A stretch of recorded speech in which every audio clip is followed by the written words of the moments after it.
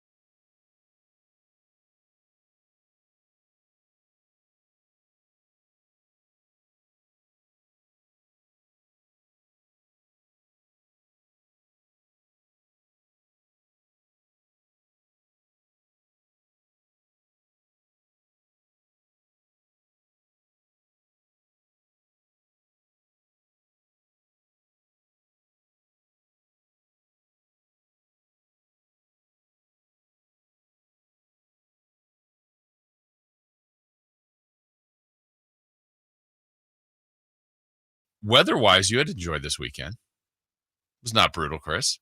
That morning was great. Yeah, Saturday morning? Yeah. Yeah. Pretty incredible. Good weekend for you, or was it just as you played the drop? It was okay. That's fine. Yeah. No, nothing monumental, nothing earth-shattering. Any movies seen over the weekend? Not over the weekend, like a while ago, I did see the movie Long Legs. Oh, yeah, the Nicolas Cage horror movie? Yeah. Is it a horror movie? Oh, yeah. Isn't it try to be funny? Or does it not try to be funny? No, it doesn't try to be funny, but there are funny parts in it. Okay. Well, Nicolas Cage is just absolutely insane in it. So he's Nicolas Cage. He's like Nicolas Cage turned up. He's Nicolas Cage turned up to 11? 9. Oh, 9. I might have seen him crazier. In what movie? The Wicker Man. I'm going to steal the Declaration of Independence. Drive Angry, maybe. Yeah. Do you have any bloody eyes in the movie? Oh, he did. Actually, if you take his face and you go like that, a little more. More than that? From the Cage pillow? And you get a good representation of what he looked like at the end of the movie. Oh, at the end. Spoiler. Okay. But you saw this a while ago. Yeah. Okay. Did not see Deadpool and Wolverine, did you? Or Wolverine and Deadpool? Funny story. I was going to see it on Friday, and then Nate spoiled a huge plot point in it. When did Nate see it? Apparently the day before when it just came out. Wow. Well, apparently a lot of people saw that movie. That's actually coming up a little bit later in 3 for Madness. One of the angriest I have been at Nate. Oh. Nate's, I don't know. You can get frustrated with Nate, but it's hard to stay mad at Nate. Nate's got a good knack about him. Yeah, we'll see. We'll see. That theory is going to be tested, is what you're saying. We've got a full show today. Lots of Olympic coverage. Olympics started basically last week, but then Friday was opening ceremonies. And I've been watching a lot of that this weekend. We'll talk about that today on the show. We have our regular staples. We got Safer out. We've got 3 for Madness. We will talk about Team USA. We got some young quarterbacks getting lucrative deals. We will get into all that. Who's hot, who's not. Let's go streaking. Niners at 9. What to watch. Celebrity birthdays. So, I mean, look, it's a typical jam-packed show, and you never know. Maybe a guest along the way. Who knows how this will unfold. But for me this weekend, Chris, I did what I would call a whirlwind trip. It was really quick trip. Actually, yesterday, when I called you yesterday morning, I was at the airport in Los Angeles. I was coming back from LA. Just did I don't even know let me see. It was about 26-hour trip, something like that. Flew down first thing Saturday morning and flew back, not first thing yesterday, but mid-morning, and was back. But What I did was I went and visited, like had a get together. It wasn't a high school reunion as far as like a typical reunion where it was planned, but it was with some of my high school friends. And Did you go to your taco place? We did. We did at the end of the day.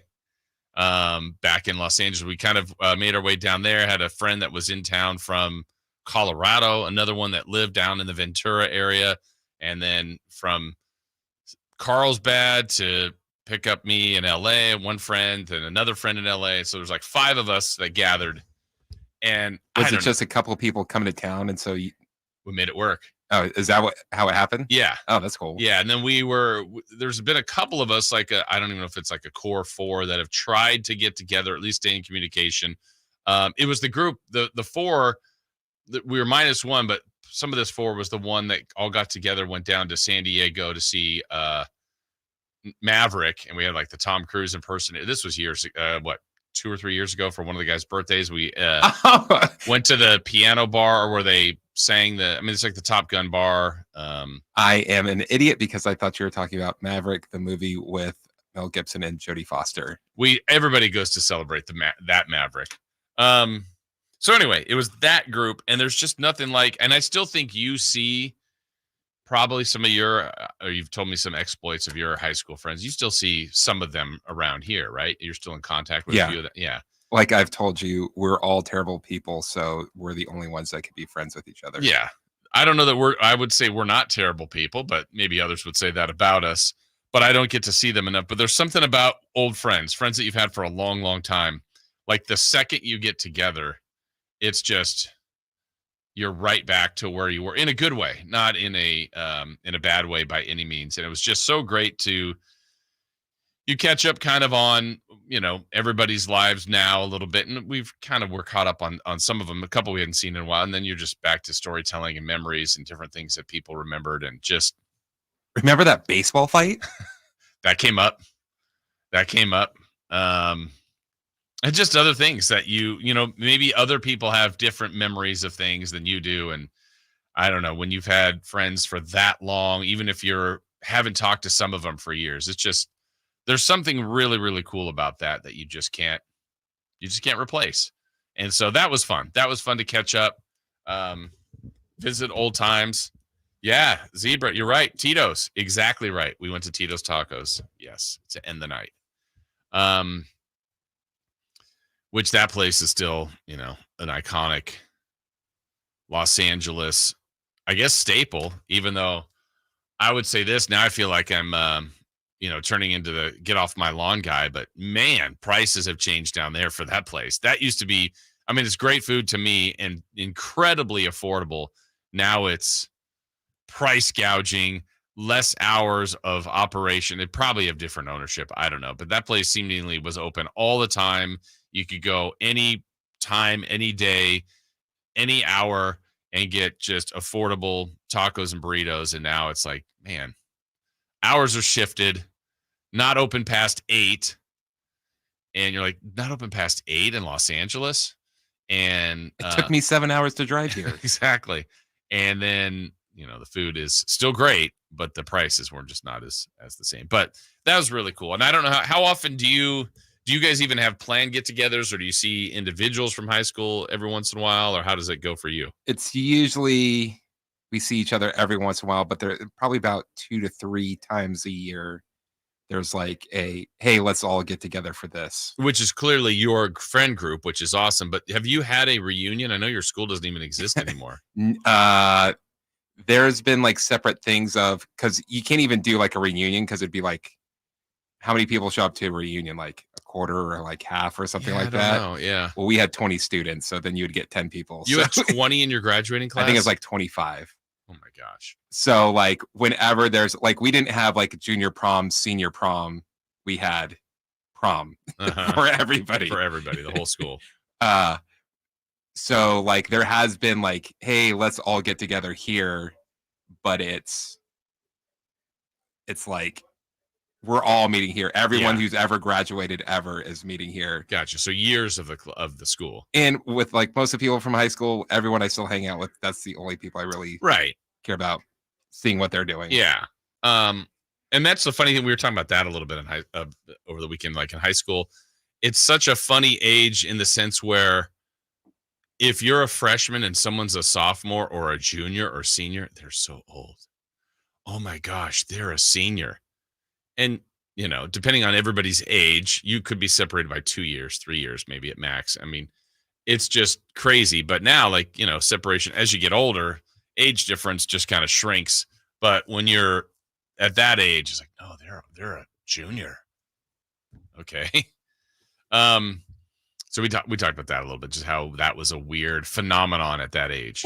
The other weird thing with my school is that it was a place for, like, right when you got out of college, you became a teacher there. Uh-huh. So all of our teachers were really young. Yeah. So then catching up with some of them later, it's like, oh my God, we're like the same age. Yeah, or pretty close, right? I've got friends older than you. Yeah. Well, that was where we were talking about that too a little bit, like especially at the younger level. I don't know how old your coaches were, but if they were teachers, so probably pretty similar. Where it seemed like, oh no, they were a coach. There, in your mind, you're thinking, like, we were trying to dissect how old we thought our varsity coach was, and we had a difference from someone in our group thought early 30s and others thought in his 50s. So you're like, I mean, we were 17 and 18, and you're going, oh no, he was like 50, and I still to this day don't know if we know how old he was. This is funny because when I graduated high school, the next year I went, my friend and I, we helped coach the JV basketball team. Mm-hmm. And so it was my great uncle's funeral, and we're having like the after, I don't know how to say it, the after party was at a bar like in the neighborhood. And I'm sitting there like with my cousins and stuff like that, having a drink. And this one guy from around the way goes, Coach Verlod? Is that you, Coach Verlod? It's like, oh my, who would know? Who would say that? It was like this kid that I was coaching in basketball.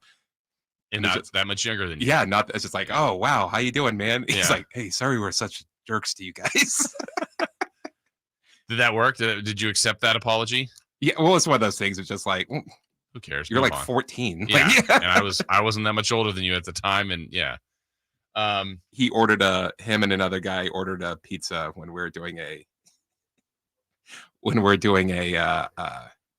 coach's talk. Oh, really? Yeah. During the coach's talk. Yeah.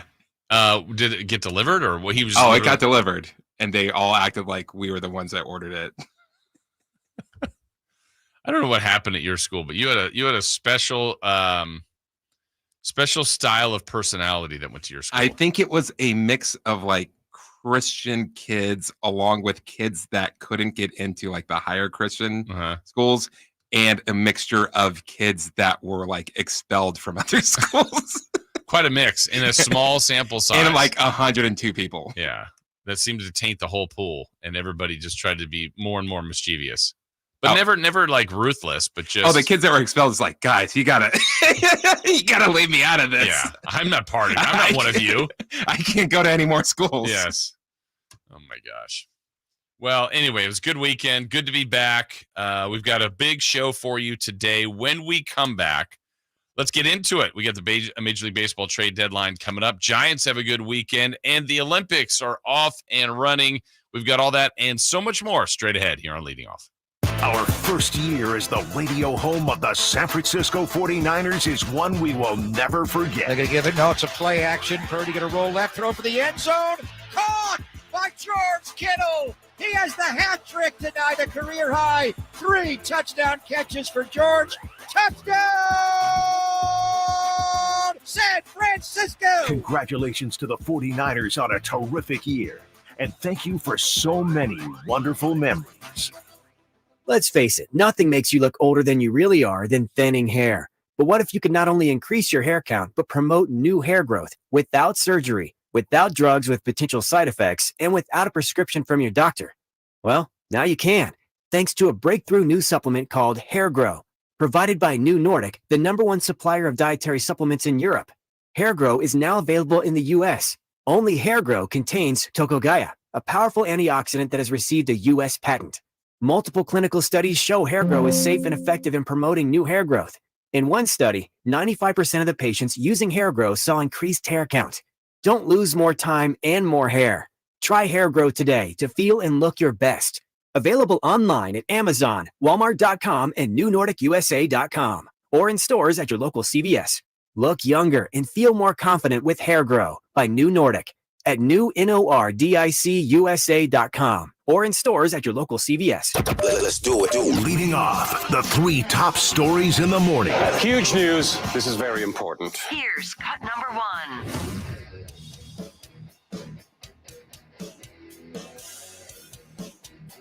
Screen, there you go. Looking, finding, Durant, fading, Durant, hit it! Oh, my! Kevin Durant holding in with the first half. Day 2 of the Olympics yesterday. Team USA, the dream team, their version, the current version, playing Kevin Durant was incredible. Incredible first half. LeBron was great too. And there was question marks whether or not Kevin Durant would play. Oh, he played. And he went off. Brilliant first half.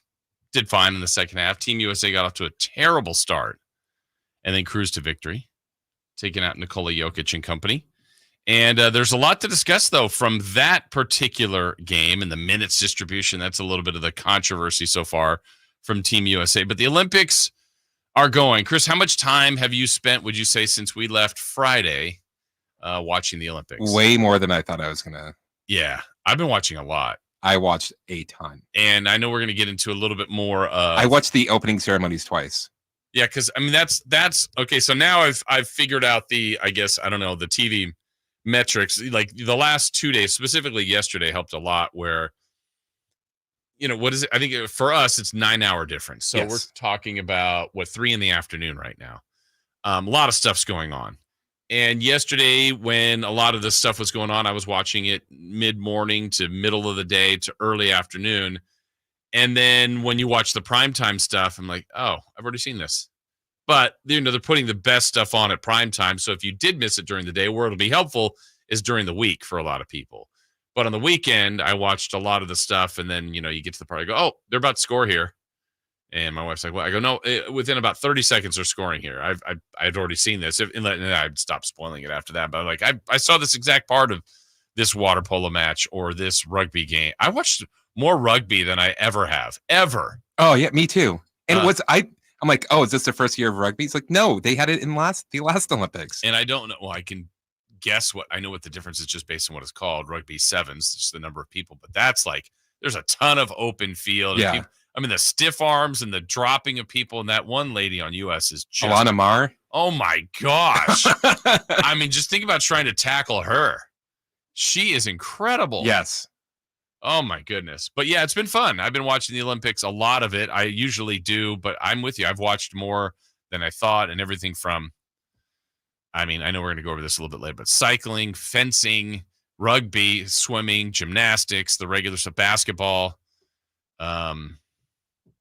Yeah, everything that's been shown to equestrian was on yesterday. There's the 4 channels that I saw. I think it's, NBC, E had stuff, USA, and was it MSNBC? There was like Probably. 4 NBC channels, and it was like, man, I'm just flipping back. I don't want to. Oh, judo. Oh, okay, or just whatever. You're just moving right through. So that's good. You've been watching a little bit more, or a lot more. Yeah, a lot more than I thought I would be. Yeah, it's been good. But so you watched this opening ceremonies twice? Yeah. Yeah. They were incredible.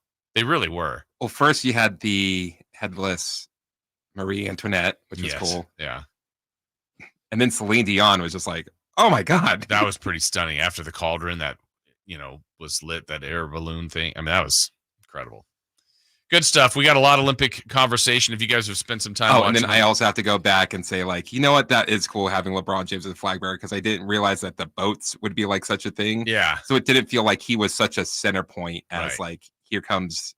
It felt like floats. Yeah. If that makes sense. And then the other part that's weird still is like the water situation. Like there's still, I think for triathlon, not training because it's just the water's not safe or whatever. It's like so gross. Would you want to go in water where they're like, hey, it's too gross for you right now, but it's going to get better. In a few days, it should not be as gross. I was like, wait, what are you doing to make it less? Like, what's happening here? Oh, no, we're not doing anything. It just will be better over time. Wait, what? Yeah, I'll pass. All right, let's get to cut number 2. Cut number 2. The right-hander throws. Ground ball to short. To his left, Fitzgerald's got it to throw to first, and the ball game is over. some high drama there in the ninth inning with Doval and the possible tying run in scoring position, facing one of the hottest hitters in the game right now.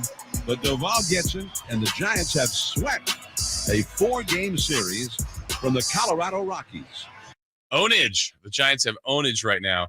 By the way, Chris, I don't know what channel you have it on there, but USA would be a great channel. Mountain biking. This road course looks intense. Oh, yeah, I got that on. Okay. You should get Joe Foft here to give us a breakdown. Exactly. Joe's probably running the course. I mean, on his bike, not running, but owning that course. Maybe if he had 4 years to train, he might fare well. Ironically, he's like the most famous person in this building. I know, with his YouTube channel. I mean, he's got thousands and thousands of followers, which is great. So the Giants. Okay, when I was leaving on Friday, basically did a whole rant on what I think the Giants should do but won't do. I think they should be sellers. There's too many people in their way in the wild card race. They had a great weekend, and if you actually fast forward and look ahead to their next portion of their schedule, it is incredibly favorable. But I still think they should be sellers. I mean, again, I've said this before. I'll say it again. You look at this from the perfect lens for the Giants. If they could get some timely hitting and maybe add someone that boosts that lineup with what potentially is that pitching. You saw what Blake Snell did on Saturday. That part would get you excited as to what they could possibly be. Problem is they haven't been that. They haven't been that consistently. They were just a season worst 6 games under 500 a couple different times last week. Great series, great sweep. That's awesome. But this is just fool's gold. This is just a better pocket. This is taking advantage of a Rockies team. I don't know, to be determined, but the Giants get the sweep of the Rockies. All right, let's get to our final cut in leading off. Cut number 3. Get your pyro on the phone. You thinking Rincon? Yeah, his season's done. He's lost faith. I think he's going to dump him. Hardcore. Shapiro on 2. Great pull, Chris. Moneyball is a great movie. Can we go great? Great. Yeah. The only I don't know why I had an issue. I shouldn't even say that because he's such a phenomenal actor. Rest in peace. I was like, Art Howe. Seymour Hoffman. Is Art Howe? Yeah. What are we doing? But he was great. He played the role. Especially great. if you don't know the A's like us around this area knows the A's. It's like, oh yeah. Yeah, he played a perfect manager. Yeah, but it's like Art Howe. It's like that's not Art Howe. But at that time, not many people knew Chris Pratt at all, and he's playing Hatterberg. But Moneyball is a great movie, and in that movie, there's obviously in this scene that you're hearing him talking about at that time the Cleveland Indians about making a trade. The trade deadline is basically here tomorrow. We've had some movement already, but not really with the Giants. So they can be buyers, they can be sellers. The A's, well, they're never really buying, but what other kind of movement are we going to get over the next few hours and few days, or day and a half, I should say, because the trade deadline is here. Teams have to make their imprint and make themselves known. It looks like the Rays are being sellers, a fire sale for them, and a few other teams are doing that. But with so many teams basically in it, I mean, if you're not the White Sox or the Rockies or the A's, really, you're in the race. Everybody is in the race. That's probably what the extra wild card team has done. And like I said, that could be fool's gold for some teams to think, well, if we have a hot finish, we can make it. Yeah, but not everybody will. Not everybody's going to make it. And people will miss out on opportunities to bolster their team. So we'll keep our eye on what's going on with the Giants, what potential moves they could make, and what moves they likely should make. We'll discuss that coming up. We've got so much more to get to. As we said, safer out in this hour. In 3 for Madness. We've got a lot on the Olympics today, and when we come back, we get more into a few things NBA-wise. There was an official move with the Denver Nuggets. It's been rumored out there for a while, but Russell Westbrook, one of the new members of the Denver Nuggets, and we'll tell you who thinks that's going to launch them to the top of the West. There was also another move over the weekend that if you weren't paying attention, I think it was a sneaky, great move, and I mean great move for a team in the Western Conference, in fact, in the Pacific Division. We'll talk about that and more surprises ahead here on Sacktown Sports. Subscribe to Sacktown Sports on YouTube and watch the Carmichael Dave Show with Jason Ross, Stiles and Watkins, and the Drive Guys. Live Monday through Friday from 6 to 6. Plus view archive shows and exclusive content. Subscribe at youtube.com/Sacktown Sports. As a roofer, I'm always on the go. so I need to be able to get things done from anywhere. That's why I partnered with Beacon. With their unique Beacon Pro Plus app, I've got the brands I depend on, like GAF, right at my fingertips 24/7. I rely on Beacon because I never stop building, and neither do they. Now through September 15th, purchase GAF through Beacon Pro Plus and earn up to $1,500. Go to BECN.com or download the Beacon Pro Plus app today. Beacon, always building. Why choose a Sleep Number smart bed? Can I make my side softer? Can I make my side firmer whenever I want? Can we sleep cooler? Sleep Number does that. Cools up to 8 times faster and lets you choose your ideal comfort on either side. 94% of Sleep Number smart sleepers report better sleep. And now, save 40% on the Sleep Number limited edition smart bed. Plus, free home delivery on select smart beds when you add an adjustable base. To find a store near you, visit sleepnumber.com. Only one radio program captures the excitement of hunting and fishing as it happens. The award-winning California Sportsman with Sep Hendrickson. Only California Sportsman takes you where the action is, live on the water, live in the blind, and live with the top pros and experts in outdoor sports. California Sportsman with Fishing Hall of Famer Sep Hendrickson is your premier destination for all things outdoors. Sep's Saturday Morning Outdoors. Ultimate Bass and California Sportsman, 5 a.m. to 8 a.m. Saturdays on Sacktown Sports 1140. Quick Quack Car Wash takes the drama out of keeping your car clean. Let's wash the car. Don't spray the hose inside the car. Our convenient wash packages make it easy to get your car soaked, scrubbed, and on your way. Protect your car from sun, rain, and pollen with a ceramic duck wash and get our in-wash light show and an unbeatable clean. Oh, the kids filled the gas tank with water. Of course they did. Quick Quack Car Wash. Come in today and get 25% off any wash. Sacramento, Dirks Bentley's coming to town. What was I thinking? I'm getting drunk all the place. Saturday, September 28th at Hart Health Park at Cal Expo for Country in the Park 2. And he's bringing some friends. Harmony, Tyler Rich, Dasha, Kelsey Hart, and more. Saturday, September 28th at Hart Health Park at Cal Expo. Get your tickets today before they're sold out at CITPFest.com. Brought to you by The Scoundrel Red Wine, Naturewood Home Furnishings, and Raising Cane's Chicken Fingers. The following is a test of the emergency alert system. This is only a test.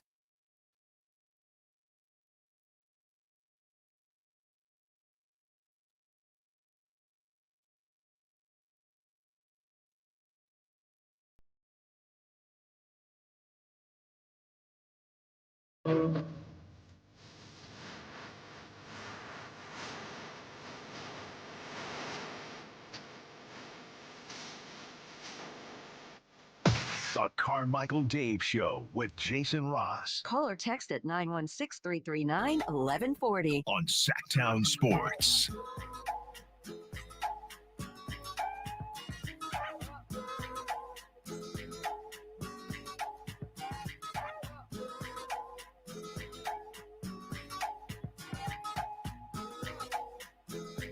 All right, rolling along this morning. Jason Ross, Christopher Ladd. As we take you till 10, again, end of the show, checking in with our guys, Styles and Watkins, test them on celebrity birthdays for today, and see what's coming up on their show starting at 10. We take you all day. Keep it right here to Sacktown Sports. Got us 6 to 10, Styles and Watkins 10 to 2. Then the Drive Guys in the afternoon. Woo! Let's go. That's right. Let's go. Whitey and Draper this afternoon. You actually, where did you find what we were just talking about during the break about your favorite baseball stadium? Oh, it's just some Twitter account, which is always interesting. So what was the storyline from this? It was, is your Major League Baseball team closer to a liquor store, marijuana dispensary, or a church? That's some good detective work this Twitter sleuth was doing. I said, man, I don't even know what Oakland would be, but I guess my guess would be liquor store. Dispensary. It was dispensary. Giants would be liquor store. Correct. Okay. Where else have I been? Now I'm looking at all the other California teams. They've got a church closest. Really? Yeah. Dodger Stadium? Dodgers, Padres, Angels. A church is closer than... See, I feel like a liquor store makes a lot of sense. Like just a quick stop in conveniently near the stadium makes a lot of sense. Cubs confuse me because they're like literally in a neighborhood. Yes. And they're dispensary. Wow. Okay, because I would have said church there. Okay, Fenway I've been to. That's such a unique place. Really old. A lot of Catholics. Well, I literally went to church, but it was a decent walk to Fenway. I'm gonna say, oh man, I'm still gonna go liquor store. Was dispensary. Oh, I would not have guessed that. Well, in some of these places, what states? Well, I don't even know how many states now it's legal. Is it that many now? Well, yeah, it looks like it because the Pirates is also dispensary. Okay, so Pennsylvania. Yeah, Pirates and Phillies both. Really? Yeah. Okay. Colorado Rockies. I've been to that one. Oh, I have no idea. That way where it's been legal there for a while. I'll say dispensary. Liquor store. We should have saved this for Friday Fun and Games. You're right. That would have been good. Absolutely would have been good. As we went to break, I was telling you about one of the things going on in the NBA. We're going to get to that in a moment. But, you know, you never know what might happen on this show. Sometimes special guests show up when, where, you just don't know. But I feel like that's happening right now. Can we confirm we have a special guest with us? YouTube chat.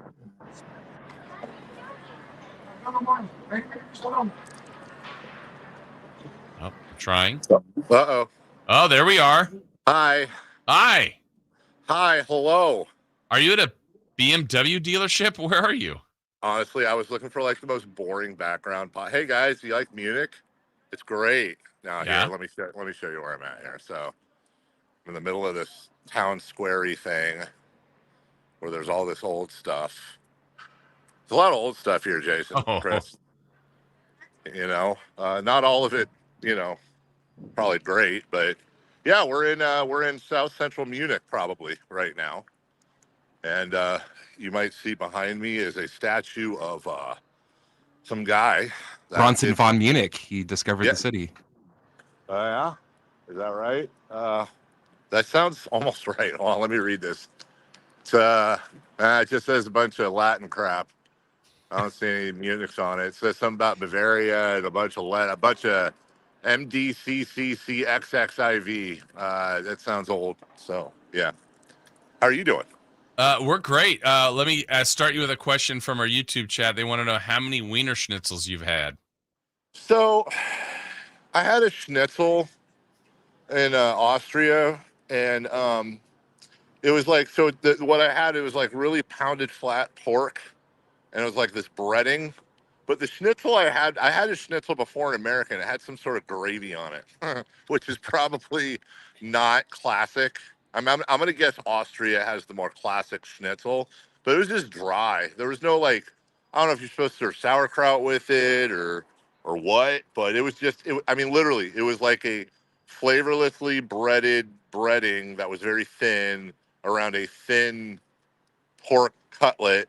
It's fine. I mean, it was fine. You can't have dry schnitzel. No, man, you can't have dry schnitzel. We're about to go to, we've been here for a while. We fly back to England tonight. We're going to go to this place called Jagerhof.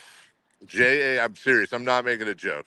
Jagerhof. It's near Munich. You can look it up and make sure I'm not making it funny. It's probably pronounced like it's probably like Jagerhof or something, but it's Jagerhof. But can I tell you something that's funny though, to me?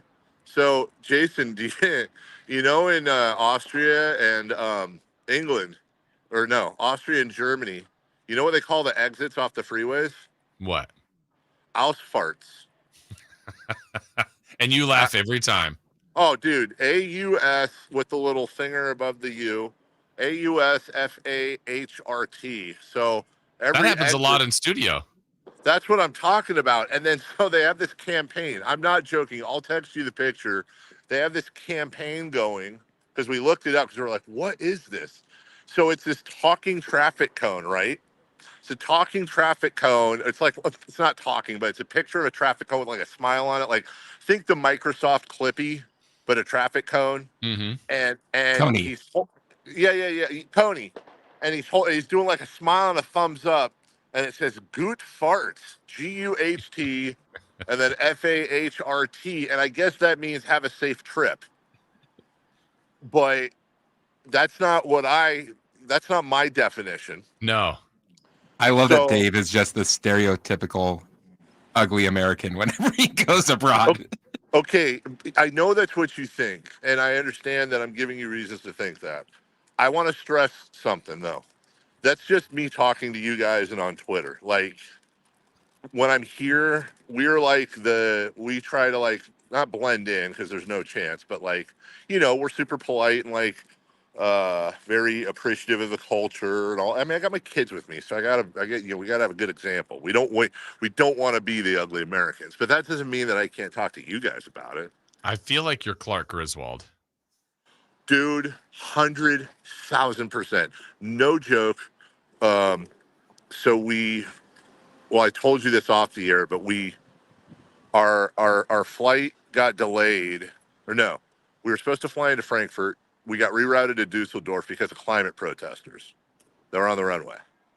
I suggested we land anyways because they'll move, right? Like, planes winning that argument every single time, but I guess there's laws. So we had to reroute north to Dusseldorf. And then we had two choices: get a plane the next day or rent a car after 18 hours of flying and drive from Dusseldorf to Austria. We chose drive. So we drove there, and I don't remember where the story was going other than that's what happened. So now we're here finally, and we're flying out. That's a wonderful story everyone's happy with. How are you? Yeah. So what's the next part of the journey? You said you're leaving today or tomorrow, but then what's going on next? No, we're leaving in about 5 hours. We're just Muniching. You can see my family just walked out in the background. I don't know if you can see. I think that's Avery, and that's my wife and Mason. We're just going to Munich. We're going to Jageroff, and then we're going to hit the airport, fly to Manchester, get there about 11 p.m., go to Leeds, and then I'm here for a week doing a little work with the soccer team, football team, and then we open against Christ, I don't know who we open against, but it's the last preseason friendly, Friday, and then we're back in a couple of weeks. So it's cool, man. Like, you got 4 days left, and then you're aloha-ing. Yeah. Look, by the way, your background, besides what you've shown us, like, it looks like the weather's amazing. It's clear. It's nice. Look, I made fun of people in London because they had this heat warning, and it was 78 degrees. It's currently, I think, 78 degrees right now, and we're sweating. There's something about the sun out here, dude. It is really, it's not like 106 hot, don't get me wrong, but it's hot. Oh, I know where I was going. So when we drove into Austria, I put on the Sound of Music soundtrack in the car. And the kids were just not happy, but that's what it was like. It was like walking around in Sound of Music, so. Where is everybody singing along? Didn't you have a sing-along in the car? Didn't we see that on social media? Hey, did we have a sing-along for something in the car? Did we sing along to something? They're ignoring me, probably. Yeah. I think you did. No, I was doing The Hills Rely with the Sound of Moo Yes. Cows because there was a bunch of cows, but nobody wants to sing with me. It really is like Clark Griswold. You know, I'm trying to hold everyone's hand and skip through the fields. Although we took our final walk this morning through, there's these roads. Oh no, what's going to happen now? Right. And last walk, kids. Last walk in Austria, and it's a super beautiful walk. We've taken a couple times, but today was the day apparently where they take all the cow poop and they mix it with water or something, and then they put it in a tank behind a tractor or something, and that's how they fertilize the fields. So it went like right by us. Dude, you have no idea.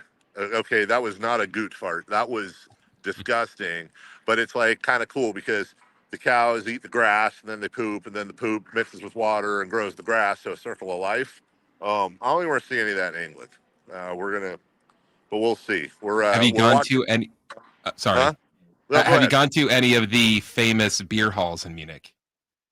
No, because I don't drink beer. But I'll tell you this, and I know, right? But so we went to their preseason match was yesterday in Austria. and we played this Italian team, Lecce, right? And I saw something I'd never seen before. There were like, I'm not doing a radio bit. There were like 12-year-old kids rolling around with mugs of beer. Like legit. Here, seriously, watch. I'm not joking. Holy crap, there's a pigeon. Hey, seriously, how old were those kids that were drinking beer? Been 12. Okay, thank you. See, not lying. You know my wife would throw me under the bus. Like 12 years old. Yeah, but what kind of beer? I don't know, lager. I did see a Lowenbrow restaurant. I thought Lowenbrow was dead. You know, here's the good friends. Tonight's kind of special. Tonight's the night. Let it be Lowenbrow. So I know you got a break probably here pretty soon. It's 3:40 over here. I'm gonna tell you. Can I tell you one quick story? Too late? Sure. So the hotel we're staying at. I know I should save this for when I come home, but I'll forget. No, I won't forget this. But so the hotel we're staying at, right? We found out on day one. This is after Mason took the header over his electric bike. That's a story. We didn't know that. Whoa, that feels like a story. He's fine, but he was bruised up. We actually had to have the trainers of the soccer team. How was your reaction to that compared to when he was looking for Easter eggs? I was legitimately scared. I thought the kid. Oh no! No, I was legit scared, bro. I turned around. I heard him. Right, it was Melissa, Avery, me, Mason. I hear him starting to lose it or a scuffle or whatever. I turn around. We're going down this hill, right? And he messed up the brake and the gear. He knows I'm telling the story right now. And I turn around and I see him like flying over the handlebars. He hits on his chest and then the bike flies over him. And I thought, I'm like, dude, did I just kill my child in Austria? Road rash, blood, cuts, knee, hip, all that, but fine. He's super healing powers. Anyway, so we find out that like the bottom two levels of this place, right, it's like a spa thing, like steam room, sauna, outdoor pool, indoor pools, like all that massagey music playing, relaxing, whatever. Everything smells like eucalyptus. You get the scene pretty much. Mm-hmm. So Mel and Avery went into town, if you will. It's like a village with goats to get something. And Mason and I go downstairs. Excuse me. Mason and Mel go. Avery and I go downstairs. And, they give you like a robe and you're wearing your little suit. And, so first stop was the steam room. We go in there. There's nobody in there. Steam room, right? It's Avery's first trip. So we work up a little sweat. We go into the sauna next. You want to see everything. So we go to the sauna. And then, how they have before you go in the pool, it's rude if you don't anywhere, I think. You're all sweated up, right? They have these little outdoor kind of showers. You wash the sweat off. And then you go in the pool, right? So we're looking for we knew there were showers in there inside, but out in the open, right? So we turn the corner and holy crap, there's 4 naked people there showering. Like I'm not in a room, not in a locker, not in like legit, like I'm walking down the hall. Oh, here's a steam room. Here's a sauna. Holy crap, 4 naked people. Now, you notice I didn't gender them, though, Jason. No, you did not. They were all women. Oh.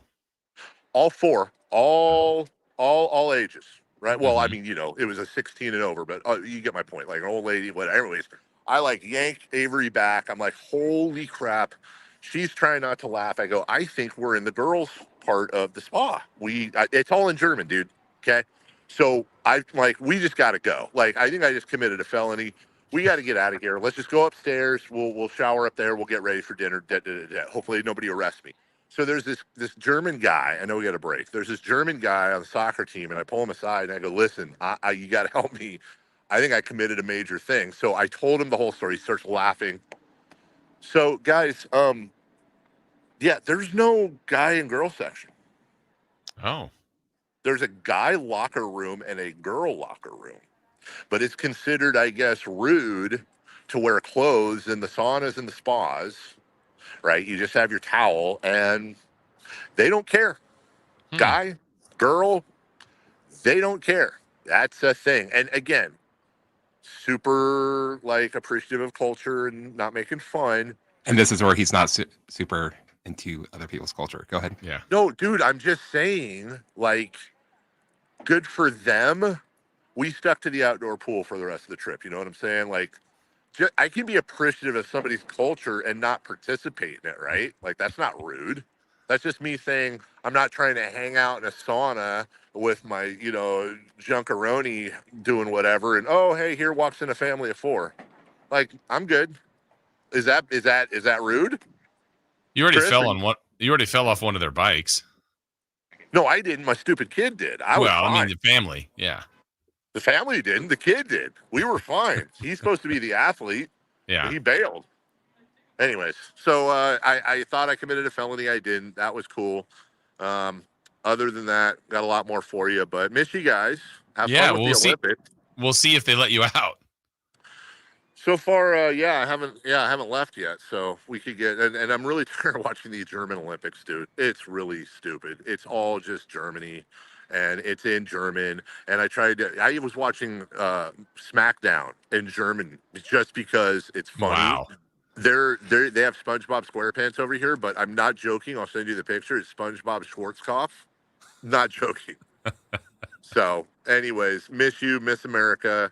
Not the pageant, but I miss America. And have fun if I don't talk to you before Hawaii. And hi, MC and Zeebs and everybody in the chat. Love you guys. Miss you guys. Have a great time. Good travels. And then, we'll see you soon. And good fart. Good farts. Good fart, Jason. Bye-bye, guys. All right. That is Carmichael Dave checking in on his next journey. He will be heading over to England. There's a lot in there. Yeah, there was a lot in there. All right. I think we missed a couple of stories in between. I know. I think so too. I think he's some breadcrumbs for us, certainly when he comes back. All right. When we come back, we've got safe or out. I'll get back to that NBA conversation too at the top of the hour. Safe or out coming your way next. Can Mike Brown build on last season's Coach of the Year award? Can the Kings exceed 48 wins? We will be better prepared to make the run that we expect to run come next playoff. Tune into every Kings game this season on Sacktown Sports and SacktownSports.com.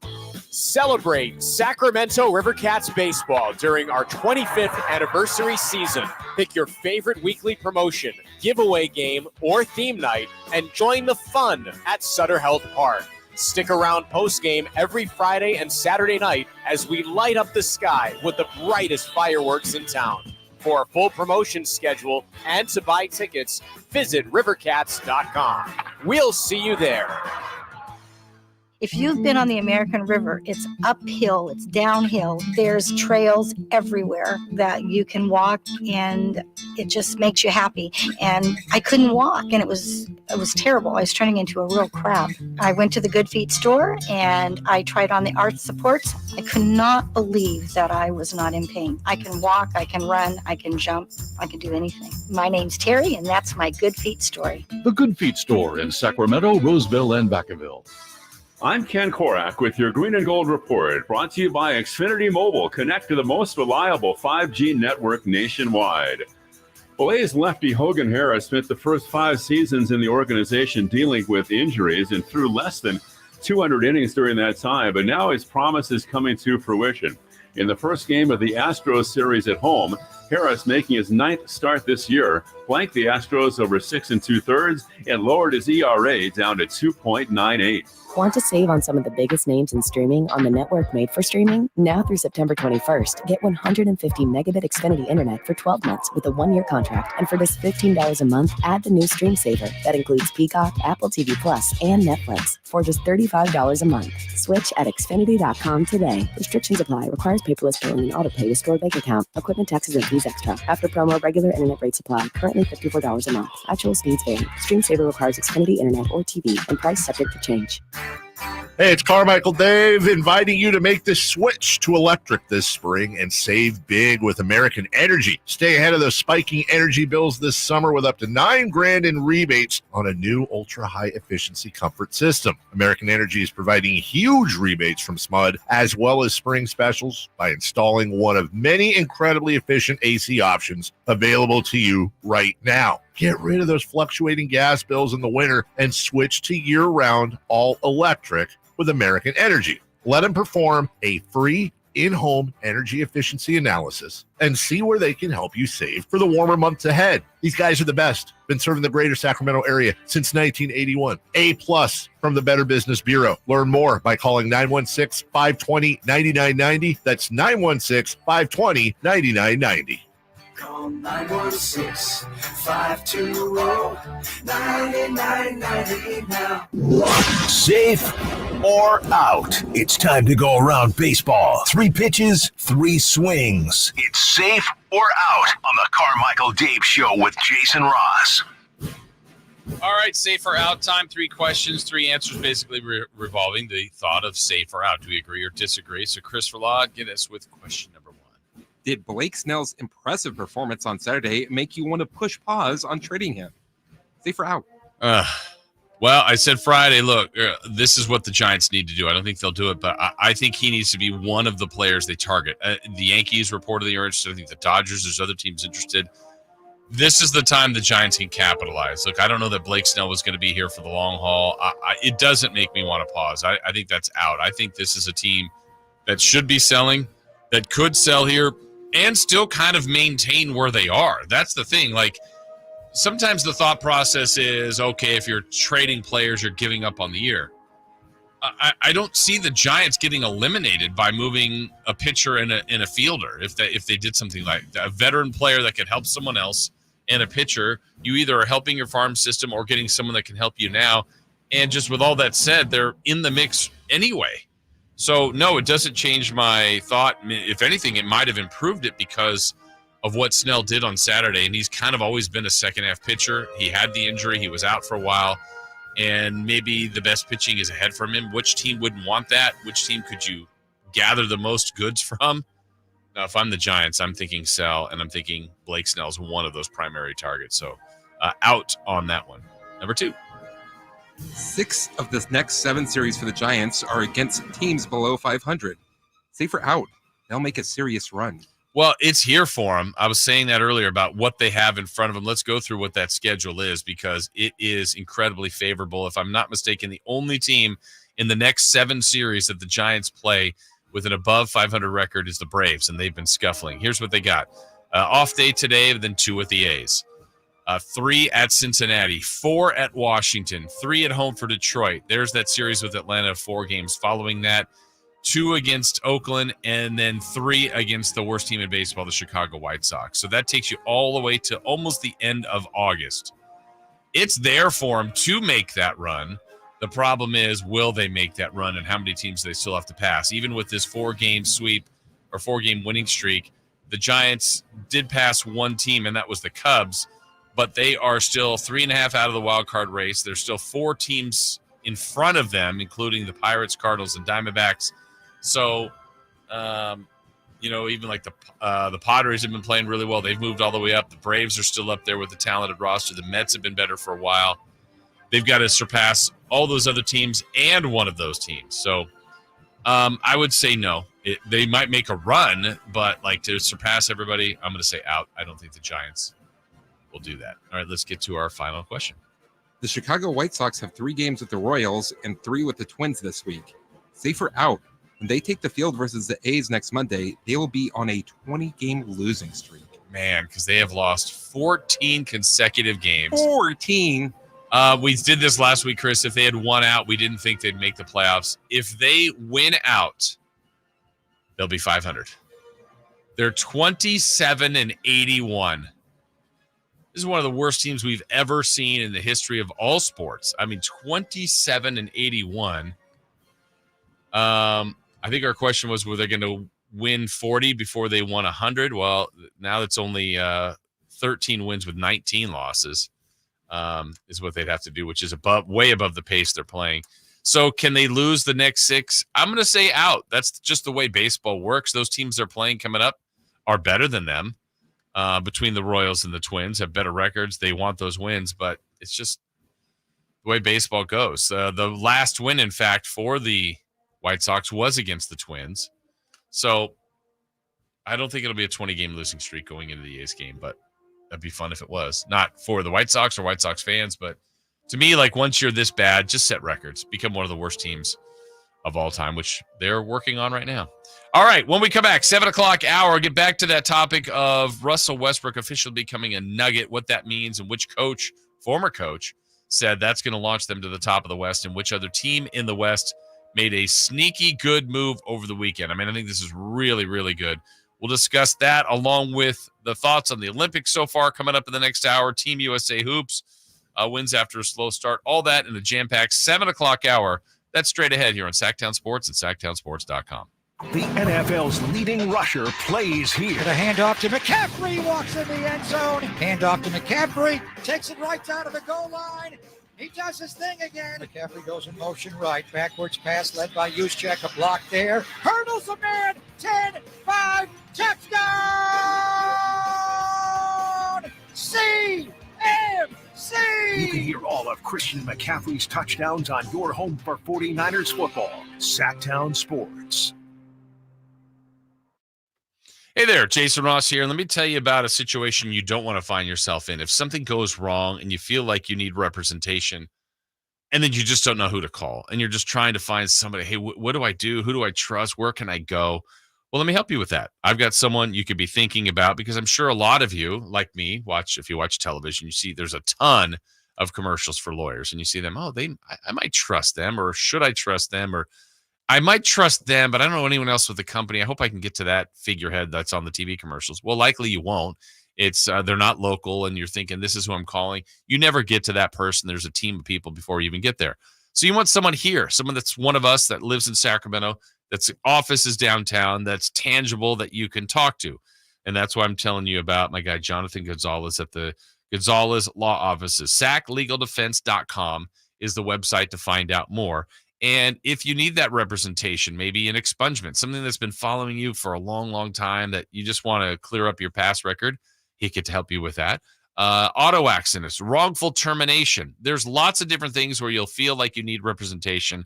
Like I said, you want someone that you trust, someone that's here, someone that's going to have your best interest. And that's what he does because he's one of us and wants to represent himself and his company well, but also Sacramento. So again, I encourage you to go to SAClegaldefense.com or call them at 916-304-9187. That's the law offices of Jonathan Gonzalez at 916-304-9187.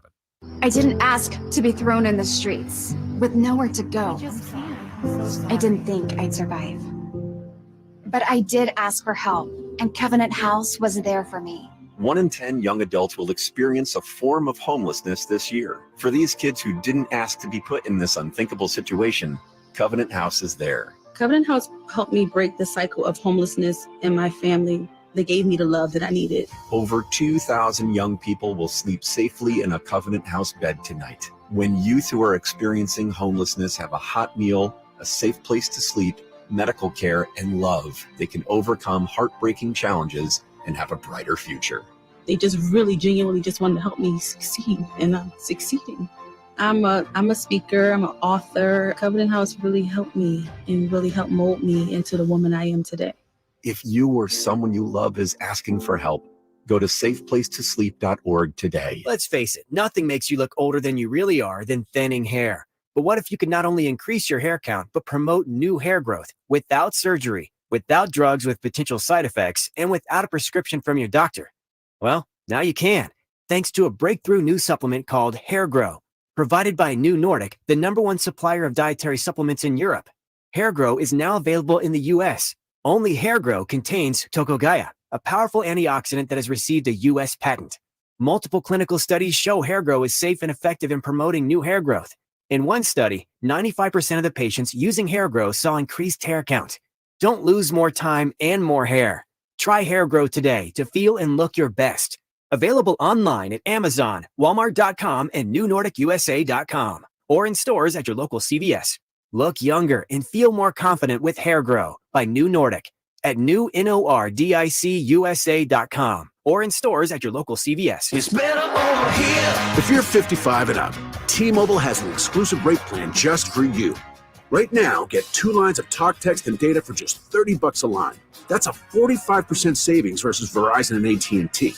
Plus, you can get one of the latest 5G phones free when you add a line. That's right, a free 5G phone. Experience all this and more on America's largest 5G network. So why wait? At T-Mobile, customers 55 and up can get 2 lines of talk, text, and data for only $30 a line. Just go to T-Mobile.com/choice55 or visit your local store to make the switch.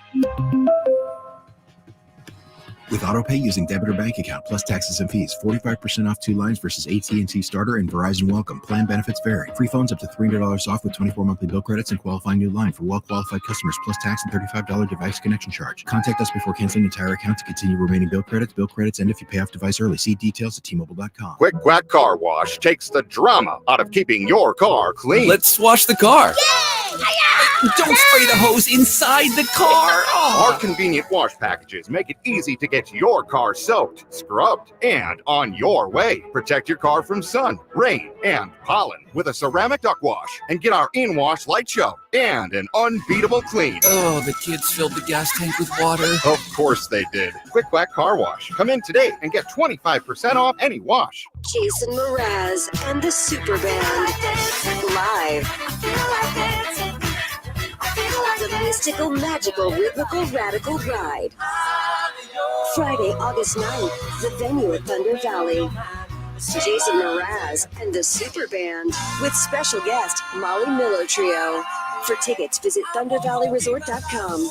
Jason Mraz and the Super Band in concert. Pick up the new album, Mystical, Magical, Rhythmical, Radical Ride. Sacramento, Dirks Bentley's coming to town. What was I thinking? I'm getting drunk on the Saturday, September 28th at Hart Health Park at Cal Expo for Country in the Park 2. And he's bringing some friends. Farmerly, Tyler Rich, Dasha, Kelsey Hart, and more. Saturday, September 28th at Hart Health Park at Cal Expo. Get your tickets today before they're sold out at CITPFest.com. Brought to you by The Scoundrel Red Wine, Naturewood Home Furnishings, and Raising Cane's Chicken Fingers. From the Power Business Technology Toshiba Studios. KHTKAM Sacramento, KYMX HD2 Sacramento. Sacramento's official home for the San Francisco 49ers. Touchdown! San Francisco! Sacktown Sports. The Carmichael Dave Show. He's on the microphone when he's not on the microphone. He's playing a song, and when he's not playing a song, he's on the microphone. And then boom, with Jason Ross. No, he didn't. Yes, he did. Call or text at 916-339-1140. It's the Carmichael Dave Show with Jason Ross on Sacktown Sports.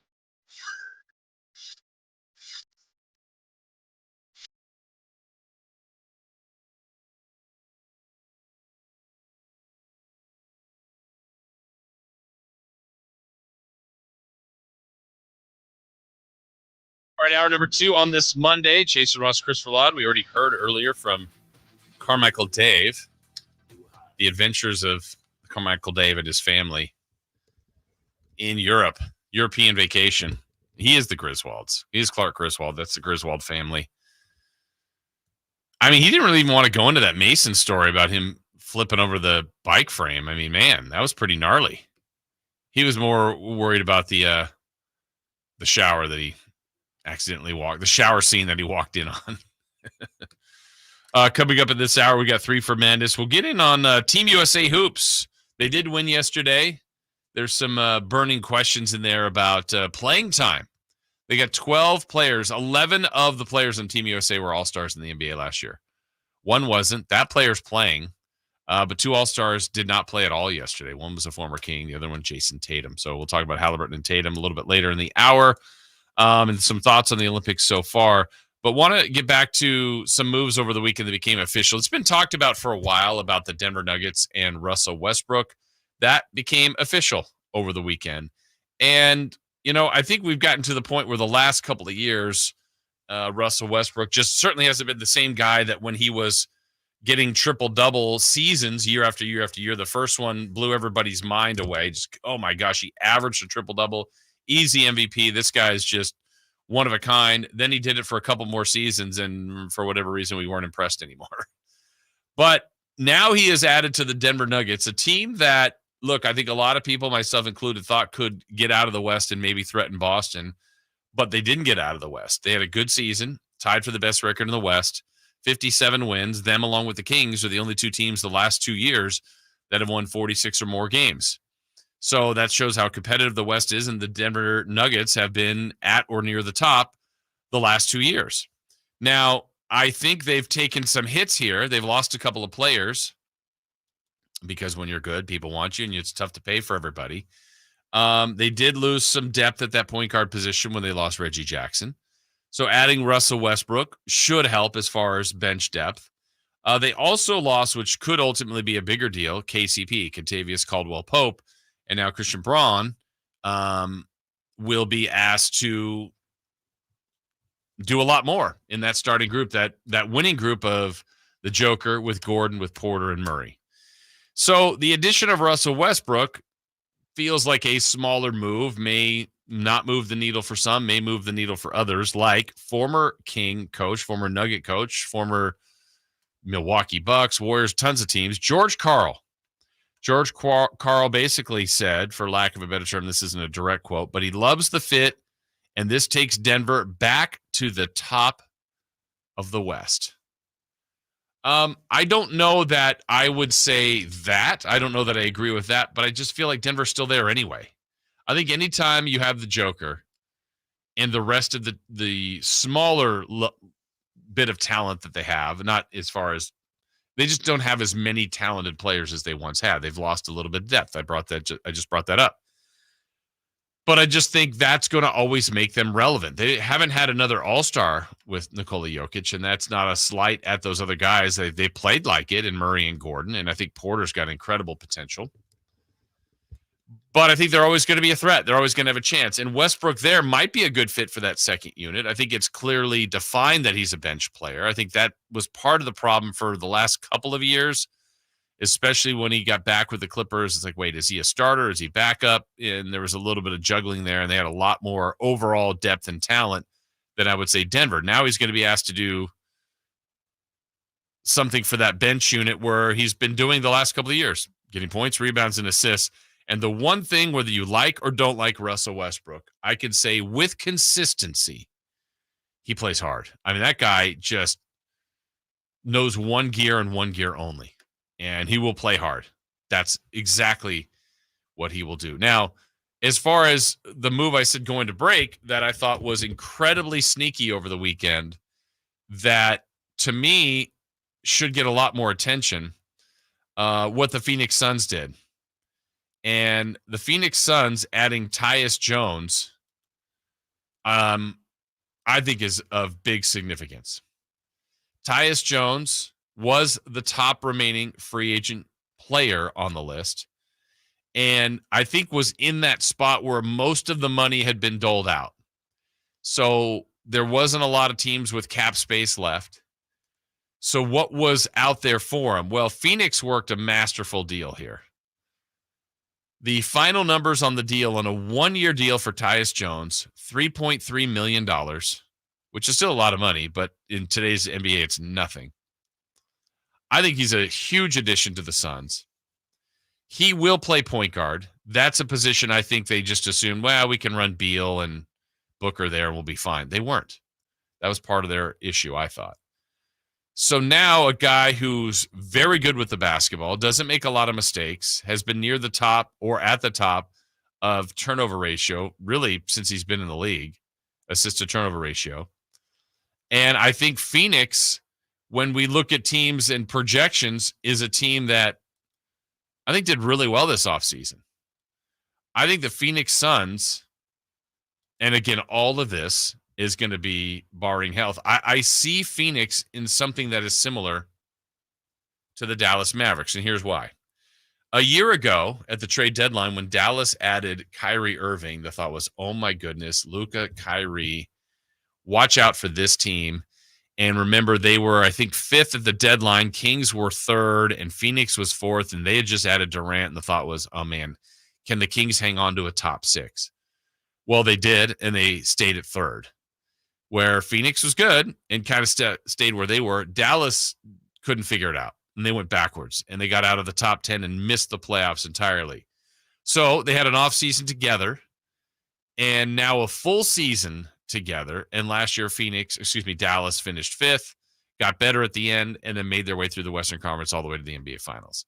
Here's where I feel like the similarity could happen for Phoenix. They've had a little more time together. Last year they had some injuries, and it goes like anything. If everything goes right or if people stay healthy, if they have a healthy lineup of Booker, Durant, and Beal consistently to go with likely Nurkic in the middle, Grayson Allen will play, obviously.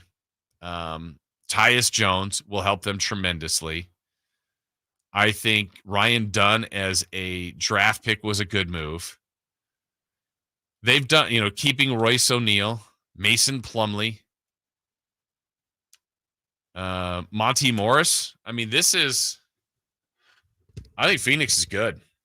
I like what they have done. I like their additions. And as much as people are going to look at OKC and Dallas and Minnesota and Denver, and they should. Those are all good teams. The Kings, the Lakers, the Warriors. Just go down the list. The West is loaded.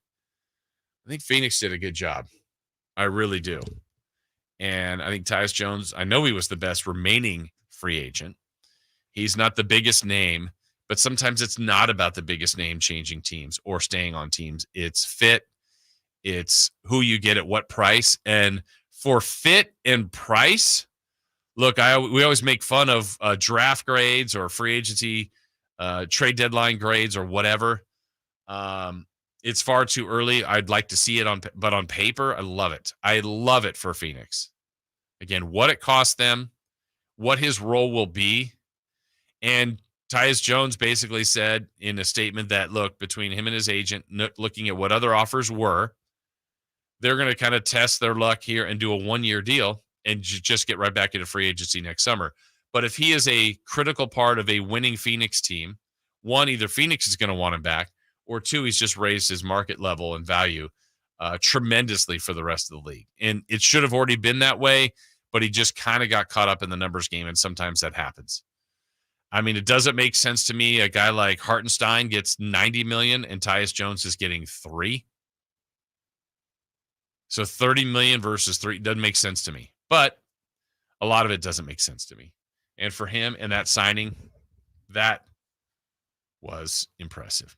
All right, still to come on the show, we will get into some of those big football signings over the weekend in which Tua and Jordan Love got huge financial deals. What kind of impact will that have on them and certainly on the Niners and the future of Brock Purdy as their long-term quarterback? We've got that. Team USA, something about them straight ahead. But when we come back, 3 questions, 3 answers, and 3 for madness. That's coming your way next. Domantas Sabonis plays here. He finds Sabonis. Put the frosting on the cake. Put the cherry on the sundae. Sabonis with a 2-hand float.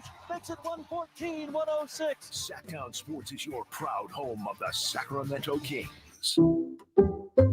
Some people just know safe drivers save more with Allstate. Just like they know that's the mating call of a blue-footed booby. And not a green-footed booby. Yeah, some people know that. And they know if you're a safe driver, you can save up to 40% with Allstate. Ain't that something?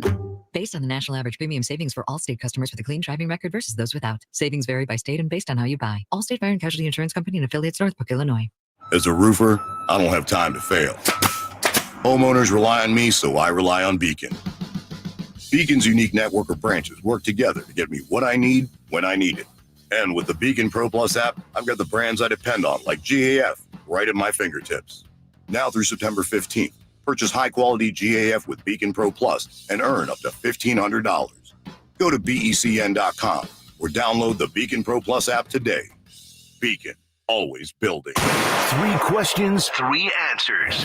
It's 3 for Madness on the Carmichael Dave Show with Jason Ross. Here's question 1.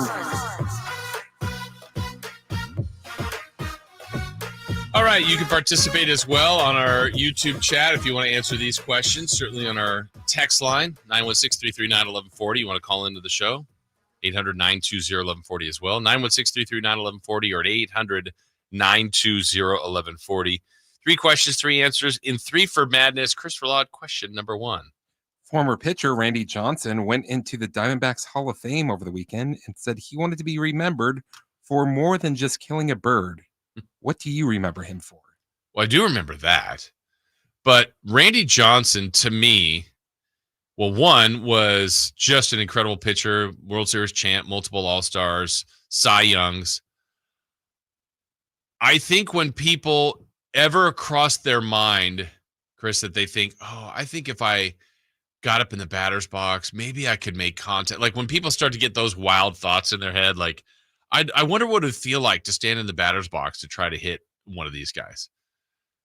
Like if you're even remotely thinking in a positive way that somehow I bet I could make contact or foul one off.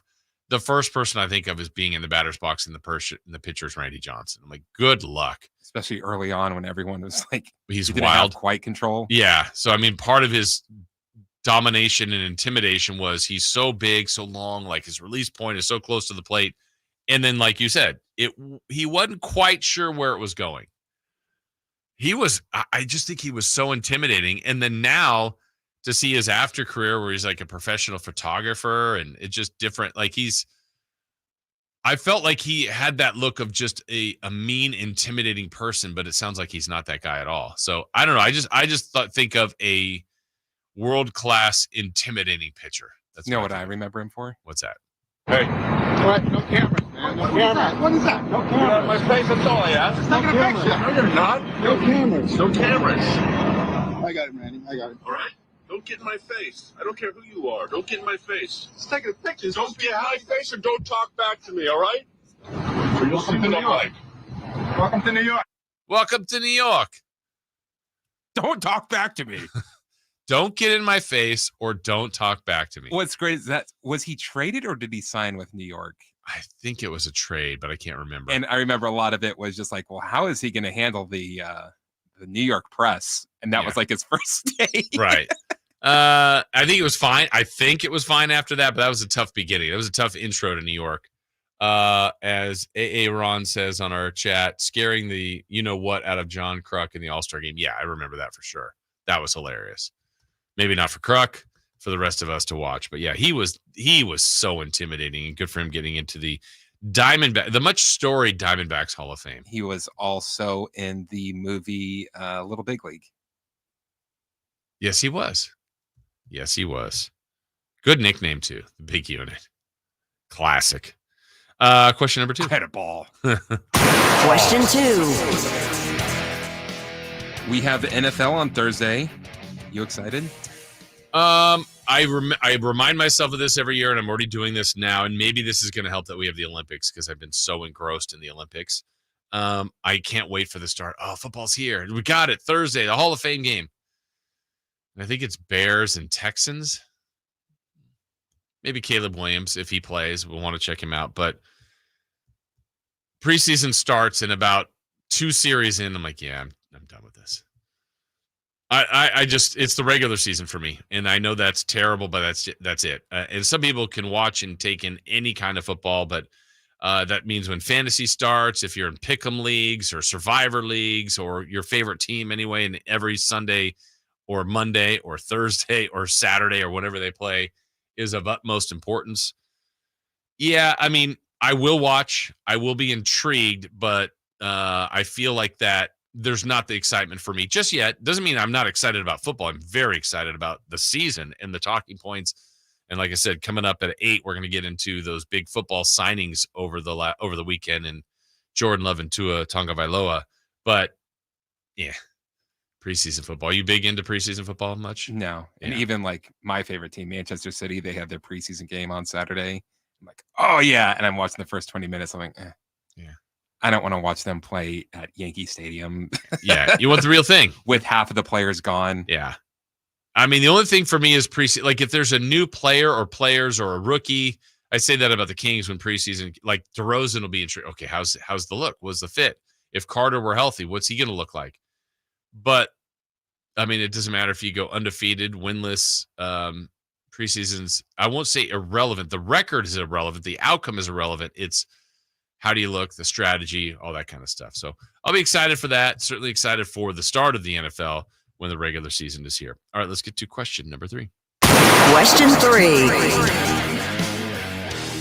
Deadpool and Wolverine shattered box office records this weekend with a massive debut. Will you see the movie? I think we talked about Wolverine on Friday. I have not seen that. I have seen. Did I see Deadpool 2? I think there's just 2, right? So far? Yeah. Yeah. First one I definitely saw. I'm trying to think. Maybe I didn't see the second one, but I like the first one a lot. Ryan Reynolds, just his character is funny, sarcastic. He's just dry. I just appreciate the humor of that. It was different than I thought it would be. I'm like, I don't know if I want to see Deadpool. What is this? But I was entertained. Very, very much so. My guess is I won't see it in the theater. So when it comes out, maybe, I guess. But I don't know what the draw was this, man. It just shattered records. It's kind of something that they've been teasing for a while. I know in one of the X-Men movies, I think, and then people are like, no, it wasn't that. It was in this one. Yeah. But Ryan Reynolds shows up as Deadpool, but it was before the original Deadpool. And then Wolverine showed up at the end of Deadpool 2. So it's been like something that they've been teasing for a while. This almost feels like what they've done in its work, because everybody goes to watch all these movies, is like, I don't know, you and I like talking off and about it. Like, could you imagine if they put that character in that movie, or just mix some of these characters up? And now that stuff happens where there are multiple people in movies that are, could be headliners in their own movies. But it's working. I mean, these are making so much money. I don't know how much it costs to make them. Obviously a ton too as well. But what was the thing over the weekend I saw? And I pardon my ignorance on this. It was something real quick with Iron Man, Robert Downey Jr. What was he at some appearance? He's going to be playing a villain in the next Avengers movie. Okay. So I thought it was something with Iron Man, but I didn't know. It was something different than that. No, he's a completely different character altogether. Okay. This is like, they've gotten to the point of like, hey, there are infinite amount of universes, so we could basically do whatever we want. So it's like, all right, there are no rules. They jumped the shark. Yeah. They went back in time. Okay. Stuff. So it's just like, okay, we can just do whatever we want now. Are those must see for you, or? It depends. Yeah. Like I wanted to see this movie, and I made the horrendous mistake of bringing it up to Nate, because I'm like, oh, I didn't even say, all I said was like, oh, I might go see Deadpool today. And he gave away a big plot point? Huge plot point. I don't want you to say what he said, because that would ruin it for others, because it's obviously ruined it for you. But how did he just jumped right into the plot point? So what he said, I'll give a tiny, tiny bit away, but I'm not going to do what he did. So he said to me, he's like, oh, are you into like all of the Fox like made like Marvel movies and stuff like that? I'm like, I don't know. I haven't seen any of them. He's like, oh, you probably wouldn't like it. You could probably wait till you could see it. And then he says, and then I'm like, why did you say that to me? I'm like, you just ruined it. And then he said another thing. I'm like, stop. Enough. So he had seen it like on the premiere, I guess, or whatever, the day before when it came out at midnight or something like that. Yeah. Oh, they don't even do that. Like, I think the premiere is like at 7 now. Now they do that. Yeah. Okay.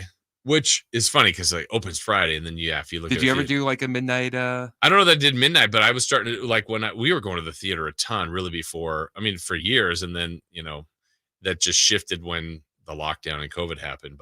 And movies there's just not as many movies coming out in theaters anymore. But there's no comedies being made. That's true. It's been a while. Like big time comedies. Deadpool Wolverine is a comedy. Yeah, but it's not in the classic form of like whatever. There's Jackie not like Moon a semi-pro. Right. It's weird that we went to the same movie. Step Brothers, Jackie Moon, Hangover. But yeah, I would do that where it's like opens Friday, and then I'm like, oh, it's actually 6 o'clock to Thursday night. Let's go watch that, or 8 o'clock. Yeah, so you could do that. But yeah, major numbers for this. So obviously a lot of you out there saw it. If you did, you can give us a review, certainly. And don't talk to Nate about it. What's that? Don't talk to Nate about it. Yeah, exactly. But good for you for getting out there early to check it out. All right, still to come on the show, we're going to get into kind of our thoughts on the Olympics so far, and we got to get into Team USA hoops. But we spent a lot of time watching it. Watching right now, what do we got? Women's water polo. Oh, Team USA is trailing right now. Watch them over the weekend too. Water polo. That's an interesting watch. I did not know after all these years, Chris, that they have a penalty box. You can have a power play, and it's just like little square, like the thing in the corner, and just see us. What about Flava Flav as being like their How about the star power that's been at the Olympics? I've seen Flava Flav, of course. Snoop is all over the Snoop coverage. Dogg is basically America's mascot. Yeah. Who have we seen? Lady Gaga, Peyton Manning, Tom Cruise. Yeah, Peyton Manning was so weird. Like when I was watching the ceremonies, I'm like, who is that? That sounds like Peyton Manning. Yeah, but what did they have? Tarico, Kelly Clarkson, and Peyton Manning. Yeah. It's like, that's an odd combination. Obviously, it's not Peyton Manning because why would he be doing this? Yeah. Then I see his big forehead on TV. Yeah. There have been a lot of people checking this out. It's been a fun watch, incredible sightseeing. I know they had rained for the opening ceremonies and day one, much better yesterday. So we're going to have our thoughts on the Olympics so far. That's coming up, and also Team USA Hoops. That is all straight ahead right here on Sacktown Sports. You never know what you might hear when listening to a Sacramento Kings game. Out of Keegan, going for another triple. Man, is he feeling it. Keegan, can he do it? Yes, there's number 11, Keegan Murray. Keegan steps back.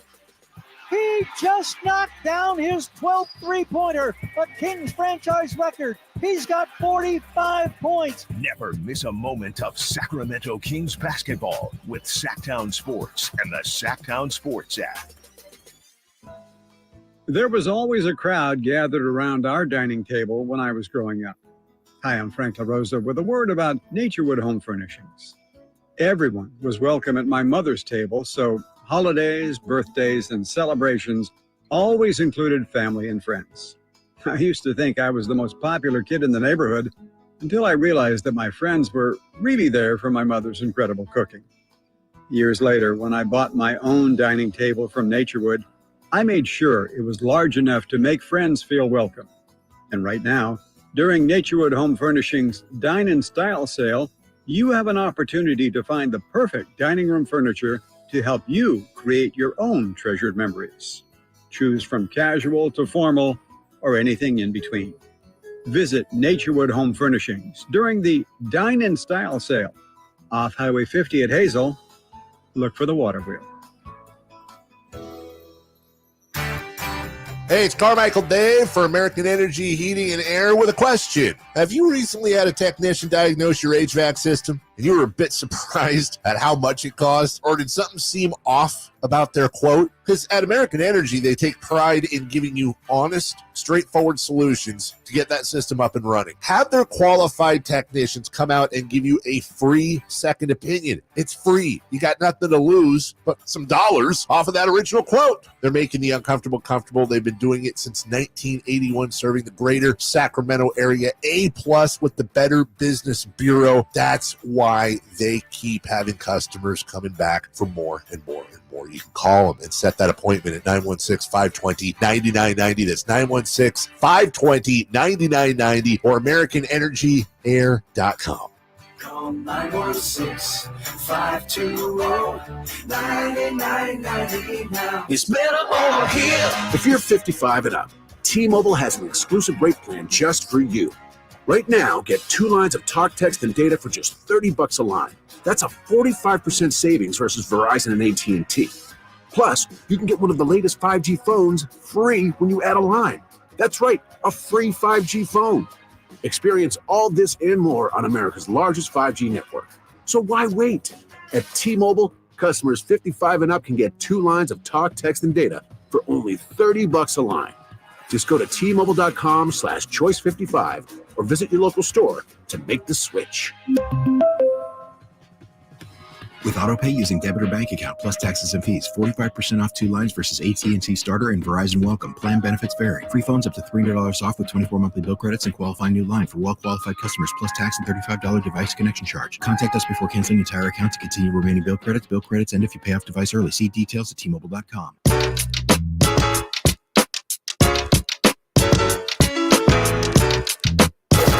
Waking you up with the best in local sports. They just make it interesting, you know? It's the Carmichael Dave Show with Jason Ross on Sacktown Sports.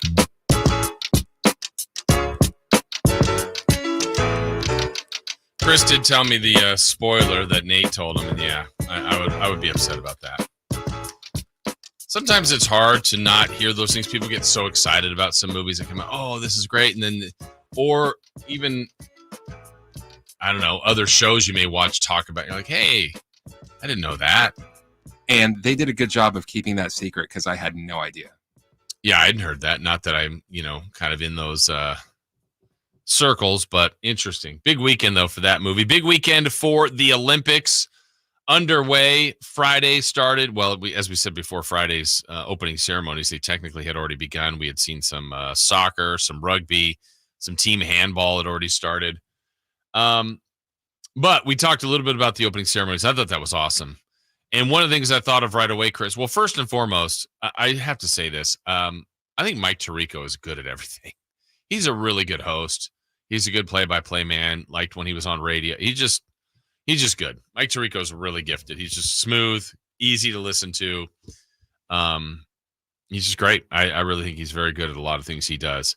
But the lighting of the final piece of the cauldron I thought was really cool, and just the way they did that. Now you think about LA in 2028. I mean, they actually had some people that I think would be excellent candidates for LA. I mean, in 84, some of the stars of the 84 Olympics were Carl Lewis was one of the biggest names at that time, and he was kind of a part of this torch ceremony.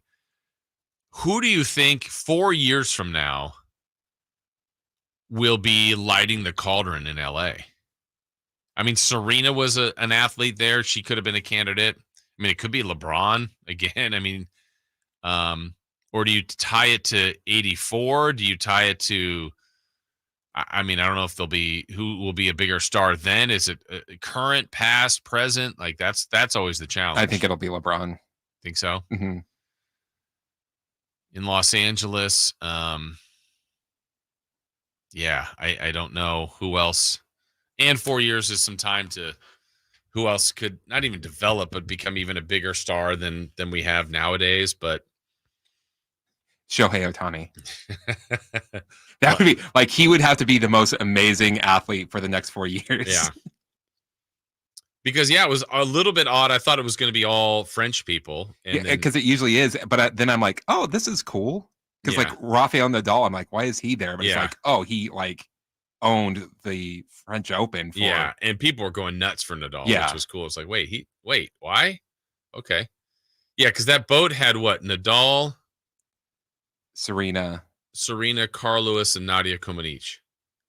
Oh, Mary Lou Retton could be a part of it, potentially. I mean, she was one of the darlings of the 84 Olympics.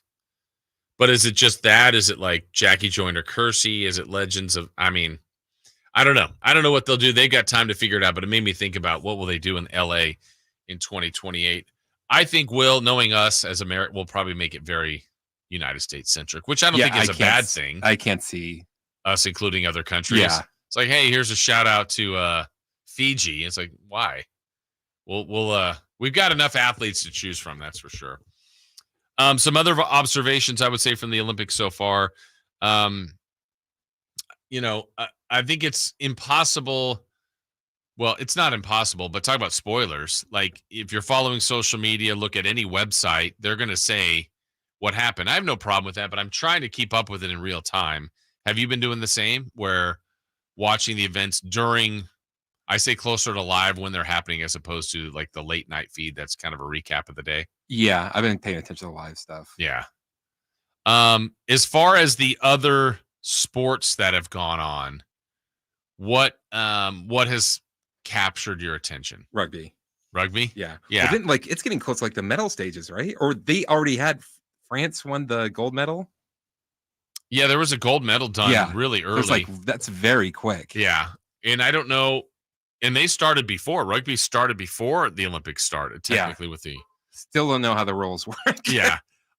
So, and again, as someone who'd never played, I don't really think had watched.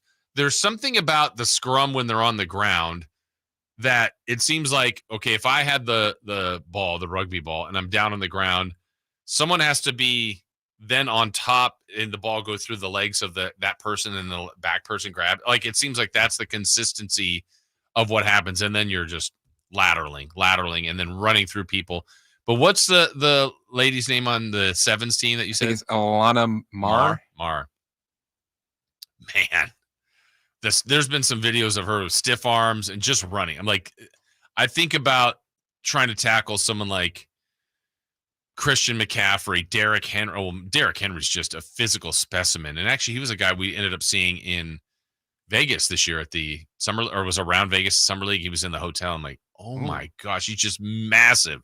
But that's what she looks like. She's just this specimen. And you're going, they're playing Japan yesterday, and she was not twice the size, but size and a half of everybody. Like, they can't tackle her. And just quick. Yeah. Quick, powerful. And if she's going with a head of steam, good luck. I don't know who the other player for the women's rugby was, but it was when they were playing Brazil, and she slowed down a little bit to stiff arm one of the women. I'm like, oh my God. Like right in the neck and throat area, and just dropped her. Yeah, it's been fun. I think the Olympics, like I said, it's the greatest sporting event I've ever been to was the Olympics. They still have their issues. They still, and I don't know.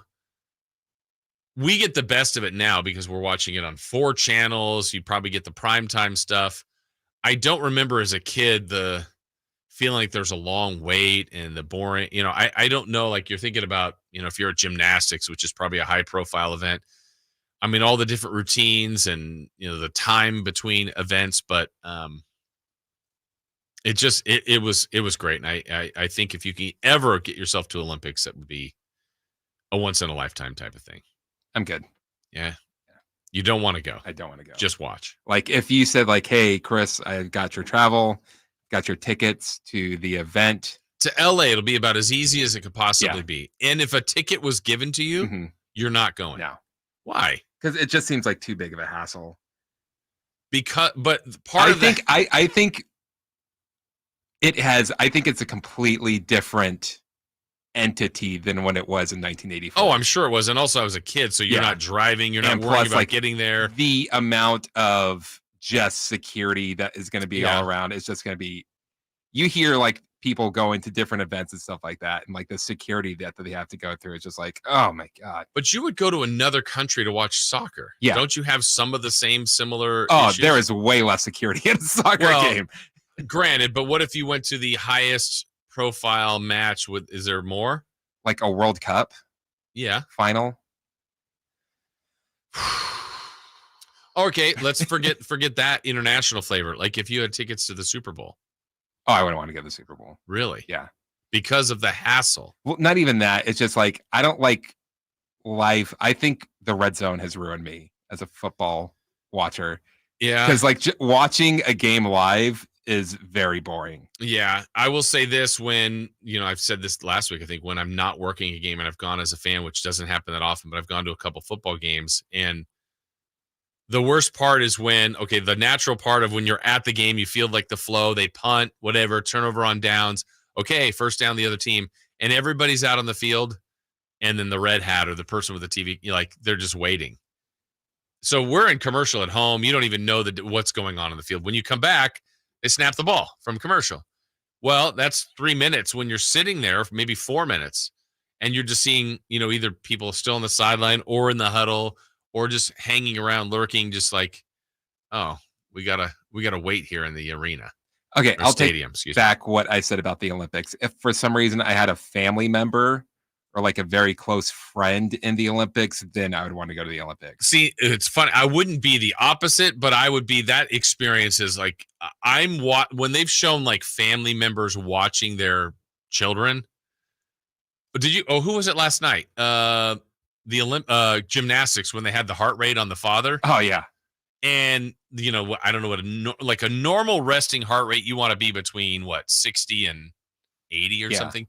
And his is just like, they show him and she's getting ready to perform, and it's like 130, 135, 138, 140, 150. And I mean, like he got up to like 160 or 180 or something, and he's sitting down. I mean, the nerves, the anticipation. There was one swimmer I know. It was male gymnastics. Something happened there, and the fiance or wife was just crying, and just, I think that I would be a nervous wreck if my child or family member was. Also, the excitement though, if they do great, like that, there may not be anything better. But what if the family member you're going to watch either gets injured or does not perform well? But isn't that when you would want to be there? Well, you want to be there for them, for sure. But like, it's also like, oh man, you're going anticipating Like if it's someone that's favored to, like if you're there for Simone Biles, who's one of the greatest Olympians ever, and something went wrong or something, I guess you're right. You want to be there for them, but it's like, oh man, I was ready to watch. Man, you're like cold. Ooh, oh, you only got 7th? Yikes. I'll be in the car. Be hanging out with Hey, maybe next time. Yeah. When do you have to wait? 4 years?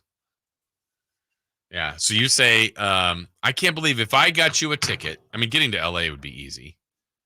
In LA. Have you been to LA? Of course. I was just there yesterday.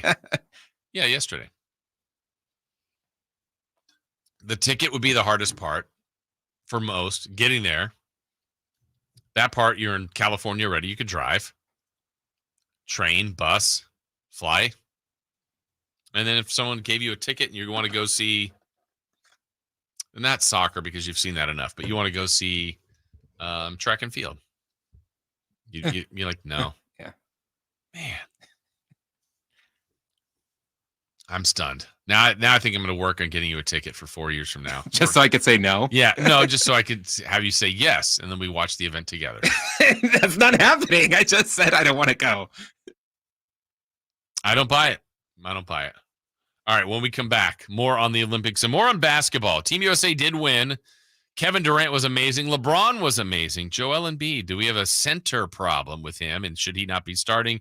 And then, look, the roster's filled with 12 great players, but 2 didn't get any run. There's a lot of attention on Jason Tatum not playing. Also, Tyrese Halliburton didn't play. We'll get into some of that and more from the Olympics. That coming up. Our first year as the radio home of the San Francisco 49ers is one we will never forget. And here's Purdy going to throw one deep, wide for Debo. Made the catch on the back shoulder. Touchdown! San Francisco! And a back shoulder banger for Debo Samuel. Congratulations to the 49ers on a terrific year. And thank you for so many wonderful memories. Febreze. So my home is also my office. And before I can focus, every room's gotta be clean. That means tidying up and spraying my Febreze Air Mist.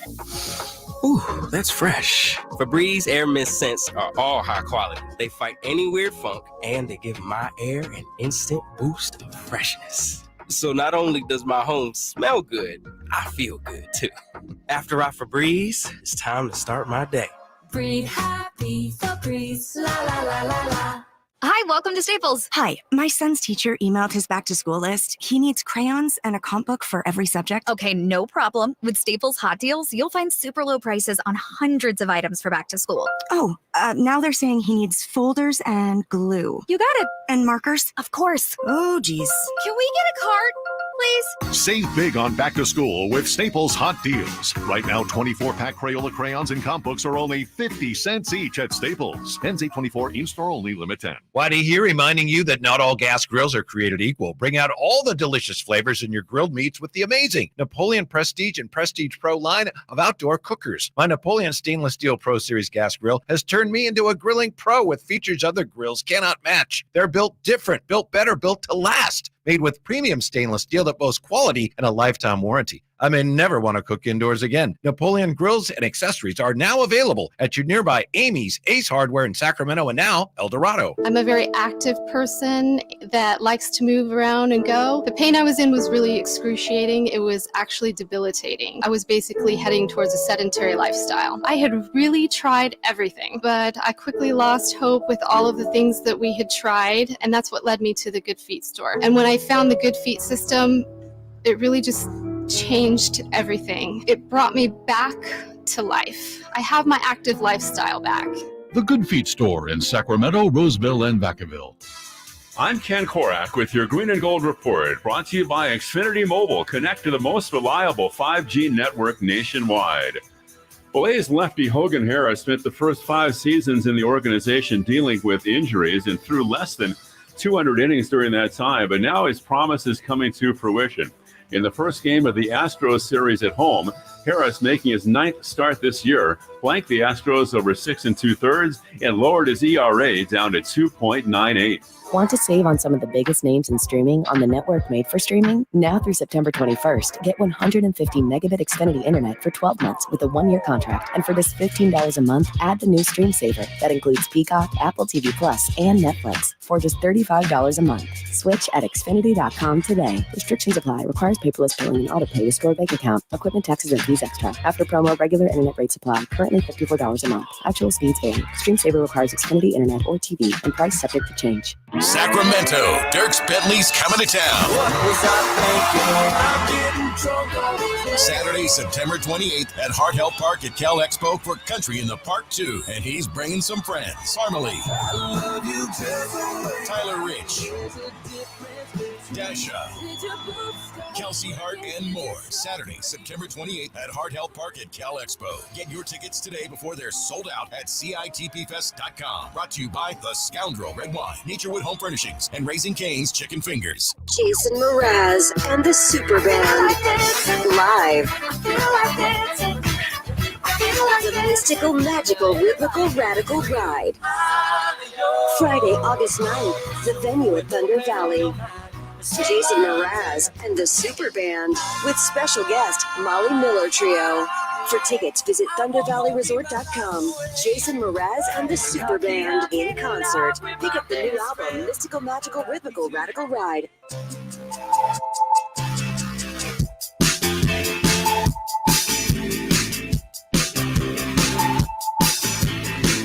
The only place in the morning to get your sports fix. Live and local.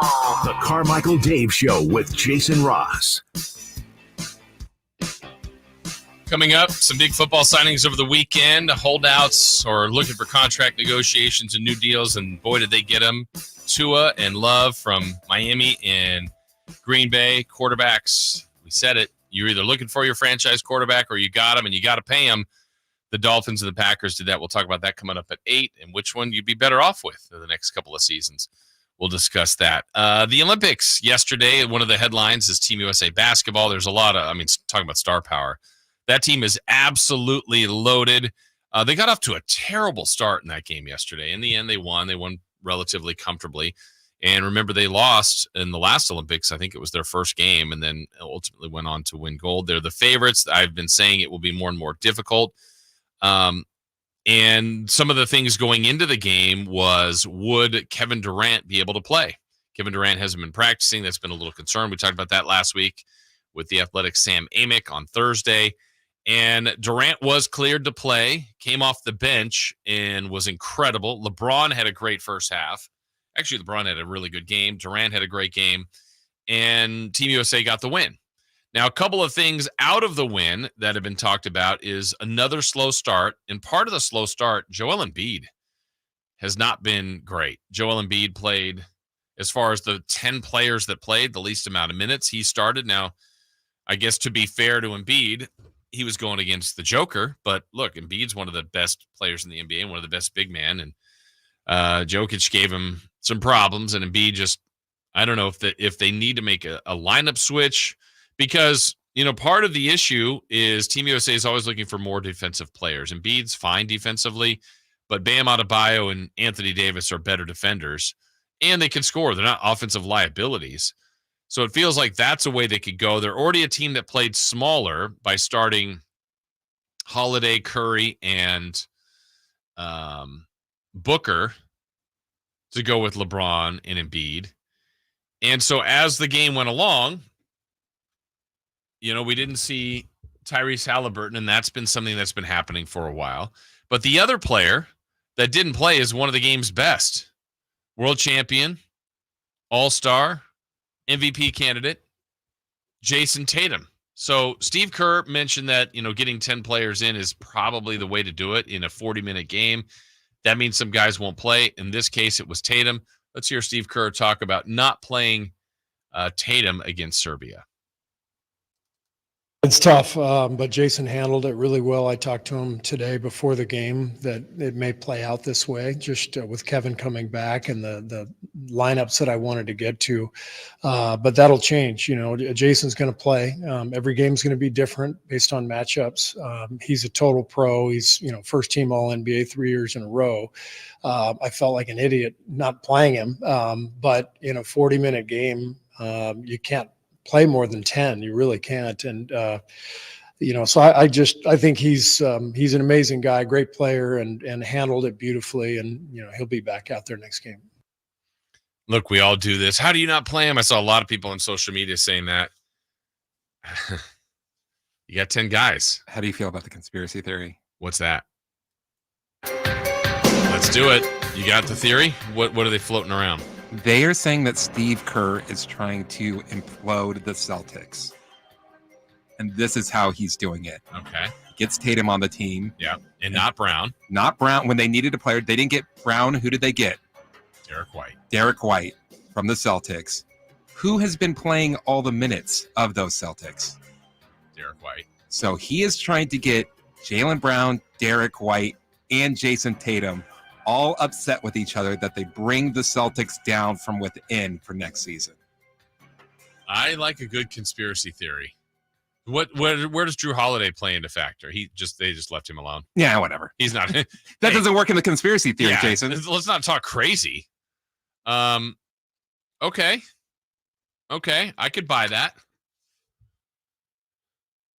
Steve Kerr. Like, what coach would that be his best coaching job ever? What coach would actually do something like that? I don't think Kerr would. Phil Jackson would. Yeah.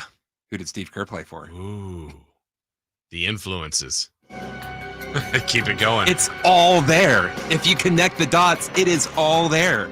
So if he's true to his word, saying the next game he's playing, does he have to take out one of the Celtics at his expense? Not Anthony Edwards or not someone else. Is it Derek White or Drew Holiday? Oh, maybe you get Drew Holiday in there. Maybe that's how you twine him in. Yeah. So now it's Holiday's expense. You're like, wait a minute. Holiday started and played well. And now you're playing Tatum. And put Tatum in a position where he doesn't do well. Put him in an area that is like, oh, man, he won't do good at this. Yeah. When we talked to Sam last week, the Halliburton part kind of makes sense. Look, Tyrese is great. They've got a lot of guards. I don't know that Tyrese should be ahead of the other guys. And when you're really, I don't know that I would put Derek White as the 12th best player in the NBA, but you have to be a United States player, right? U.S. born, or U.S. citizen, let's say that. And then sometimes it's fit. But what's weird is I think the Jaylen Brown part is interesting because Jaylen Brown is a great two-way player. Jaylen Brown to me seems like he would be an awesome Olympic player. Someone that defends and can score. Like, you want two-way players, and then yet he doesn't make it. They bring in his teammate, Derek White. You already had Holiday, who's just a perfect fit and glue guy. And then Tatum, you're just talking about talent, but yet he doesn't get to play. So the issue, though, is who if Tatum plays and you're only playing 10, who are you taking out? I mean, part of what hurt Tatum was Kevin Durant coming back. Kevin Durant now is going to become the all-time leading Olympic scorer. He could become, what did I hear yesterday? If he wins a medal, be the first person ever in 3 Olympics or 4 Olympics, whatever it is, to win a medal in a team sport. I mean, they haven't had that. Nobody's ever done that. Not only that, not only did he take his spot, but he was incredible. He was great. No one wants to see KD on the bench. Yeah. And so you're going, look, someone great is not going to play. There are amazing players that aren't on the team. Right. Just because that's how it works. Well, and think about this, Chris. It could have been even more difficult, let's say, because Derek White was added. Who was he added for? Kawhi Leonard. That's another forward. Like if you had Durant, Tatum, Leonard, LeBron, and then some of those quote-unquote centers, whether it's AD or Adebayo, or Embiid's mainly a center. But then they've also played small. You're playing 3 guards to start with Booker, Curry, and Holiday. You played Derek White. You've been playing Anthony Edwards. I feel like I'm missing someone else. And you still have Halliburton. Like, it's just Halliburton's the one that's most caught up in the numbers game, I think. And so, I mean, the funny thing about all this is all the questions are about Tatum. Halliburton didn't play. Nobody's really asking questions about that. Did you see the players going into their hotel the other day? So it's the players going in. Yeah, the basketball players. And everyone's like, LeBron, Curry, Steph Curry, Edwards. And then you see Halliburton walking in, and it's just silence. No. Yes. Come on. Why are you laughing at that? That's our guy. Is it? Well, it was our guy. Oh, are you done with him? Getting closer? He makes it hard. Yeah. To root for him. He made it really easy when he was here, but he's made it a little more difficult since he left. And the thing is, none of us wanted Halliburton to leave. No. We all wanted Halliburton to stay. But for whatever reason, he kind of took that in a different way and always has. But I don't know. Again, like I try to do this like, look, what if you were the coach? What if it was your decision? Tomorrow, in their next game, I think they play who was that story that went Sudan, who won, like fielded a team and won, which was incredible. I think they got a lot of guards. So if he says, yeah, I'm going to play, but like, are you playing him? I think part of why you play him too, one, he's great. It's not like it's like, hey, everybody's got to play. It's a participation trophy. Tatum's a great player, but it will be at someone else's expense.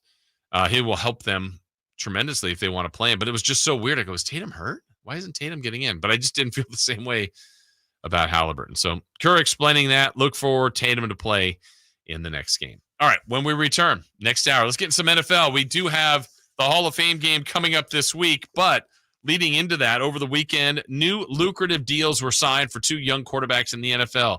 Tua Tagovailoa gets paid by the Dolphins. Jordan Love gets a huge contract by the Packers.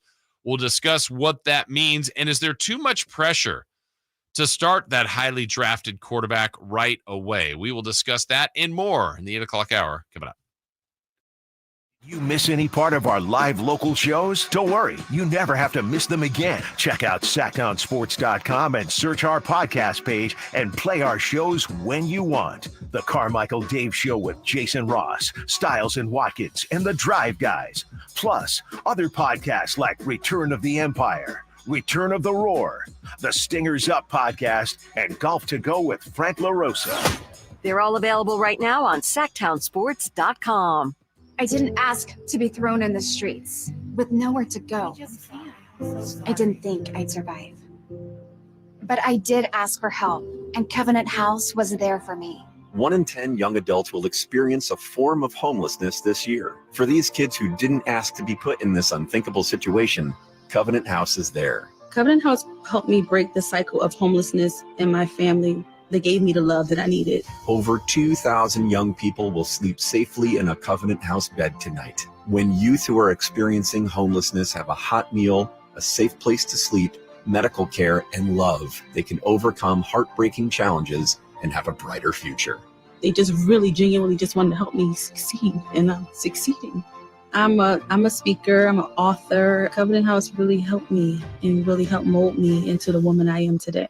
If you or someone you love is asking for help, go to safeplacetosleep.org today. Hello, Sacramento. I'm Emran Pilati, owner of True Sports Cards and Collectible Store here in Rockland, California, and the host of the True Sports Cards Show that airs right here on Sacktown Sports 1140 every Saturday from 10 to 11 a.m., where we discuss the latest trends, hottest products, and deliver exclusive interviews with other industry leaders. And don't forget to visit our shop, True Sports Cards, at 6661 Stanford Ranch Road in Rockland and see what we have for all your sports card and memorabilia needs. Celebrate Sacramento Rivercats baseball during our 25th anniversary season. Pick your favorite weekly promotion, giveaway game, or theme night, and join the fun at Sutter Health Park. Stick around post-game every Friday and Saturday night as we light up the sky with the brightest fireworks in town. For a full promotion schedule and to buy tickets, visit rivercats.com. We'll see you there. Got a drain that's clogged up? Or maybe a toilet? Or a faucet that just won't quit leaking? Kenny and Jerry are here from Bell Brothers, and we want you to know that it does make a difference which plumber you call. At Bell Brothers, we respect your time by showing up when we say we'll be there. Our technicians are all background checked and drug tested, and will greet you with a smile. They're trained to do the job right the first time, and they carry over 1,000 parts on their trucks, so they won't have to order something and then come back later. They leave the work area cleaner than they found it, and your final bill will be the same as they quoted. That's why they call us the No Surprise Guys. So if you need a plumber, it does make a difference who you call. Call Bell Brothers. Our number is 916-444-1234, or find us online at thenosurpriseguys.com. That's 916-444-1234, or find us online at thenosurpriseguys.com. The No Surprise Guys, Bell Brothers. From the Power Business Technology Toshiba Studios, KHTK-AM Sacramento, KYMX HD2 Sacramento, the only station in Sacramento giving you local sports coverage from 6 a.m. to 6 p.m. Monday through Friday. Sacktown Sports. The Carmichael Dave Show. He's on the microphone when he's not on the microphone. He's playing a song, and when he's not playing a song, he's on the microphone. And then boom, with Jason Ross. No, he didn't. Yes, he did. Call or text at 916-339-1140. It's the Carmichael Dave Show with Jason Ross on Sacktown Sports.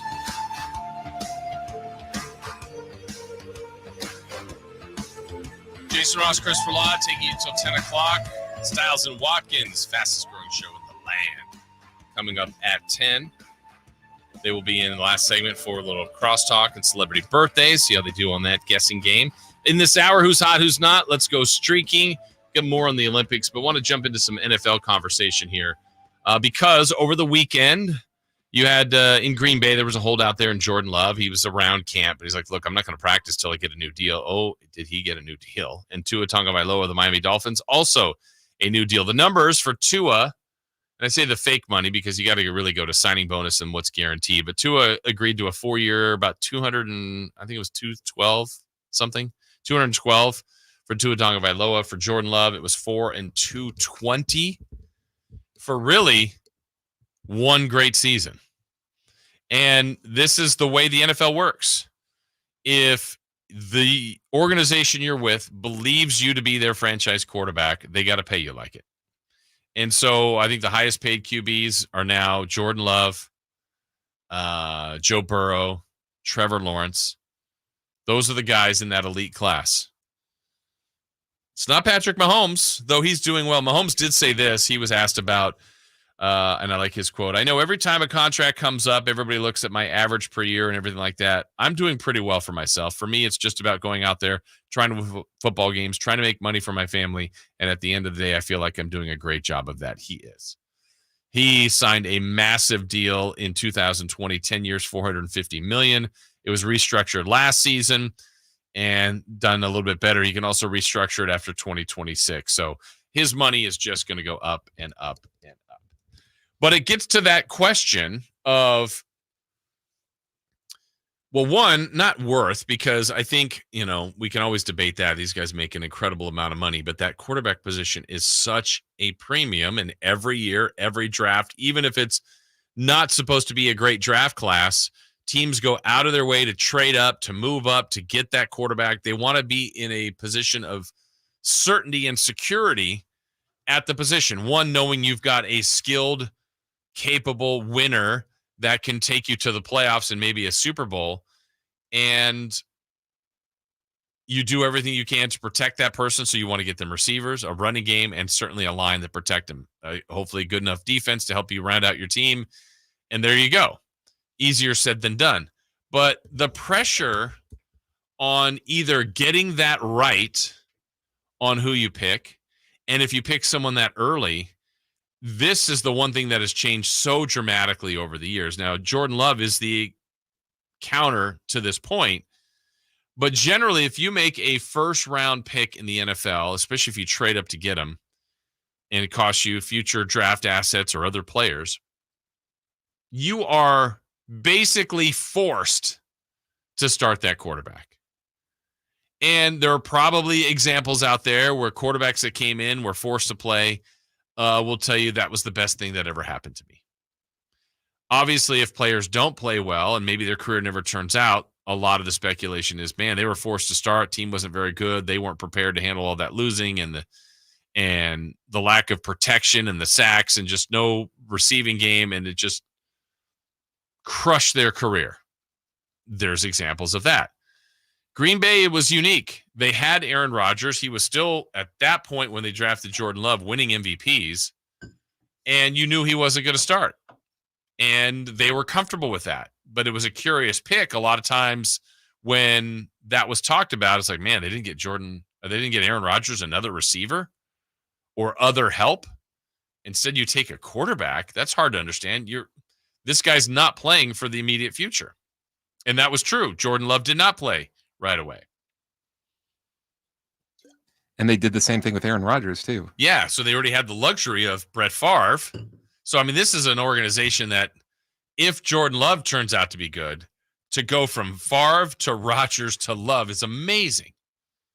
Some organizations, I mean, what is it? Cleveland, the Raiders, others just like to have the list of quarterbacks that just have not been able to prove to be franchise QBs. So I'm guessing, and I don't know, I'm sure Jordan Love has been asked about that, but the fact that he could learn under Rodgers, grow slowly, watch the system, learn the system, and then when he was asked to play, he was really good. He had a really good season last year. Jordan Love in his first full season, 4,100 yards passing, but 32 touchdowns, 11 interceptions. That's a good ratio. And helped the Packers do some good things. Tua Tagovailoa, meanwhile, led the NFL in passing yards. Did have 29 touchdowns, 14 interceptions, so not as good as a touchdown to interception ratio, but had a big year. He's got a lot of weapons. That's a good team, and he helped make them good. So he was drafted, 5th overall, and came from a high-profile program, different than Jordan Love at Utah State. Here's Tua getting, college attention. We knew who Tua was winning national championships or playing big in those big games. And now the question was, how good would he be as a pro? He had a couple of college injuries, and we weren't certain the exact kind of impact he would have. But he's been given an opportunity right away, helped them win. He's had some concussions along the way. But he's been an integral part of the Dolphins' resurgence and their high-profile offense. So when you draft this quarterback and you've got him and you're growing him, there are different ways to do it. And these two guys are a perfect point and counterpoint, right? One was drafted, thrown into the mix, and go figure it out. And I think part of the reason of doing that, by the way, for these organizations, one, the financial investment. You also want to fast track your decision making. So if you draft, the young quarterback early, we let's give this example, Carson Wentz, who after a year or 2 or 3 years in Philly, you're going, oh yeah, this is our franchise guy. He's the guy. Then they did the backup quarterback in an earlier draft of Jalen Hurts. And then before a little bit longer, they realized, maybe it's not Wentz. I think it's Hurts. Let's go with Hurts. So it can fast track your decision if you throw in that quarterback early. It also can cost people jobs, right? The GM that took that quarterback that failed because of the risk that you took. I mean, that's the highest profile position you're going to draft. If you draft and bust at a left tackle, a corner, a tight end, a wide receiver, there's some egg on your face. But if you draft a quarterback, Jamarcus Russell, or whoever, Jake Locke, or whoever it might be early within the top 10, Josh Rosen, and they don't turn out, that's a tough one to overcome because you're trying to find the quarterback. And I think that's part of the reason, besides the pressure, the financial pressure, the front office pressure, when that quarterback is drafted, throw them in the mix. Let's see what we got. Let's see if they can handle it. If not, we'll just reboot and try again. So teams either have their franchise quarterback or they're searching for him. So last year, C.J. Stroud, drafted early, thrown into the fire. He was great. Now the assumption is he's a top 10 QB. He was last year. I'd like to see a little bit more time, see if he can stay that way. We've had other quarterbacks that have been groomed, others that have been thrown into the fire, and then other teams that are just kind of trying to get by, let's say, like the Raiders this year, going with Aiden O'Connell or Gardner Minshew. Seattle kind of resurrected Geno Smith's career. But other teams, like if you're going with Justin Herbert, Tua. Like Dak. Dak's an interesting one. He's trying to get paid in Dallas. He's been a very good quarterback. He's won.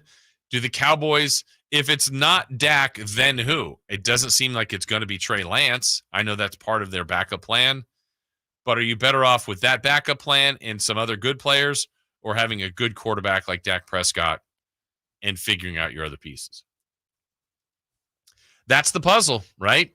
And for Tua to get 4 years, $212 million, and Jordan Love 4 years, $220, basically on one season, and potential, right? I mean, he's been with the team. They know that's where you're going off of character, film study, practice habits, leadership. There's other metrics besides the 17 games we've seen Jordan Love play last year that the Packers are building this, contract and belief in him on. But, unless you're Patrick Mahomes, where that's a known quantity, the Chiefs know they've got a stud. That's not a question. He's proven winner, big games, MVPs. You just have to keep paying him. But these other teams that pay quarterbacks like they've achieved that status is basically to keep that quarterback with them, to keep that quarterback happy, to keep that growth process going. And the tough reality is only one guy can win a Super Bowl a year. Now, you can also find, like I mentioned earlier, Geno Smith, who helped them get to the postseason before, a guy that kind of finds a new home in Baker Mayfield, helped lead the Buccaneers to that division title last year after bouncing around the league a little bit. So you either find the patchwork person, you draft the guy and hope they're the best. Like what did Bryce Young get out of last year besides some experience for Carolina? Now, I don't know if they would have been better off letting someone else take those shots and let Bryce Young, who you draft number one, wait a year or get a few reps, but watch. Some organizations believe that. Others, based on the pressure, say, we can't wait. We've got to figure it out. And I guess the fact-finding mission of this, after 1 year in Carolina, what do you think Bryce Young, what do you think they think of Bryce Young? I would say incomplete, right? I don't know that I would have a confirmed answer going, nope, we're not going to be able to go forward with this guy. I don't know that I would figure that in 1 year. Or if I would have figured out after 1 year going, no, this is our guy. For sure, we've got the right guy. I know we didn't win. There's reasons why we didn't win. It's not him.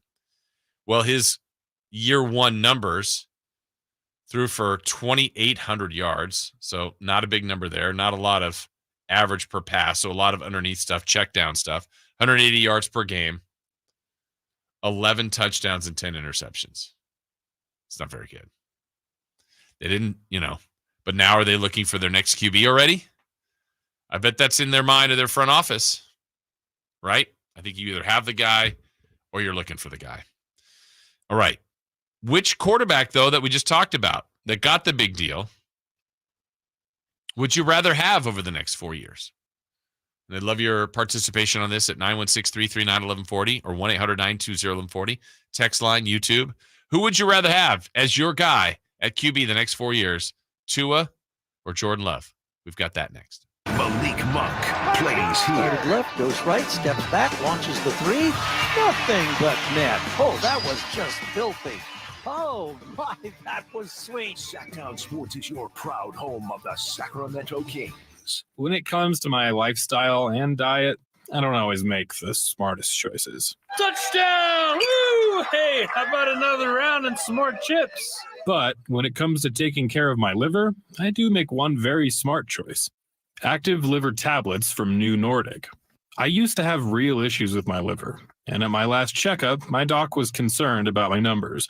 But since adding a once-a-day active liver tablet, my gut's better, I feel great, and my doctor's happy. I ask a lot of my liver, so the least I can do to say thanks is a daily dose of Active Liver. You ask a lot of your liver, so give it the support it needs with Active Liver. You can find Active Liver at Amazon.com or ask for Active Liver at your local CVS. Or for a volume discount, visit NewNordicUSA.com. Go to new, NORDICUSA.com, Amazon, or ask for Active Liver at your local CVS.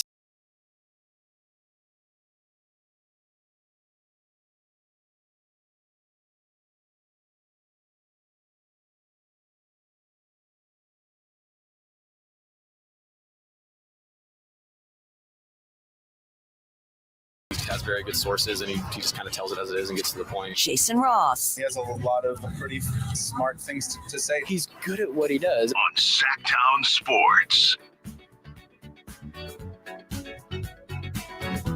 All right, last segment talking about quarterbacks in the NFL. Big paydays over the weekend to Jordan Love and Tua Tagovailoa. Both good young quarterbacks in the NFL. They've had different journeys getting there. Tua, the high-profile college career, drafted by the Dolphins, and basically go right away. Here's your job. Go save this franchise. And he's done a nice job. They've won a lot of games. He's had productive numbers. And they should be good again this year. He's got really good offensive weapons, including Tyreek Hill, one of the most exciting players in the NFL, as a huge weapon for him. Jordan Love, I would say, on the other side, has had to wait behind Aaron Rodgers. They finally move on from Rodgers. And here's Love with an opportunity to start last year, and he had a big year. Showed that he was ready, capable, and the Packers' belief that they could move on from Rodgers was the right thing, or at least last year looked like the right thing. So, again, 4 years, $212 for Tua, 4 years, $220 for Jordan Love. But the question as we went to break, and again, you can weigh in at 339-1140 on the text line or 1-800-920-1140, also on our YouTube. Which quarterback of those two would you rather have over the term of their contract? That's 4 years. So would you rather have on your team Tua or Jordan Love? AB says, give me Tua. Dude has a cannon and has deep ball accuracy. What's funny about the cannon part, that's the area I always wondered about Tua. I liked watching him in college. I thought he had a good arm. I never considered it great. That's me, but maybe I'm off on that. When you have Tyreek Hill on your team, though, you could just throw it as hard as you can. You can't overthrow him, can you? Do you have a preference of those two? We've seen Jordan Love play less than Tua, and I think the only true way to do it, Chris, would be, I think Tua's team is a little bit better, has better weapons, but who would you rather have as your QB for the next 4 years, independent of the roster around him? I would take Love just because I've seen Tua just get absolutely blasted. Yeah, and I don't know why I can't shake that, because I feel like he's another concussion away from having serious damage. And maybe that's true, maybe that's not, but I didn't like the way that, 2 seasons ago, he was getting thrown around. Yeah. And some awful hits. Awful hits. The one in Cincinnati, when he's getting up and not moving or shaking on the ground, that was so concerning to see. And again, doesn't mean it'll ever happen again, but also you believe, I don't know how, not fragile. I'm not faulting him. He's getting crushed, but is he more prone to something like that? Jordan Love, they both can move a little bit. Tua can run. Jordan Love can certainly move a little bit and throw the ball well. Pretty accurate throwers. I think we got another one that says I would go with the Packer quarterback. I think picking up Jacobs will help Love. Yeah, Tua had too many standing 8 counts. Yeah, that would be my concern, but I don't know that I feel like either one at this time will be holding up a trophy. And part of that is, I think we've all been spoiled by your favorite quarterback, Chris, Patrick Mahomes. If there's a playoff game and Tua's playing Patrick Mahomes, no matter what the Chiefs' record is and what it looks like and how good the Dolphins are, it's so hard to pick against Patrick Mahomes. If the Chiefs are a wild card team, they're not looking as good, but they get to the postseason, it's like Andy Reid and Mahomes, that's been a match made in heaven. Yeah, especially with Mahomes, you could do something absolutely perfect against him. And he improvises. And he just throws some off his back leg, shouldn't be caught by anybody, touchdown. Yeah. And he's done it too many times, in too many different situations. He's had leads, he's had comebacks. I know we're comparing these other two to the game's best quarterback, but that's it. That's, and even others like Josh Allen, Lamar Jackson, that are in that upper tier. These guys aren't there for me, but they're really good quarterbacks, and they're back into that mix of what we were saying earlier is either you've got your franchise quarterback or you're searching for him. So the Dolphins believe they've got it in Tua. They're going to pay him accordingly, 4 years, very well, and go out there and get numbers like you did a year ago, right? Again, if we go back to last year's numbers, Tua led the NFL in passing as far as total yards, 272 yards per game. The deep ball was effective. He's just got speedy receivers, talent all around him with 29 touchdowns and 14 interceptions. For him, trim down on the interceptions, see if you can get that interception to touchdown ratio a little bit better, and more of the same, and then stay healthy. That's, to me, what I would say with Tua. For Jordan Love, back up last season with another season just like this. Try to utilize your weapons more. The better the running game, that'll help you. But if Love can come back and throw for over 4,000 again, nearly 250 a game, and 32 touchdowns with 11 interceptions, that's a better ratio than Tua. More of that. Help the Packer fans not, miss Favre and Rodgers too much. I think I'm with you, Chris. I would take Jordan Love. I think it's close, but over the next 4 seasons, I would feel pretty good if I'm the Green Bay Packers about what I've got, how much I'm paying, and where Jordan Love can lead this team. And I think so much of this that we all talk about, and when we debate quarterbacks, if there's a quarterback controversy, we look at what we see, which is the game. And that is probably one of the biggest evaluators that the quarterback's coach, offensive coordinator, and certainly the head coach have to make, is how these guys actually play under the lights, or the big moments. That is truly how you're measured. But the other parts is practice reps, who looks better, film study, who's just understands the system the best. And generally you're going to do all of that catered to your starting quarterback, which obviously now in these cases in Dolphins and Packers, all of your focus, all of your attention, everything you're doing is to get the most out of Tua and to get the most out of Jordan Love. So for me, I think I would take Jordan Love over those next 4 years. But Tua, he's got the gift. Like, he just, to me, is a winner. He's tough as can be, and throws a pretty football, and with weapons around him can help complement that team. Can the Dolphins finally overtake? They were all chasing the Patriots for all those years, and now the Bills. Can they, kind of crack the code, do some serious damage in the AFC? And part of that, too, is just the comp of, I think the AFC quarterback play is so good. There are so many good quarterbacks in the AFC compared to the NFC. NFC has some good ones, but the list in the AFC is much larger. I mean, Josh Allen, Aaron Rodgers went right. Tua, you got to consider. Jackson, Burrow, now CJ Stroud, what potentially you could have in Trevor Lawrence, Herbert, Mahomes.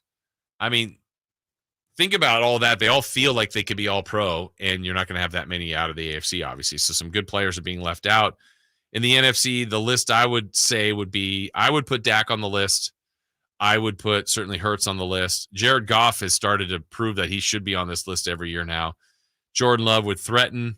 And then you go to, a healthy Kirk Cousins. Could he be that guy? I think Purdy and Stafford are there as well. And then Kyler Murray has been, but he's coming off of injury. So we'll see another full season of what he looks like. So quarterback play is healthy in the NFL, but is it healthy enough to get to that dominant level to where guys, and that's the thing, when you kind of tier this out, and we'll do this with Dave when he's back, when we're closer to the start of the season, kind of give our top 10 QBs. I feel like that changes. There's new entries every year. There's usually a core 3 to 4 that are always in the top 10. And then how's the rest look? And it's based on what the year was before, and maybe the projections for this next year.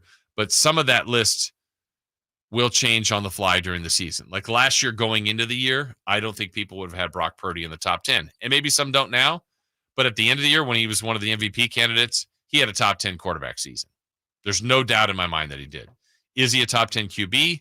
That's a debate, but he had a top 10 quarterback season. So that's how I look at that, where it does change year by year. There was a year where Matt Ryan won the MVP, and he's one of the best quarterbacks in the NFL. As his career went on, he was still really good, but there were other quarterbacks you put ahead of him. So it's the individual year you kind of have in the projections for the year coming up, and how many years are you consistently that good? When you're a guy like Patrick Mahomes, you're consistently that good and prove that you should be taken that high, in whether it's fantasy drafts or by the Chiefs or be considered one of the game's great QBs.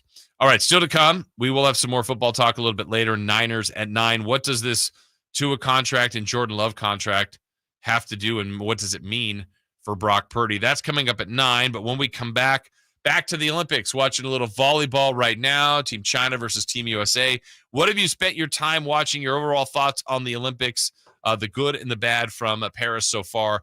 That is coming up. On the move?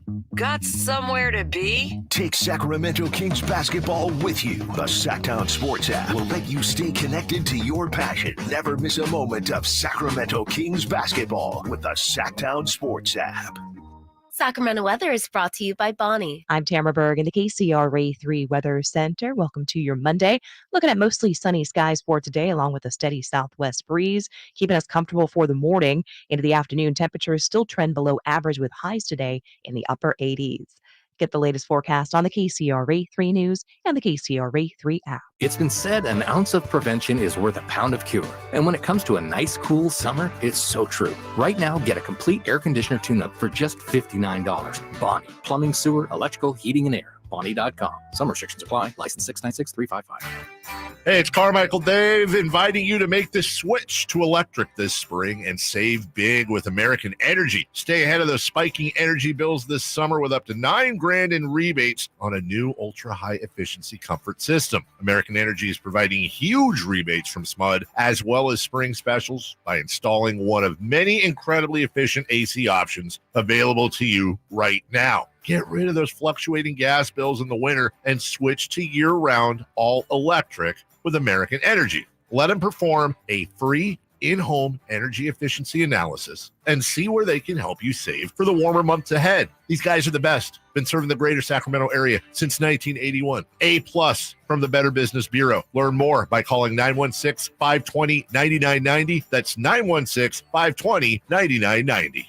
Call 916-520-9990 now. I would end the day with sore feet, sore legs. The drugstore inserts that I was purchasing were really not very useful at all. I walked into the Good Feet store and the guy kind of grinned at me and said, I hear that a lot.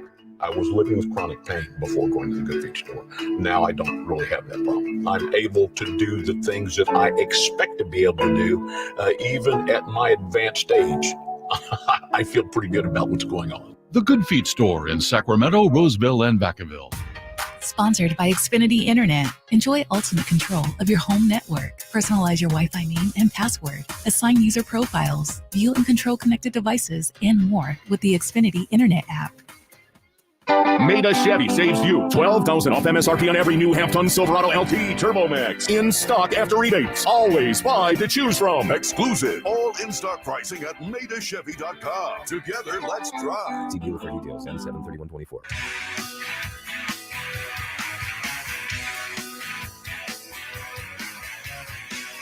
The Carmichael Dave Show with Jason Ross. Call or text at 916-339-1140. On Sacktown Sports.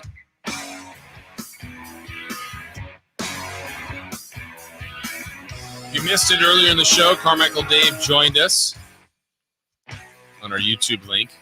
You can go back and check out any parts of the show. He's still on vacation. Jason Ross, Christopher Lott.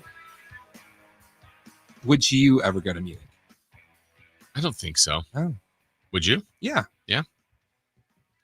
I know. I think I missed a golden opportunity because my wife has always wanted me. Who? My wife. Oh. Has always wanted to go to Paris with me. Like she's been, but she wants me to go with her and wants us to go together. And I want to and will. I mean, I'm said I will at some point, and I'm thinking, man, if I should have done it this year, this summer. I should have had some forethought. It's like, okay, we could do a lot of this other stuff, but like, hey, the Olympics are here. Let's go check out swimming. But I am, I don't know any other way to explain it, Chris. I am not great with museums, history. Like, really? No. There's not a huge intrigue for me. Well, that would be, would you ever want to go to, I guess you would never want to go to the Louvre. I mean, I would just basically to say that I've been there, but I know people go there and they're there for hours. Yeah. And but then, like, it takes hours to get in. True. But I also be like, oh, that's okay. Cool painting. Or move on. Nice statue. Oh, wow. 70 people looking at the Mona Lisa. Yeah. And I mean, I would then say, wow, I saw it, or hey, it was bigger than I thought, smaller, different color. Like, I'd have a vision of it in my head and then get there. And I don't think I would be as impressed as one should be. You call this art? No, it's not even that. It's just I don't appreciate it as much as someone probably should. And you don't appreciate art? Not that much. You ever get a sandwich? Yes. That's art. That's the kind of art I appreciate. Now we're talking art. But it's also weird. I mean, it's people's look. Who was the one? Is it? I'm gonna mess up there. Was it Banksy? Who's the one that did like the banana peel on the wall? He didn't do that. Okay, but whoever did that, artist that did and that. it was like sold for millions. And you're like, what are we doing? Well, that's when you learn that art is just a money laundering. So we're on the same page. No, and my point being, there are people that like to anything with water, the beach. Like, I love that stuff. That's me. That's not for everybody. Like, if I could be on a beach, on a vacation, perfect. Now, if it's like, hey, there's a historical museum and this part's going to tell us the story of this beach, I'd be like, when are we getting to the beach? See, I'm the opposite. Really? Because like, if I'm going to beach, like, okay, we're just going to sit here all day. Like, what's I'm the going to be in the water. Now you did that. What do we do for the next hour? More water, swimming, body surfing, scuba diving, snorkeling, paddleboard, anything active in the water. The funny thing was, when I went to Croatia, they had this museum there, and the big selling point was, come see the Picasso. Mm-hmm. We've got a Picasso, and it's like billboards all over the streets and stuff like that. So my friend and I, we go there and we see all the art. It's like cool, like just seeing like different old, it's like a history / art museum, right. And it's really cool. And then we go to the last part, and it's where the Picasso is, and it's this huge safe that you have to go into. It's like, oh man, they're like not messing around. And you're reading about it, and it's like, we can't say definitively that this is a Picasso. Then we're like, what are we doing? To which, in that, like, as I'm reading that, I just start laughing out loud. Yeah. So I guess that's my thought. Like, if I was on a tour or with friends or family, and we're all going to a museum, or like, I'm probably the one that I'll look at everything, and I'm like, cool. Like, I don't need 15 minutes, 10 minutes. Like, that's interesting. I know I couldn't do this. I'm impressed, but then it's like, all right, on to the next. But I don't want to be. Is it just like an art museum, or like all museums? Or just, I don't know. Because like, I went to, in Mexico City, they have like a Mesoamerica history museum of like all the stuff that they had back in, like, before the Europeans got to the country. It's just like, oh wow, this is really interesting. Like, so would that be something you'd be Probably into? Not. Oh, I'd be the guy with there, like, man, Chris is really enjoying himself. I'm thinking, how much longer are we going to be? And I don't want to be that person. I'm like, you're having fun. Like, I don't want to ruin it for you. Or you're going, well, he wants to go. I'm like, no, like, be here. But like, how soon till we're on the beach, or how soon till we're doing something? When are we going to eat? Like, but I also don't want to be that person. That's why I don't think I'm great on those. So I missed my chance. I should have gone this summer, because there would have been something else to see as well. Oh man, what would be great is like, oh, I guess we couldn't get into the Olympics, so get ready for a bunch of museums. Yes. And I know it's not just that. I mean, I think there's some stuff you need to see. And I would like to see them. I just don't think I appreciate them as much as I probably should. Me too. Like what you're talking about with Paris for the Olympics, I need like an excuse to go someplace. Yeah. So like, if I were to go to Paris, it wouldn't be like, I'm going to Paris to go to Paris. I'd be like, oh, Manchester City's playing here. Yeah. This is a good excuse to go to Paris. Like the views of the beach volleyball, the Eiffel Tower it's iconic. It looks incredible. I'd want to say I've been there and seen it. And maybe I would have a different opinion when I'm there. But like, oh man, could I see it while I'm sitting there watching beach volleyball? Like, how cool is that? Yeah. So I don't know did they shut the Eiffel Tower down? I don't know. I think they might have. It might make sense. I mean, you talked about security and a lot of stuff going on there. Hey, why don't we just go up in the Eiffel Tower and watch beach volleyball? Exactly. I did watch a lot of beach volleyball. I don't know if you've watched that. I've watched, basically anything that's been shown on the channels I've been checking out. The one I have got to say, I I don't understand fencing. That was on for a few minutes. I'm like, I don't know what's Did you see the person jumping? Yes. Yeah. And then they had I saw a little bit of video where Snoop was doing. Is it that you don't understand it, or it's hard to follow what's happening? No, I don't think I understand it. And maybe it's a combo. Isn't it just like you poke them? Like yeah, but I don't think it was a simple. Like it looked like someone was poking him, and then someone else went in, and like bam, and then the buzzer went. I'm like, wait, I thought didn't they get them first? And I don't have the experience or the trained eye, let's say. But some of the other sports, like we were talking about earlier, I've spent a lot of time watching rugby. That's been very enjoyable. Right now, I'm watching volleyball. China is beating Team USA. They won the first set. But I did watch a lot of beach volleyball. I've always liked that. I used to go to events down in Southern California, the beach volleyball tour. That was a lot of fun to see.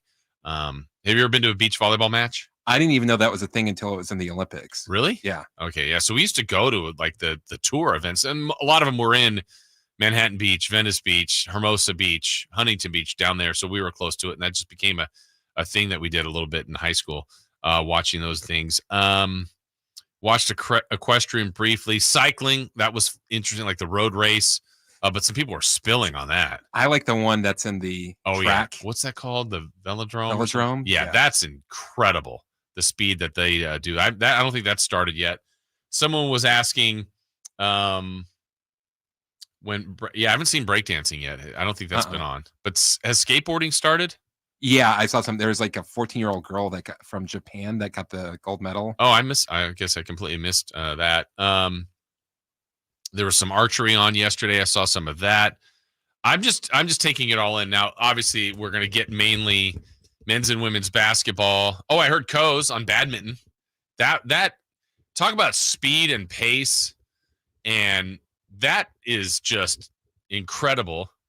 You sent me a video yesterday of sailing, because I had mentioned on Friday, if we have 4 years to train, what event do you think we could compete the best in? Again, not win. We're not foolish enough. But yeah, what was going on in sailing was like, man, that was a pretty incredible video. And I didn't know that South Korea was such a good arching team. Like, I guess their women's have won like 10 gold medals in a row. So like nobody can beat them. Yeah.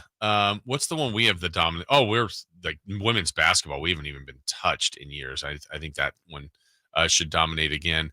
Oh yeah. So someone said skateboarding was like one of the first events. I must have missed that. I certainly did. But I feel like I have seen as much coverage as I had wanted to, and have enjoyed it all.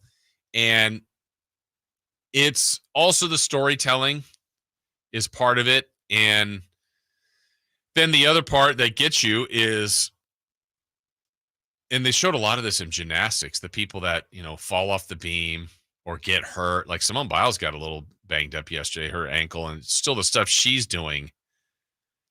I mean, when they show her on that floor exercise and they like show the peak height, and she's like, and granted, it's a little bit of it's a springy floor. It doesn't, she's up there like at 12 feet, and she's only like 4'6" or something. She's tiny. That is incredible, the stuff she's doing. Did you happen to see Anthony Edwards with the women's table tennis team? No. He was like, "Oh, I could get a point. I'll get a point." And is he good? I don't know. Oh, I thought like did they show like he might be good, but I don't even think he can get a point. But they were like, "No, no, you wouldn't. He's like, "Oh no, I'd at least get one. I'd score on you." Yeah. It's like, I don't think so. I mean, flip that. Like, they're not scoring on him in basketball, or he's not, you know what I mean? It's like they're great at their sports. You may be good at it, but they're incredible. What else have I seen? I mean, I've really seen everything that's been shown, and it's been a good watch. That the way they produce it, it is tough on the time difference, but if you don't know the spoilers at all, but swimming, of course, always spend a lot of time with that. And the other thing, I want to go back to one other thing I noticed yesterday when I was watching basketball. Did you watch any of the Team USA play? Yeah. I didn't see the first part when they were losing, but I saw like just them dominating. The team was Noah Eagle and Dwayne Wade. Dwayne Wade's really good. Yeah, he is. I was really enjoying him. I'm like, I didn't know how he'd be as an analyst, but I thought he was really good. It felt like one of those like watch along type of things. It was very comfortable and casual. They were funny. I mean, the Eagle fan, I'm a huge fan of Ian Eagle. Noah's his son, and he's incredible. Yeah, I'm with you, Chris. It was very conversational, but informative, fun listen. They were a good team. That was a good watch. And like I said earlier, I think Mike Tirico's incredible at all the things he's been doing. But the Olympics has been awesome. I've really, really enjoyed it, and continue to watch right now. Team USA in volleyball is up in the second set, 9-8. Oh, tennis has started. Saw a little bit of Coco Gauff. But we got a lot more to go. I think the first week is highlighted by swimming. Second week is track. I'm a huge fan of both of those ventures. All right, when we come back, we've got who's hot, who's not. We got an update on Let's Go Streaking. How do we do on Friday, and can we keep our streaks alive? That and more as we continue here on Sacktown Sports. What's the missing piece for the 49ers? Which names will they add during free agency? Whether it's in season or off season, the coverage never stops. Get the latest 49ers news on Sacktown Sports at sacktownsports.com. There was always a crowd gathered around our dining table when I was growing up. Hi, I'm Frank LaRosa with a word about Naturewood Home Furnishings. Everyone was welcome at my mother's table, so holidays, birthdays, and celebrations always included family and friends. I used to think I was the most popular kid in the neighborhood until I realized that my friends were really there for my mother's incredible cooking. Years later, when I bought my own dining table from Naturewood, I made sure it was large enough to make friends feel welcome. And right now, during Naturewood Home Furnishings Dine in Style sale, you have an opportunity to find the perfect dining room furniture to help you create your own treasured memories. Choose from casual to formal or anything in between. Visit Naturewood Home Furnishings during the Dine in Style sale off Highway 50 at Hazel. Look for the water wheel. Sacramento, Dierks Bentley's coming to town. Saturday, September 28th at Hart Health Park at Cal Expo for Country in the Park 2. And he's bringing some friends. Farmerly, Tyler Rich, Dasha, Kelsey Hart, and more. Saturday, September 28th at Hart Health Park at Cal Expo. Get your tickets today before they're sold out at CITPFest.com. Brought to you by The Scoundrel Red Wine, Naturewood Home Furnishings, and Raising Cane's Chicken Fingers. Quick Quack Car Wash takes the drama out of keeping your car clean. Let's wash the car.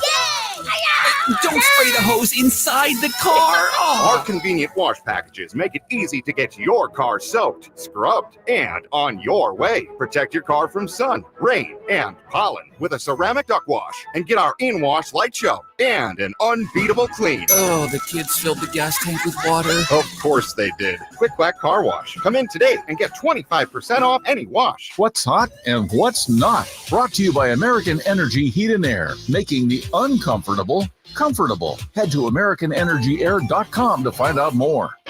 What's hot? Yeah, hot. Real hot. And what's not? It's not good. Brought to you by American Energy Heating and Air, Sacramento's complete heating and cooling company, and second opinion partner. All right, we got who's hot, who's not. Coming your way here. We'll clean up some things on the text line, and then we'll go streaking. Chris, who is hot?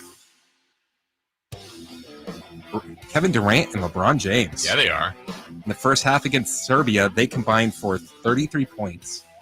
They were 13 of 13 from the field and 6 of 6 from the three-point line. That is hot. And their hot play kept Jason Tatum on the bench. Only could play 10, no Tatum, no Tyrese Halliburton at all in either in that first match. But after a terrible start, it was like 10-2 and then or 12-2. I'm like, oh no, what's going on? And then they had the lead by the end of the first quarter and basically cruised to victory. So if they're hot, who is not? The Rockies. Oh yeah. Yesterday they swung and missed 64 times. That's the most swing and misses by any MLB team on a single day since pitches were first tracked in 1988. Seriously? Yeah. The most ever. And the Giants were the ones doing it. Well, maybe the Giants shouldn't sell. They're getting swing and misses from the Rockies. Don't sell Snell. Don't sell Snell. She sell Snell. Never mind. Can't even try that. All right, so that's who's hot and who's not. A couple things before we go streaking. Let's see, back to the text line. 916, and there's no name to this. It always helps when you put your name to it so we can identify you and say it, but that's okay. 916 is saying to us, the opening ceremonies were an abomination. I thought they were great. Yeah. I really enjoyed them. Now, the rain, you can't help that, but other than that, like, I didn't see every minute of the whole thing, but a lot of it I thought was great. I really like the boat idea there. That was really concept. cool. It showed off the city. And yeah. Like, I don't know how you could do something like that for LA. No, you can't. I mean, LA is so spread out, and I don't even know where they're. Like, that's something that I think London is upset with, because they could have totally done that with the Thames. Yeah. Going by Big Ben, Parliament. You know that the swimming in LA is going to be in SoFi. In SoFi? Much like the swimming trials, I think we're in, what is that, Lucas Oil in Indianapolis. Oh, yeah. Huh. So I think that's where it's going to be. But I don't know where the main hub, like in 84, was in the Coliseum. The track was there. The track's been removed. I don't know if they're putting the track back in. Because I feel like the iconic historical part, the art, there's a lot of just the Olympic feel to that stadium. Swimming and diving was right there at USC, right next to the Coliseum. But stuff is spread. I mean, you now have the Intuit Dome's going to be used, I'm sure. The Rose Bowl, SoFi. I mean, you can spread out and go to, there's what, soccer could be, where is that, in Carson and in LA, other part of LA next to where the Chargers were playing before SoFi. Well, they got LAFC's stadium there. They got in Staples or whatever it is, Crypt. I mean, there's a lot of different things. I think we're going to see a lot of stuff in the Intuit. Yeah, for sure. For sure. Yeah, maybe that's where gymnastics is. I don't know. I think in 84 gymnastics was at Pauley Pavilion in UCLA. But that's see, it's weird how you're saying all of these like they're at the colleges. And I don't see how that flies anymore. Yeah. There's I don't think so either. But I mean, you could spread out and go even a little bit further. I mean, in LA, yeah, there's you can get to Orange County, San Diego if you had. I mean, it's still in the general area, but they got plenty of space. But I disagree with that 916 that they said the opening ceremonies were an abomination. Talking about not appreciating history. They said, your story reminds me of when me and the fam went to Alamo in San Antonio. I was enjoying it, but the fam was over it in 15 minutes. Probably because they found out there's no basement. Yeah, see? We were lied to. That's the thing. I don't want to be that person going like, yeah, it's fun. Are we almost done? It's like, no, we got 2 more hours in this tour. Oh.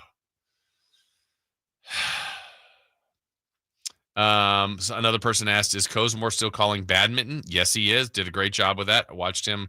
I don't know. When Coz is calling it, I call it good mitten. Good point. And then I don't know if this is fair to say. Are you looking at the text line, Chris?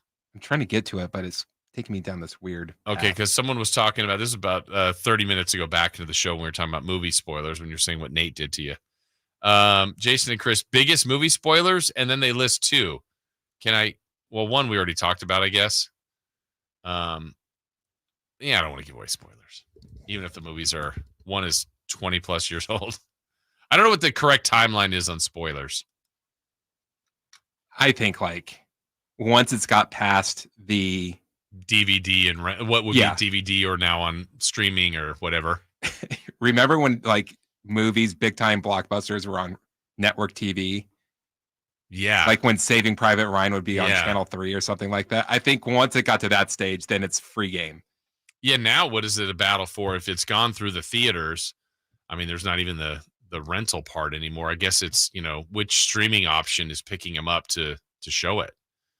Because that I've never understood. I mean, if you have Netflix, you have Hulu, you have Paramount, whatever you have, like who gets those movies? Are they bidding for that? Are they buying for that? Is that the equivalent of Blockbuster getting the movies or when we had VHS? Oh, yeah, that's not spoiling anything.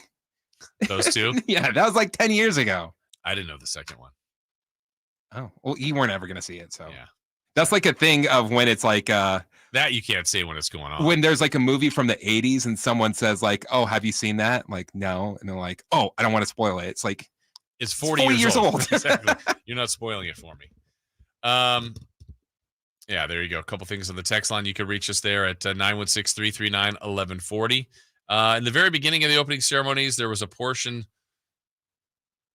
Oh, yeah. Okay. I see what they're saying there. All right. Where's that? It's discontinued on my text line. Okay. By the way, the people flipping out about it, that's not what they were going after. So calm down. Exactly. Okay. So let's get to what we got here next, which is let's go streaking. It's time to go streaking. We're going streaking! Who is the Nostradamus of MLB? Who can keep the streak going? It's time to go streaking. What the hell are you doing? Streaking. We're streaking.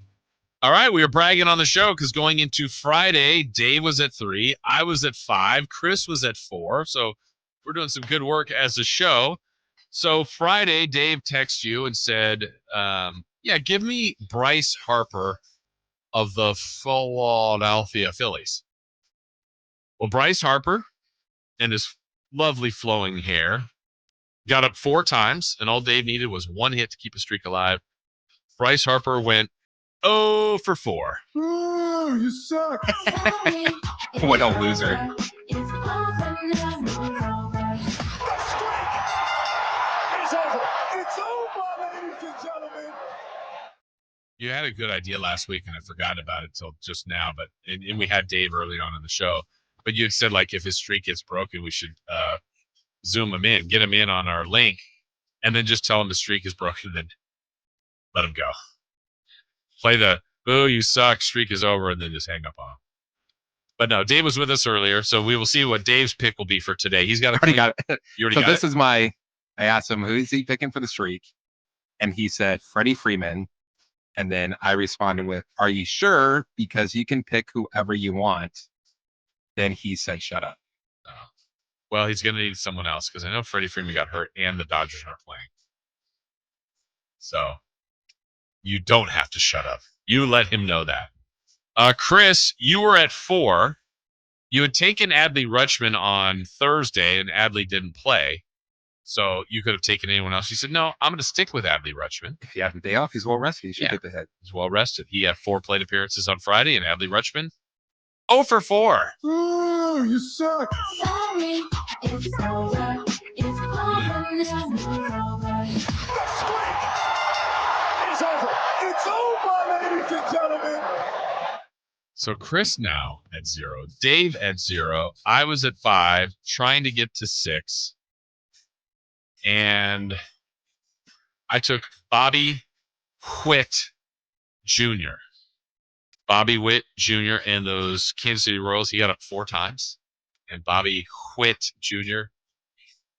Wait for the hit. He got 1. Woo! Still alive. Good for you. Yeah, good for me. Everybody's happy. I can just tell. And Dave has changed his pick to Bobby Witt. Did he? Yeah. All right. Let me make sure they're playing. They are. Oh, and they're playing the White Sox. Oh, easy. Easy peasy. All right, Chris, do you have a pick? I'll let you take a guess. Oh, you'll let me take a guess? Let me make sure they're playing because I know who you'll take if they're playing. Oh, they're not playing. They're not. It says here today. Oh, yeah, they are. 4:10. Jaron Duran. Yeah? Correct. Okay. Got it. I got it. Let's see. I'm going to go with today. Okay, he has burned me in the past. Is he going to burn me again? No, I got to believe. Got to believe in him. Let me make sure he's healthy and playing because I know we played yesterday, I think. Let me double check. Yep, Stephen Kwan of the Cleveland Guardians. All-star. Good average. The last time I picked him, though, I had a nice streak going, and he took me from my streak. So there you go. Bobby Witt Jr. for Dave, Jaron Duran for Chris, Stephen Kwan for me. All right, that's who's hot. That's who's not. We went streaking there. Major League Baseball today. One of the rarities, both the Giants and the A's are off. And we got what to watch coming up in our last hour. So more Olympics today. I mean, that's what you're going to need to check out today when we get to that a little bit later. Coming up in our final hour, we'll look back at some of the top stories of the day. We also will have celebrity birthdays, and we'll get to Niners at 9.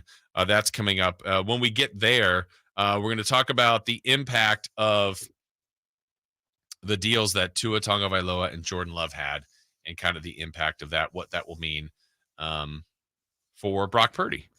Yesterday, I told you about my trip, Chris. By the way, before we wrap up this first hour, told you about my trip to Los Angeles. Came back and have another friend in town that makes homemade. Well, I'm gonna say salsa, but I got more of the pico de gallo because we're soft. Tomato based. Well, yeah. I mean, tomatoes, onion, garlic. Yeah. I mean, but instead of like peppers. There was some, but nothing hot. Yeah. I mean, he has the hot version and then our version and whoever else gets our version. Oh, if he wants to slide over some hot version, I'd love to try it. Okay. Nick, you know what? I think you'll love it. I mean, based on this one. There's this woman that my mom used to work with. This is like when I was still in school, that every once in a while when they meet up, I'll be like, hey, so if you're meeting up, maybe she could make some salsa. Yeah. Like the best salsa in the world. I love it. And it's one, obviously it's made homemade, so there's no preservatives. It's like you have about a week to eat it. We've got some of hers in the freezer. Yeah, that's smart. So, I mean, I got home yesterday. I was like, okay, first thing, once we went and picked it up, it's like, okay, let's go get some really good chips. And then it's just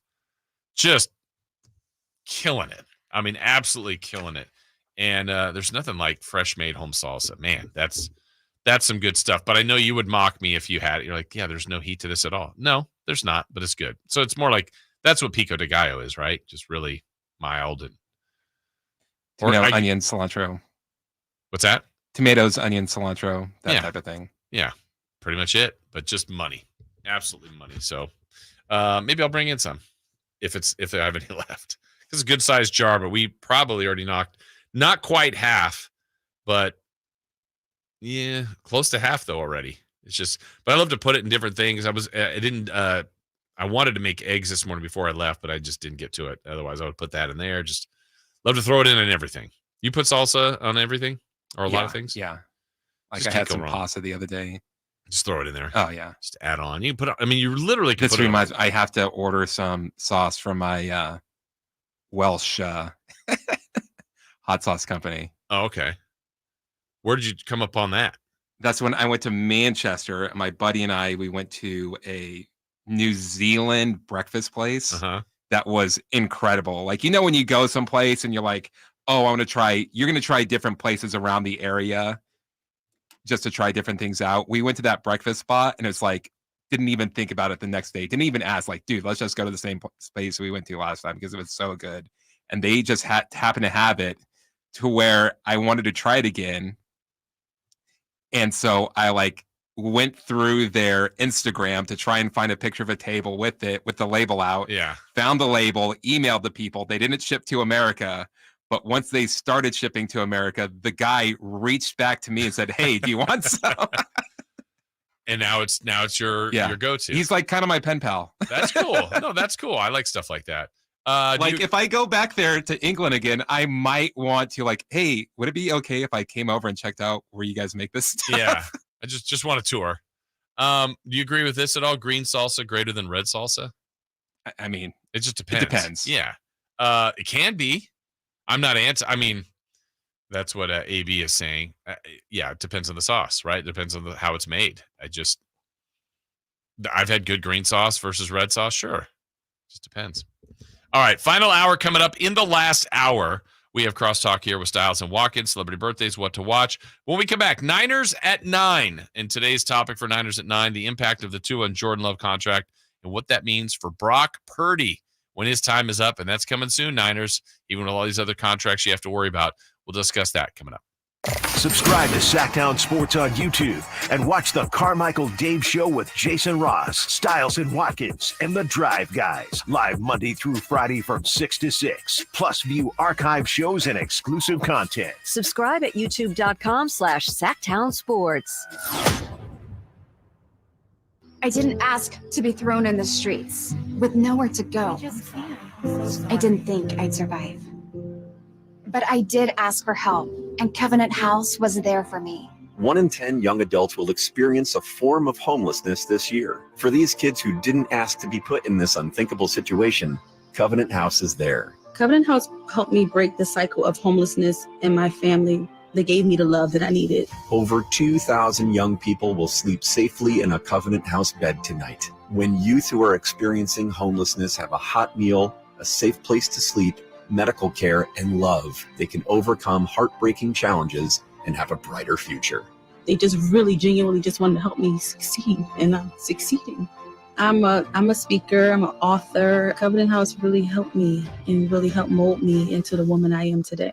If you or someone you love is asking for help, go to safeplacetosleep.org today. Where do you go when you need someone to represent you? For me, you want someone that is local and that you can actually get to and talk with. There are plenty of big branded lawyers out there with the name, but you never get to talk to them. So go to saclegaldefense.com and connect with the law offices of Jonathan Gonzalez. He's local, he'll represent you, and he'll have your back. Whether it's expungements, wrongful termination, when you're in a spot when you need legal help, call the law offices of Jonathan Gonzalez at 916-304-9187. If you've been on the American River, it's uphill, it's downhill. There's trails everywhere that you can walk, and it just makes you happy. And I couldn't walk, and it was terrible. I was turning into a real crab. I went to the Good Feet store and I tried on the arch supports. I could not believe that I was not in pain. I can walk, I can run, I can jump, I can do anything. My name's Terry, and that's my Good Feet story. The Good Feet store in Sacramento, Roseville, and Vacaville. From the Power Business Technology Toshiba Studios. Your home for Kings basketball for over 25 seasons. No look, Bibby to Weber, down the lane, flying jam. There's your play of the night right there. It's inside is Sabonis, a two-hand rip, a brilliant pass from De'Aaron Fox. KHTKAM Sacramento, KYMX HD2 Sacramento. Sacktown Sports. The Carmichael Dave Show. He's on the microphone when he's not on the microphone. He's playing a song, and when he's not playing a song, he's on the microphone. And then boom, with Jason Ross. No, he didn't. Yes, he did. Call or text at 916-339-1140. It's the Carmichael Dave Show with Jason Ross on Sacktown Sports. All right, final hour here on Sacktown Sports. Jason Ross here with you, Christopher Ladd as well. Carmichael Dave on vacation.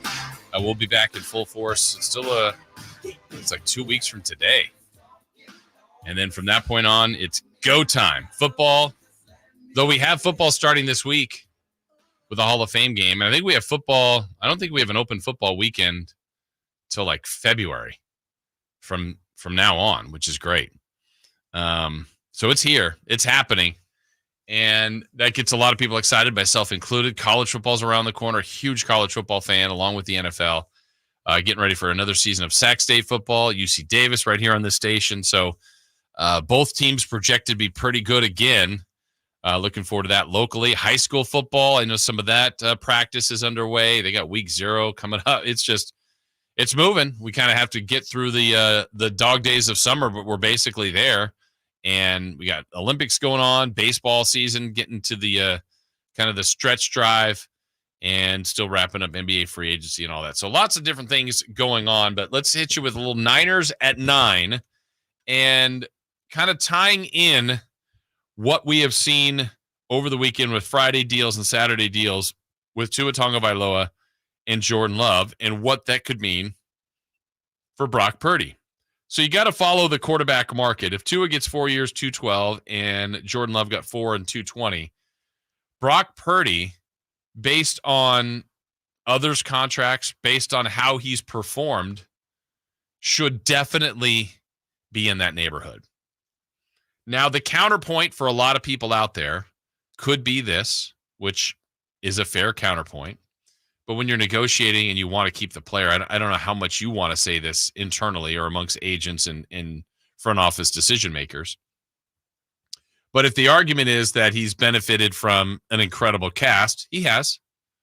If that's McCaffrey and Debo and Kittle and Ayuk, so on and so forth. And a good coach, he has. He's absolutely benefited from that. But if I'm Purdy's camp, I also reiterate the point that, look, I was Mr. Irrelevant, the last pick. I had to fight to make the team, the roster. I did. I proved that I should.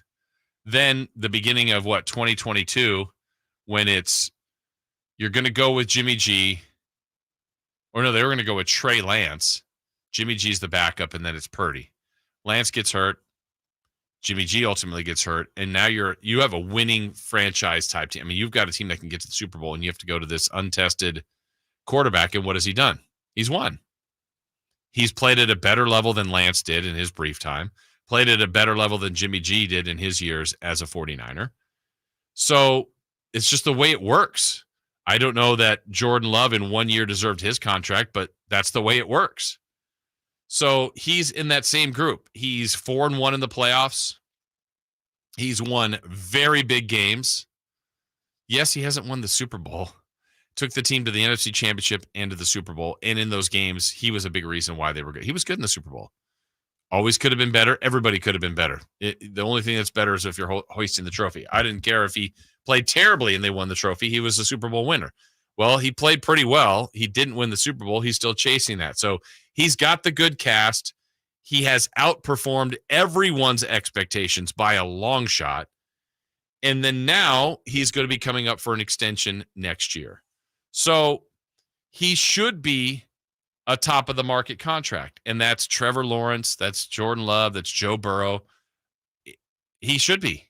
Dak Prescott's waiting on that.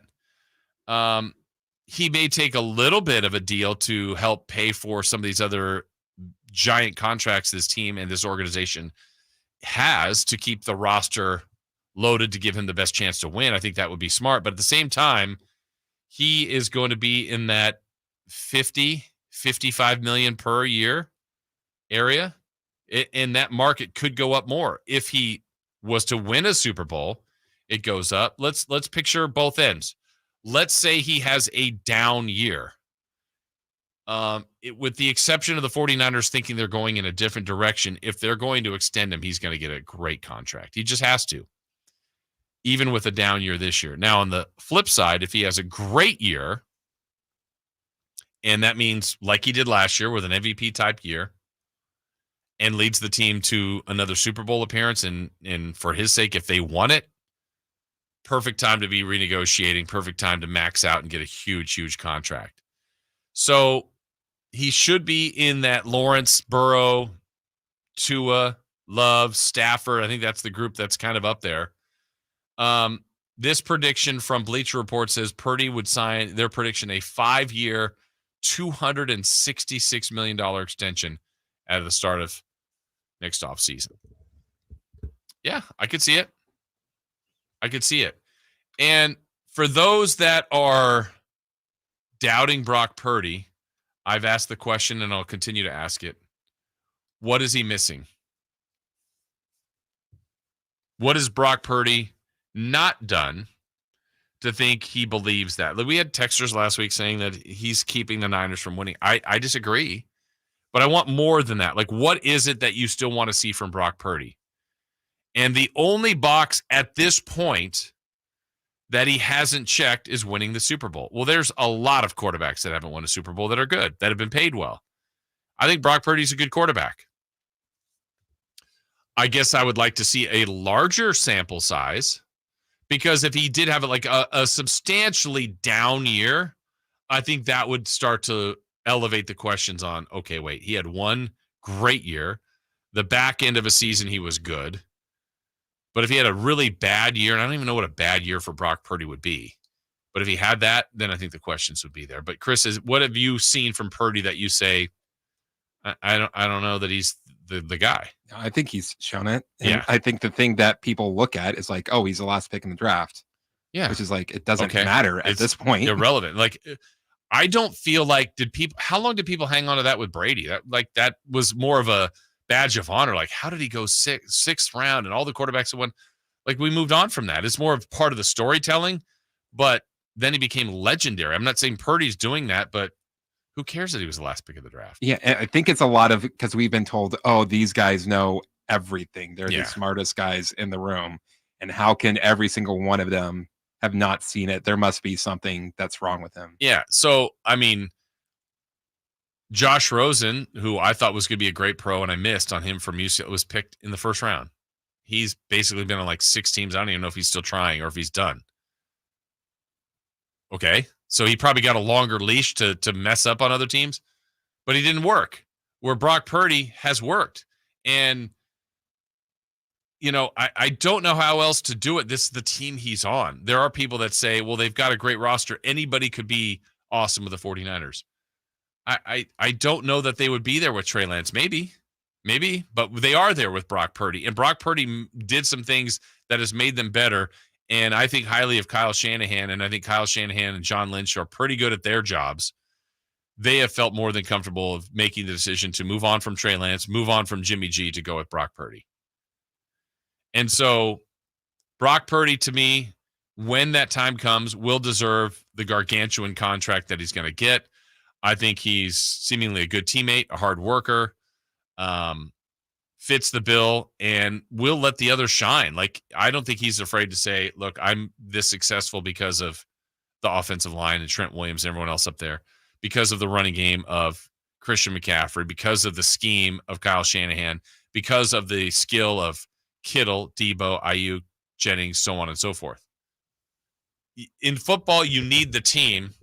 The quarterback gets most of the attention, a lot of the criticism, and most of the dollars, right? I mean, we're talking about money that no one else can get paid.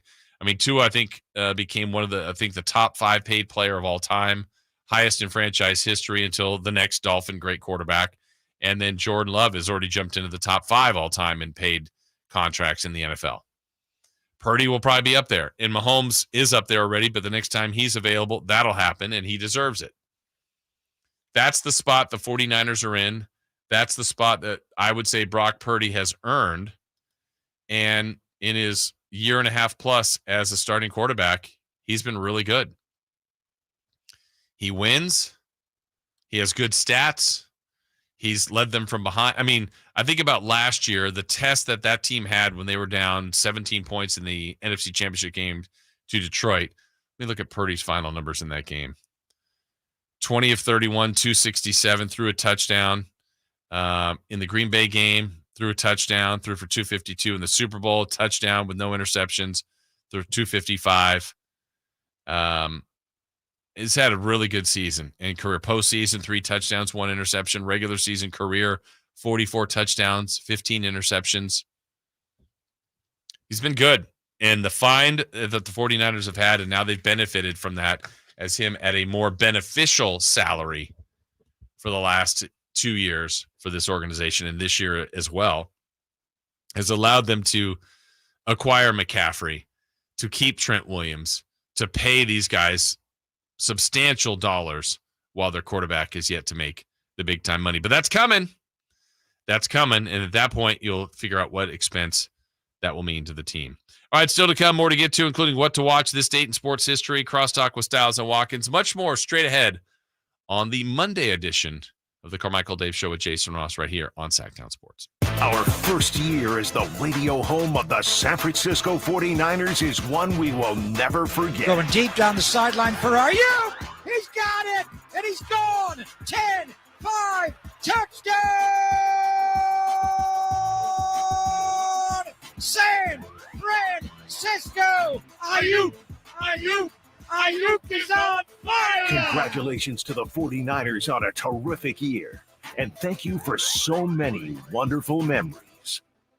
Hey, it's Carmichael Dave here for my friends at American Energy, and I got a question for you. Have you recently had a technician diagnose your HVAC system, and you were surprised at the cost of the repair? Of course you were. How are we supposed to know how much it costs? Maybe something was off about their quote. Well, at American Energy, they take pride in giving honest, straightforward solutions to getting your system up and running. That's why they have an A+ with the Better Business Bureau. That's why they've been around the greater Sacramento area since 1981. Have one of their qualified technicians come out and give you a second opinion for free. What do you have to lose other than dollars off of your initial quote? It costs you nothing. American Energy Heating and Air is at 916-520-9990 or AmericanEnergyAir.com. American Energy, making the uncomfortable comfortable. Give them a call, 916-520-9990. Call 916-520-9990 now.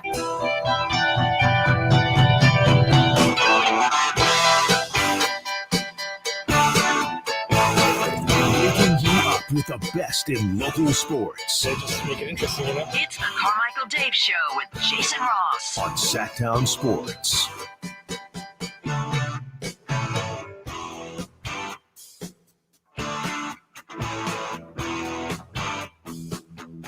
All right, show continuing here on Sacktown Sports.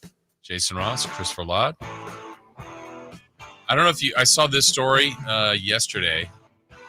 Did you hear about Chris, the guy? I think he's from Ohio. I could have the state wrong, but I know he he was doing a hiking trip in Kentucky, and it was he had been lost. Like everybody thought the worst, and it was going to be the last day of search. It was 14 days after he was reported missing, and they found him alive. 14 days. Oof. It was the final day. They found him. It was in some awful terrain. He was not doing well. He's alive. He's good. This is, I guess, officially reported a couple days ago, and then he's now great. But I guess he had 5 to 6 water bottles with him. That's it. That's a lot. Well, more than I would have thought he would have had. But I mean, when you start to get over at some point, I wonder, and I don't know how much of his memory he has left of this traumatic experience. But if you had that many water bottles, I'm assuming that's gone within a couple days.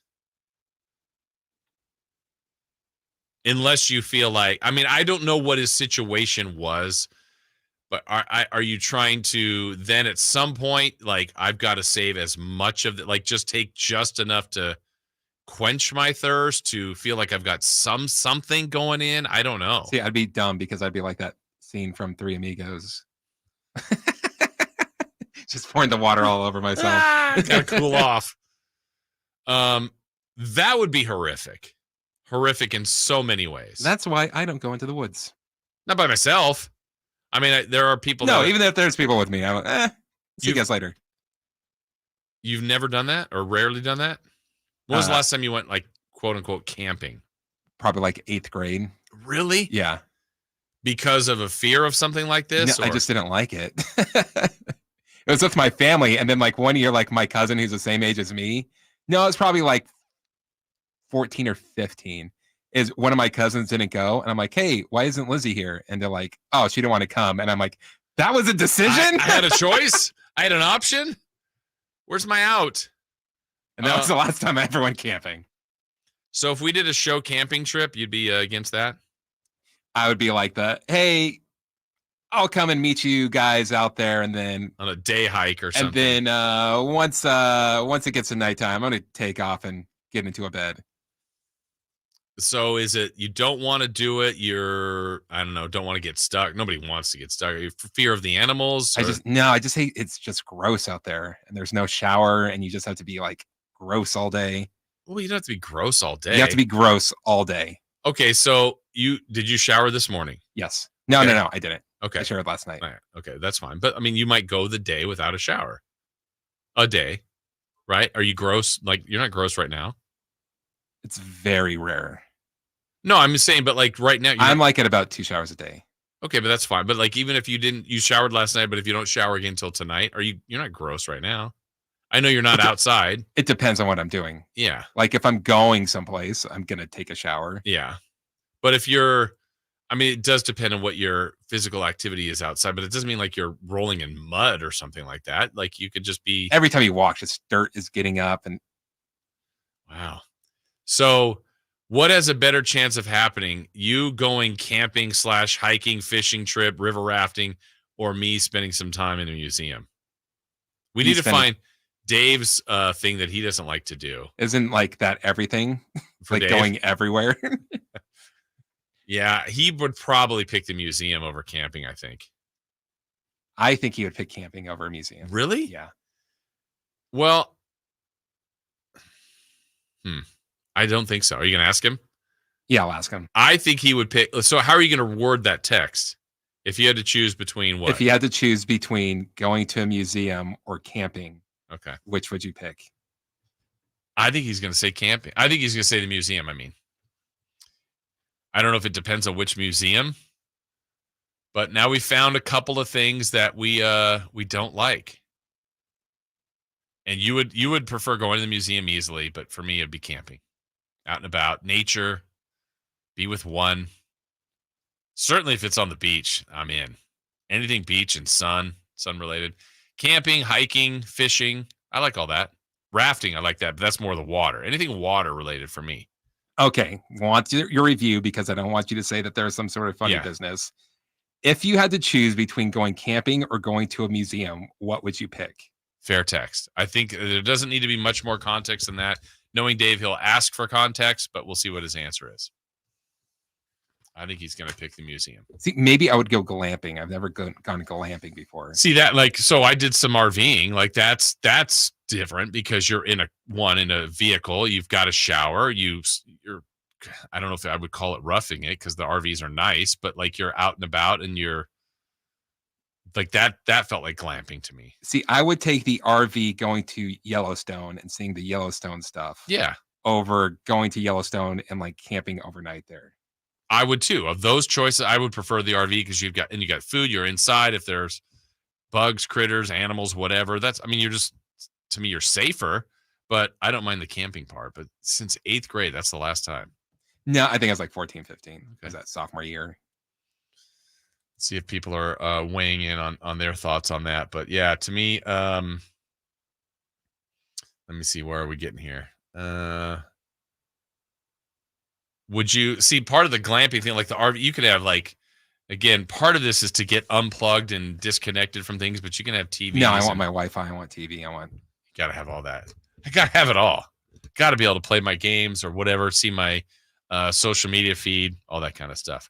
All right, so let's look back at some of the top stories that we've been discussing throughout the show today. Team USA Hoops, they got the victory. I guess if there's controversy there, it was Steve Kerr not playing. Well, we're not getting the attention for Tyrese Halliburton, but certainly it's been Jason Tatum not playing. He said felt like an idiot for not playing him. He will play in the next game, but he also reiterated that they really can only play 10 players. So I feel like they've played the right 10, but it's been tough. Do you have an update? I do. Okay. Getting the 3 dots. Here we go. He's still typing. Okay. Camping 100%. I thought it was museum. Wow. So Dave and I have to take you camping. I guess you have to take us. No, I have to take you guys to a museum. No. Yes. He says, but I don't really like camping either. I knew that about him, but I wouldn't say, that's not my, do you fish? You did that fishing trip? Yeah. Yeah. Oh, we get an Airbnb. Okay. And we cook it up that night. All right. Have you done river rafting? Kind of. I didn't like that. You didn't like it. Why didn't you like that? I got wet.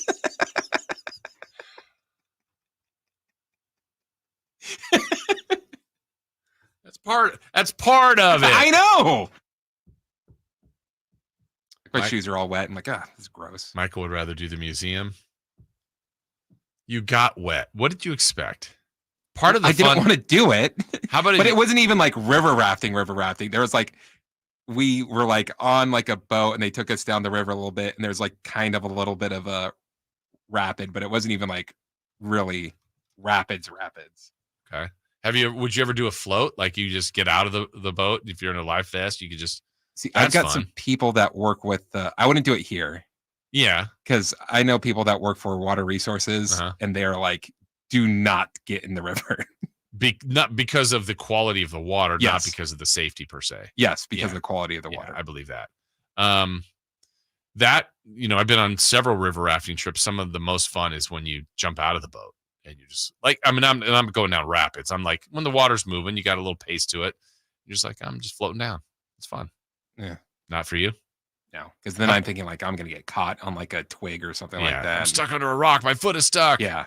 Have you never seen the River Wild? Have you done what are those called? Like at a water park, lazy rivers? Yeah. That's different because you're at a water park. You like water slides? But see, that I haven't done since high school. It's been I don't know the last time. Because also the water is gross. Well, true.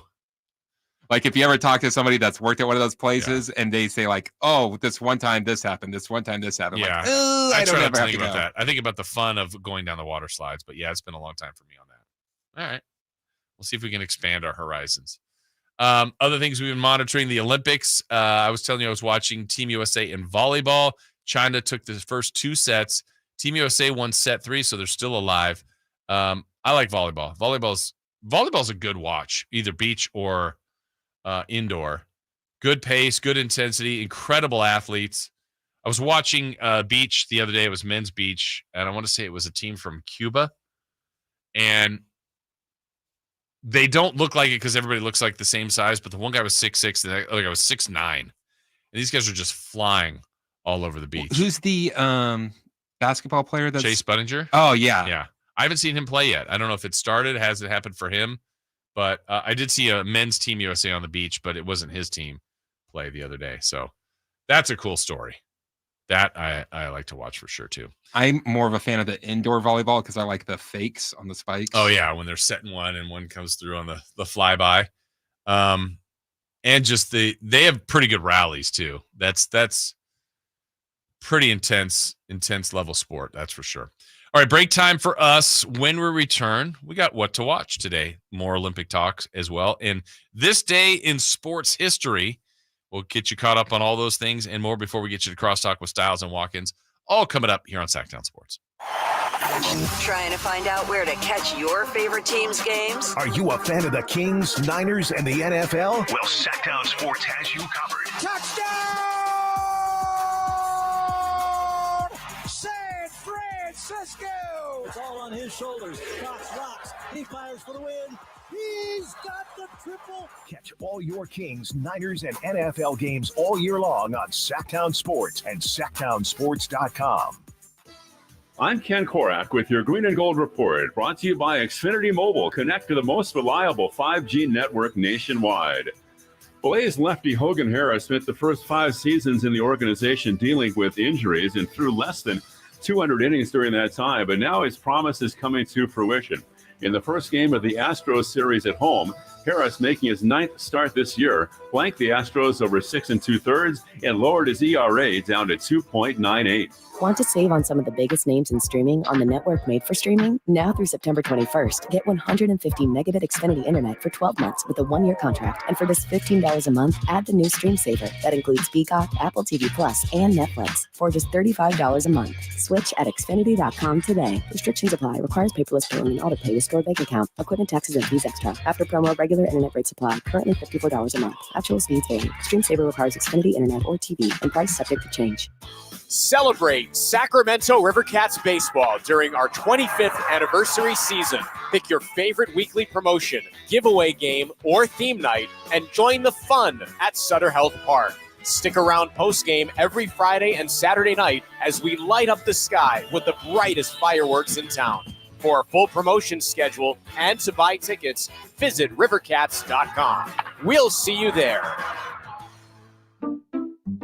We just want to have enough money for retirement. And travel to visit our grandchildren. I understand. That's why at Fisher Investments, we start by getting to know each other so I can learn about your family, lifestyle, goals, and needs, allowing us to tailor your portfolio. What about commission-based products? We don't sell those. We're a fiduciary, obligated to act in your best interest.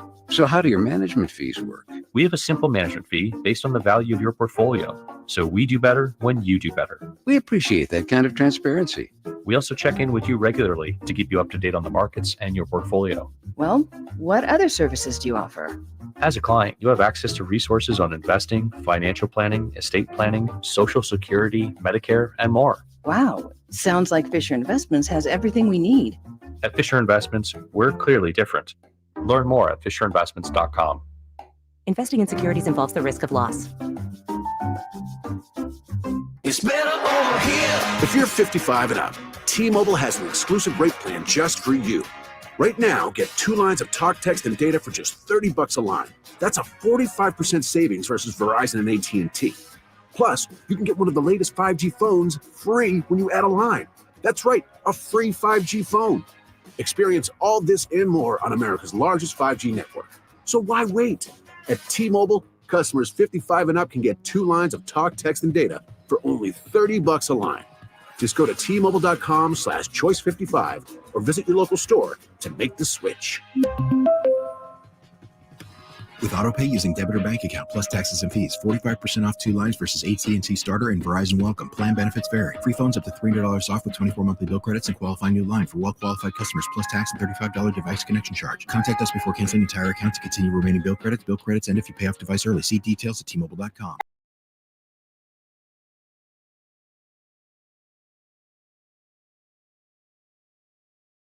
The only place in the morning to get your sports fix. The Carmichael Dave Show with Jason Ross.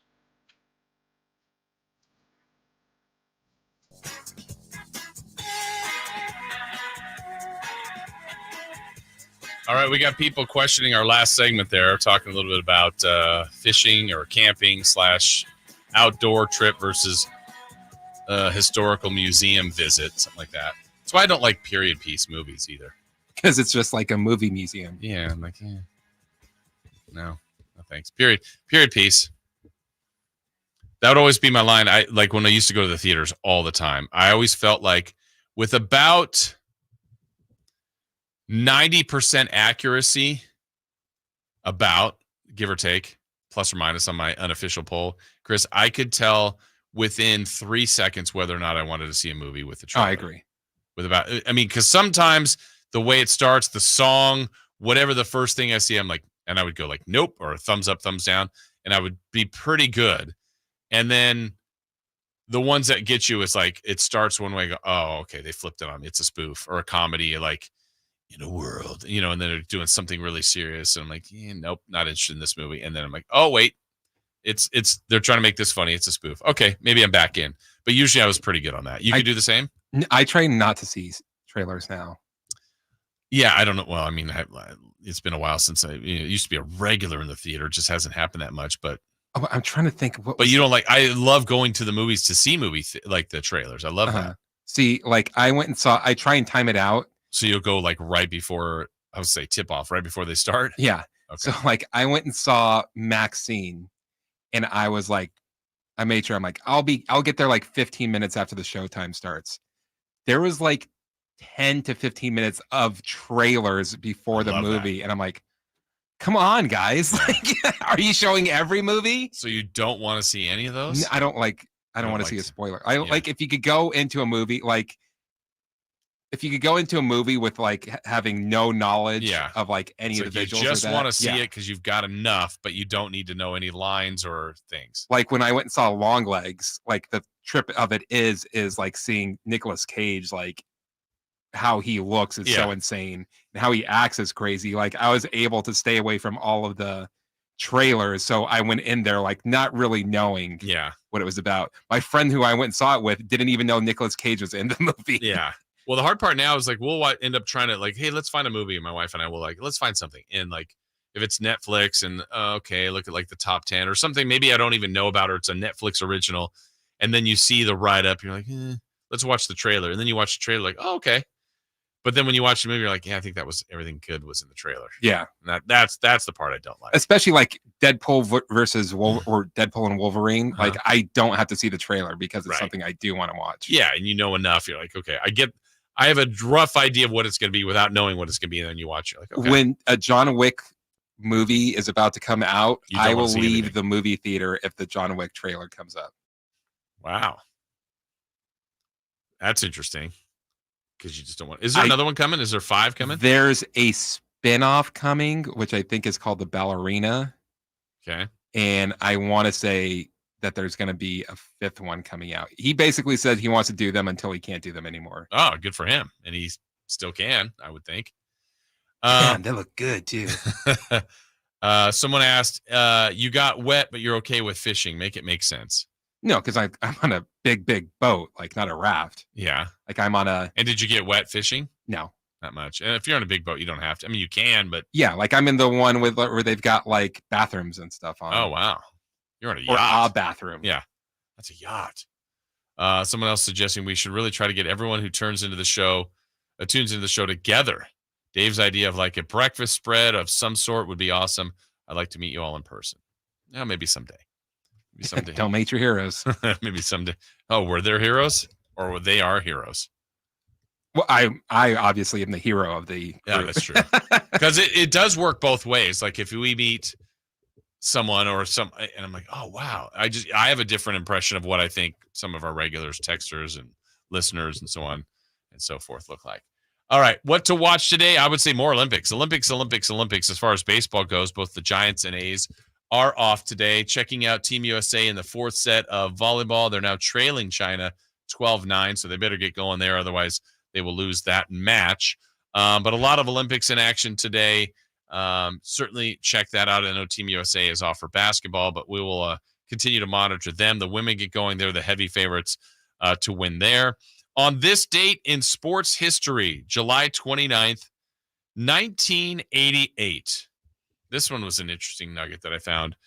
Pitcher Rick Sutcliffe stole home. I can't even imagine a scenario where I don't think Rick Sutcliffe is being fast, and maybe that was the surprise element.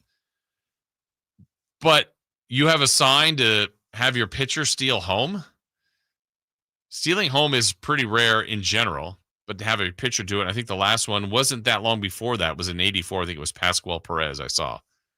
But Rick Sutcliffe stealing home, that had to be quite a feat. On this date in 1995, July 29th, Carolina and Jacksonville played their first ever games as a franchise. They played in the Hall of Fame game. I know some people, Chris, do you have any friends that adopt expansion teams? Like when they oh, maybe I don't have a baseball team, but this new team came in. I'm going to be a fan of the Nationals. I know they were the Expos, but or if there was a new baseball team coming in, or if the Vegas and Seattle, it's hard to say here because a lot of people are Kings fans, but I did know of a Jacksonville fan. We knew the same person that liked Jacksonville, and I think they liked the Arizona Diamondbacks. I think so. So they obviously liked just new teams. New teams. I'm not anti new teams, but that's a weird thing to just jump into. I'm trying to think. I can't see myself doing that. They've always talked about it for a while of Mexico City getting a football team. Maybe since I don't have a football team, maybe I would say like, oh, that's my team. But haven't you done that? Like you've adopted a team for the year, or have you done that officially? Or you like players and you like Mahomes? Yeah. And I still like. I don't know. I'm kind of getting tired of the Chiefs. Oh, has it finally happened? I'm just tired of them. Yeah. Are you going to adopt a football team this year? Or no. It's your fantasy team, whoever you have in that. Yeah. I still, because people ask me, who's your NFL team? And I would say, over the years, I grew up probably liking the Raiders the most. We went to Raiders and Rams games down in Southern California. But being up here so long, I still like the Raiders and I like the 49ers, but not to a point where it's not the same passion I have. Like, where if they lose, it bums me out. Yeah, I was going to say the way that you can tell if you're a fan is if it ruins your Sunday. If it's a big loss, it ruins your day. Like the Super Bowl, I wanted the Niners to win. Like that was different. That feels a little different because that's the biggest game. I know what it would mean for them to win the Super Bowl. I had nothing against the Chiefs, so that's also where it's like I know Niner fans probably hate the Chiefs because the true diehards like they've taken 2 Super Bowls from us. Like, I don't dislike the Chiefs. I was rooting for the Niners this year. Yeah, I was too. Just because, like, and I know you like Mahomes, but you were yeah. So I'm to that. But like, if the Niners were to lose to like people hate Seattle, like, and I know you do, but like, or Rams, I'm like, yeah, it's fine.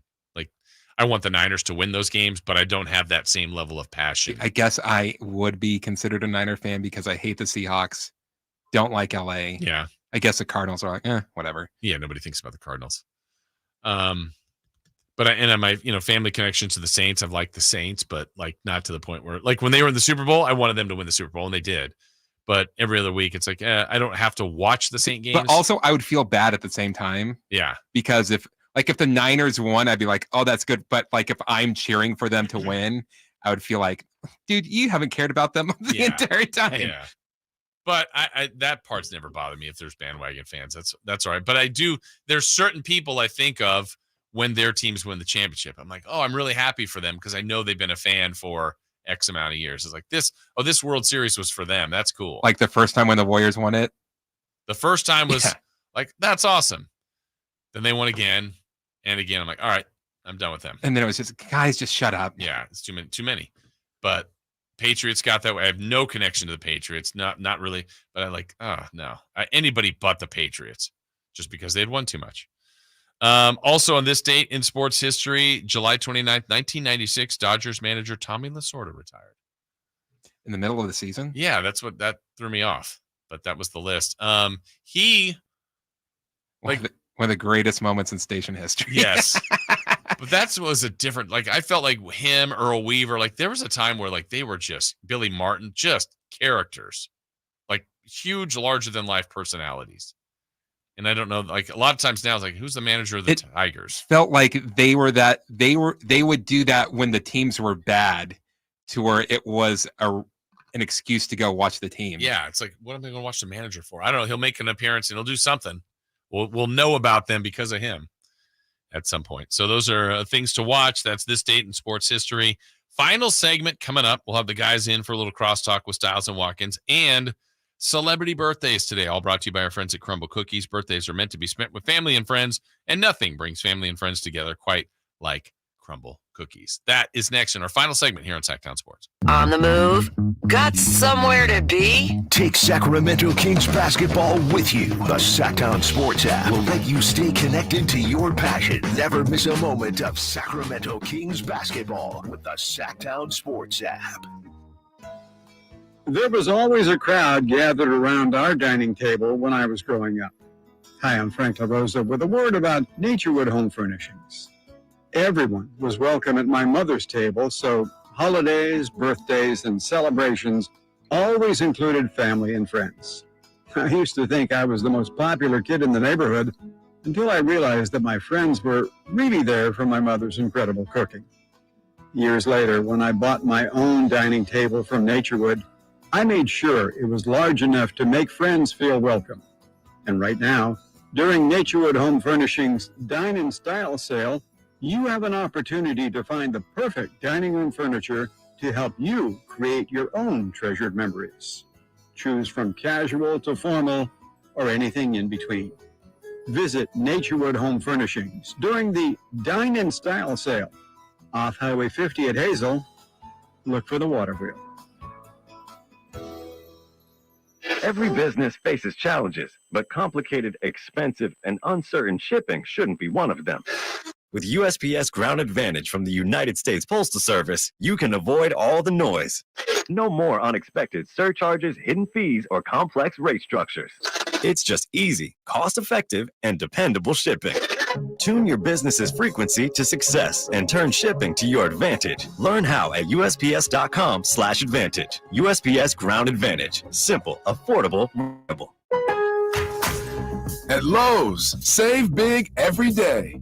Right now, get a free pneumatic nailer when you buy a pallet of Metabo HPT nails. Plus, save an extra 5% every day on eligible purchases when you use your Lowe's business credit card. Because Lowe's knows savings. Lowe's knows pros. Selection varies by location while supplies last. Discount taken at time of purchase. See sales associate for details. 5% offer subject to credit approval. Exclusions and terms apply. See store at Lowe's.com/credit for details.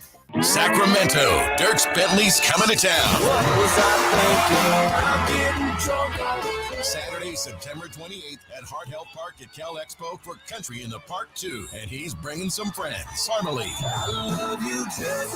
Tyler Rich, Dasha, Kelsey Hart, and more. Saturday, September 28th at Hart Health Park at Cal Expo. Get your tickets today before they're sold out at CITPFest.com. Brought to you by The Scoundrel Red Wine, Naturewood Home Furnishings, and Raising Cane's Chicken Fingers. It's time for the news of the day. The latest headlines, the biggest stories, hard-hitting analysis. Yeah, this is none of those things. And now, here's Carmichael Dave and Jason Ross.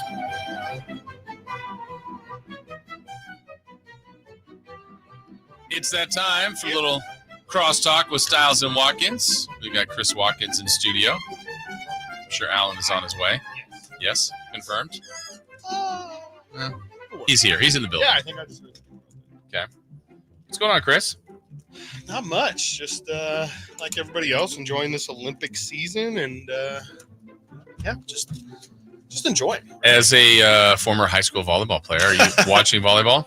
Yeah, I was watching the beach volleyball last night. I watched a ton of that. And this match has been incredible with China and Team USA. Yeah, it's been a good one. I just kind of turned this on about 20 minutes ago, and US has kind of turned it around. I think it's 2-0, and now they're about to hopefully they can get even game it up. 4 and then get down to the 5th and final set. Yeah. I was watching some table tennis yesterday. Oh, I haven't seen that yet. Oof. Okay. Especially the doubles. Like it feels like a smaller table than what we're used to, which I guess makes sense because it makes it more difficult. But with duos, there's no room. Like it's almost in a coordinated dance with how they have to avoid each other. Chris, did you happen to see the video of Anthony Edwards with the women's table tennis team? Yes, I did. Saying it was he'd get a incredible. point? It was incredible. I'm not sure. I need to see it. I want to see. I just want to see him get embarrassed now. Yeah, it would be incredible. Just get cooked. No, I mean, Anthony Edwards allegedly is like an all-time athlete, where he swears he could. Of course, you got to have the confidence, but he swears he could. Swim at an Olympic level. He swears he could do just about anything at an Olympic level. I believe it. Well, I'd like to see it. I'd like to see him try. Yeah. Alan, what have you been watching? Have you been watching the Olympics? Yes, been watching a lot. Favorite, of the a least favorite, anything? Well, we're definitely gonna rant a little bit to start the show about how to watch the Olympics. It definitely is a bit confusing, but when I have watched this go round, the mountain biking was actually that was really interesting cool. this morning. I haven't seen that. Yeah, the mountain biking is pretty legit. But I have a question. It might be a stupid question for these situations, like the mountain biking and the White River rafting. Are those man-made situations, or did they just augment? I think the water river. Water might be some of the waters. You can might see kind of like where they have to pressurize it, so you can go around. Okay, but I think they find the trails in the mountain. I think the mountains are real mountains. Yeah, I think.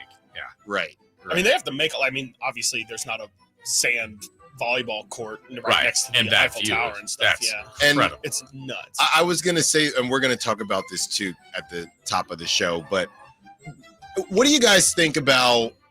Does it feel like they're showing this is a very celebrity-driven Olympics more so than usual? Yeah, if there's a famous person in the stands, they're showing right multiple times. We had to see Tom Cruise, Lady Gaga, Peyton Manning, everybody, just whoever's there. And I feel, and I don't know why I'm looking at Christopher Lott on this, but I feel like I've already seen Wicked. I've already seen the movie. I've already seen it. Yeah. Why do you bring me up with that? Because I feel like you might like the movie. Where are you getting that from? I don't know. I mean, I want to go see it. Well, if there's anything NBC related, it's getting shown. Yeah. I mean, even the opening ceremonies were great, but it was Tariqa who's phenomenal at everything. Kelly Clarkson. And then Kelly Clarkson. You're like, and Peyton Manning. You're like, okay, what are we doing? Kept getting more and more random, and Chris has to deal with Snoop Dogg. A lot of Snoop Dogg. A lot. He's the mascot of the Olympics. It's a lot of Snoop. It's a lot of Snoop. And he's likable. Families and stuff. Every vault has to have a Snoop react, pulling down his glasses. Oh, did you see that?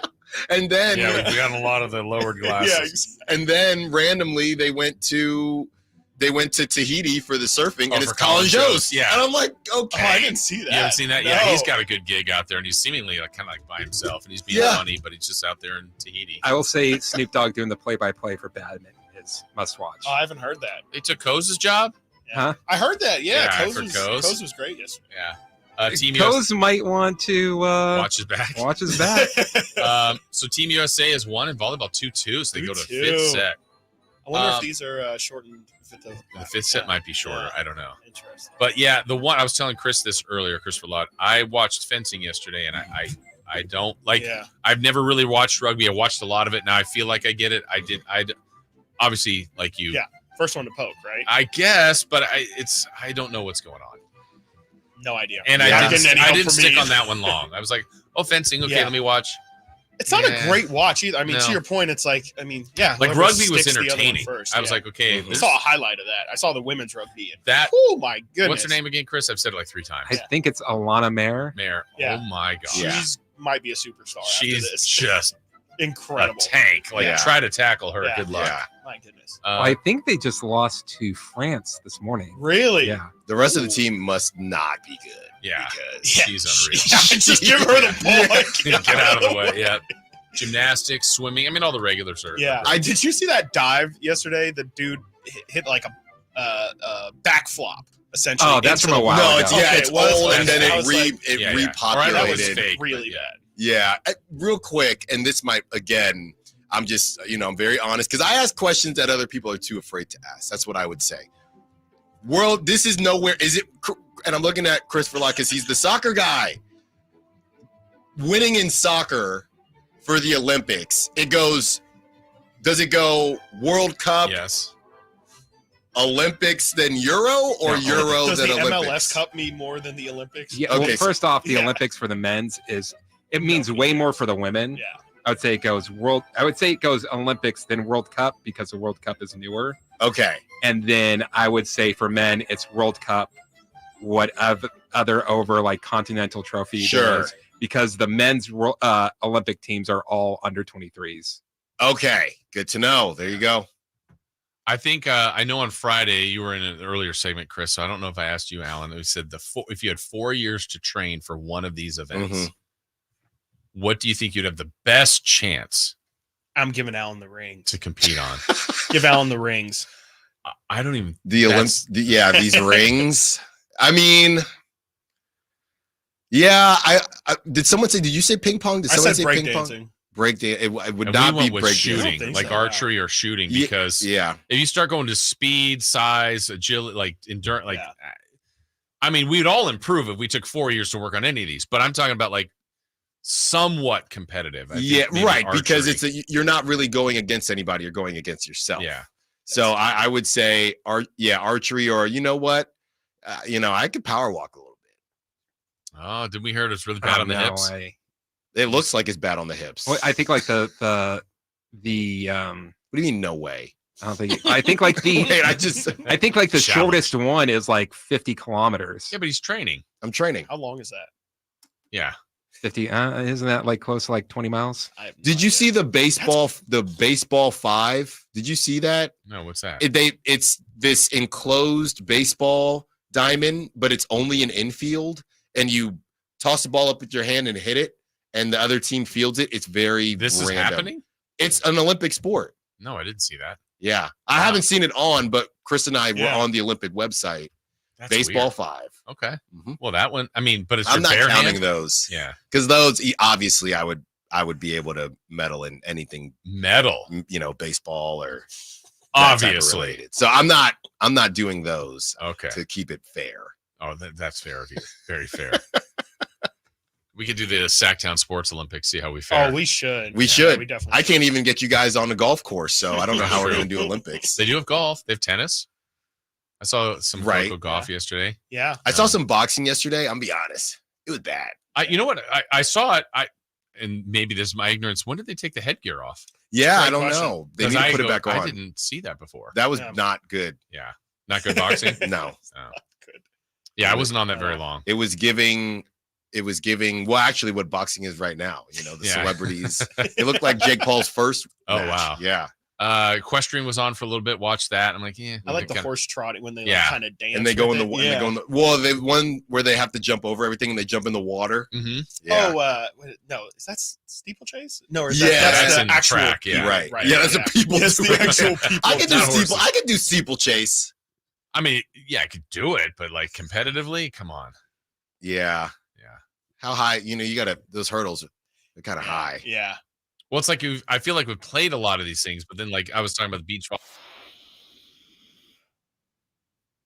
Fun. Then you're like, oh, the team from Cuba, 6'6" and 6'9". Right. Like, oh my gosh, these are Chase just different. Buttinger playing out here. Different level. You think we can get if we want to go real startup here? Because a lot of people call this old media, but we're really not old media. We got the youngest show in California here with Styles and Watkins. Can we if we want to go start up here, can we get a ping pong table in here? Ooh, yeah, that What, is the ping pong table won't fit in here. It could definitely not like fit a regulation one. Well, somewhere downstairs. Can we get it in the what's that called? The showroom.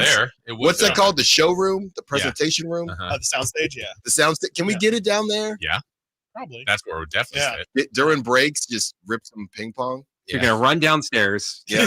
Yes. For a 3-minute break. And that is how you train for the steeplechase. Absolutely. That's right. Ideas are coming. All right, let's do it. Let's get some celebrity birthdays here. Brought to you by our friends at Crumble Cookies. Birthdays are meant to be spent with family and friends, and nothing brings family and friends together quite like Crumble Cookies. What's the USA score in the nasty tip? 3-3. It might be 4-3 now. US. I don't remember if it is a shorter game in the fifth set or It not. should be, but I don't know Olympic rules. I believe traditionally it'll go to 15. Yeah. Oh, we'll see. Yeah, there's a lot of amazing digs. Yes. The digs and saves are the thing that is just absolutely next level. You can see these blocks in pretty much any volleyball, but the saves and the amount of digs, just especially at beach volleyball, there. I mean, because you could full dive. You have to cover a lot of ground. You know, it's amazing.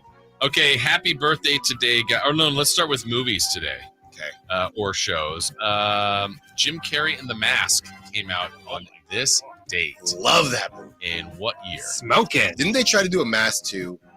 Yes. I don't know why. Not with him. I think it's like the son of Mask. Or I know it's either 94, 95, or 96. Where are you going? I'm going 95. Okay. Actually, 96. Okay. I'll go 95. 94. There we go. Correct answer is 1994. Oh. Just for the audience, that one correct. How about the show? It was it's Last Chance U. Oh, so good. When did that come out first? Season? The first season. I have no idea. July 29th. I have Last a Chance pretty U. decent guess. I'll say 2014.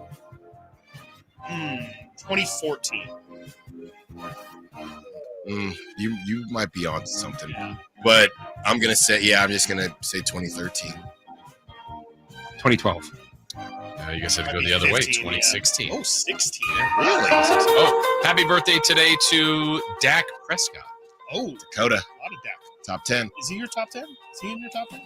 We just did our top 10s last week. Oh, I'd be curious. Yeah, was Purdy in either of your 10? He was in, I think, all. He of was our 7 10s, for yeah. me. He was 9 for me. 5 for me. And was Dak?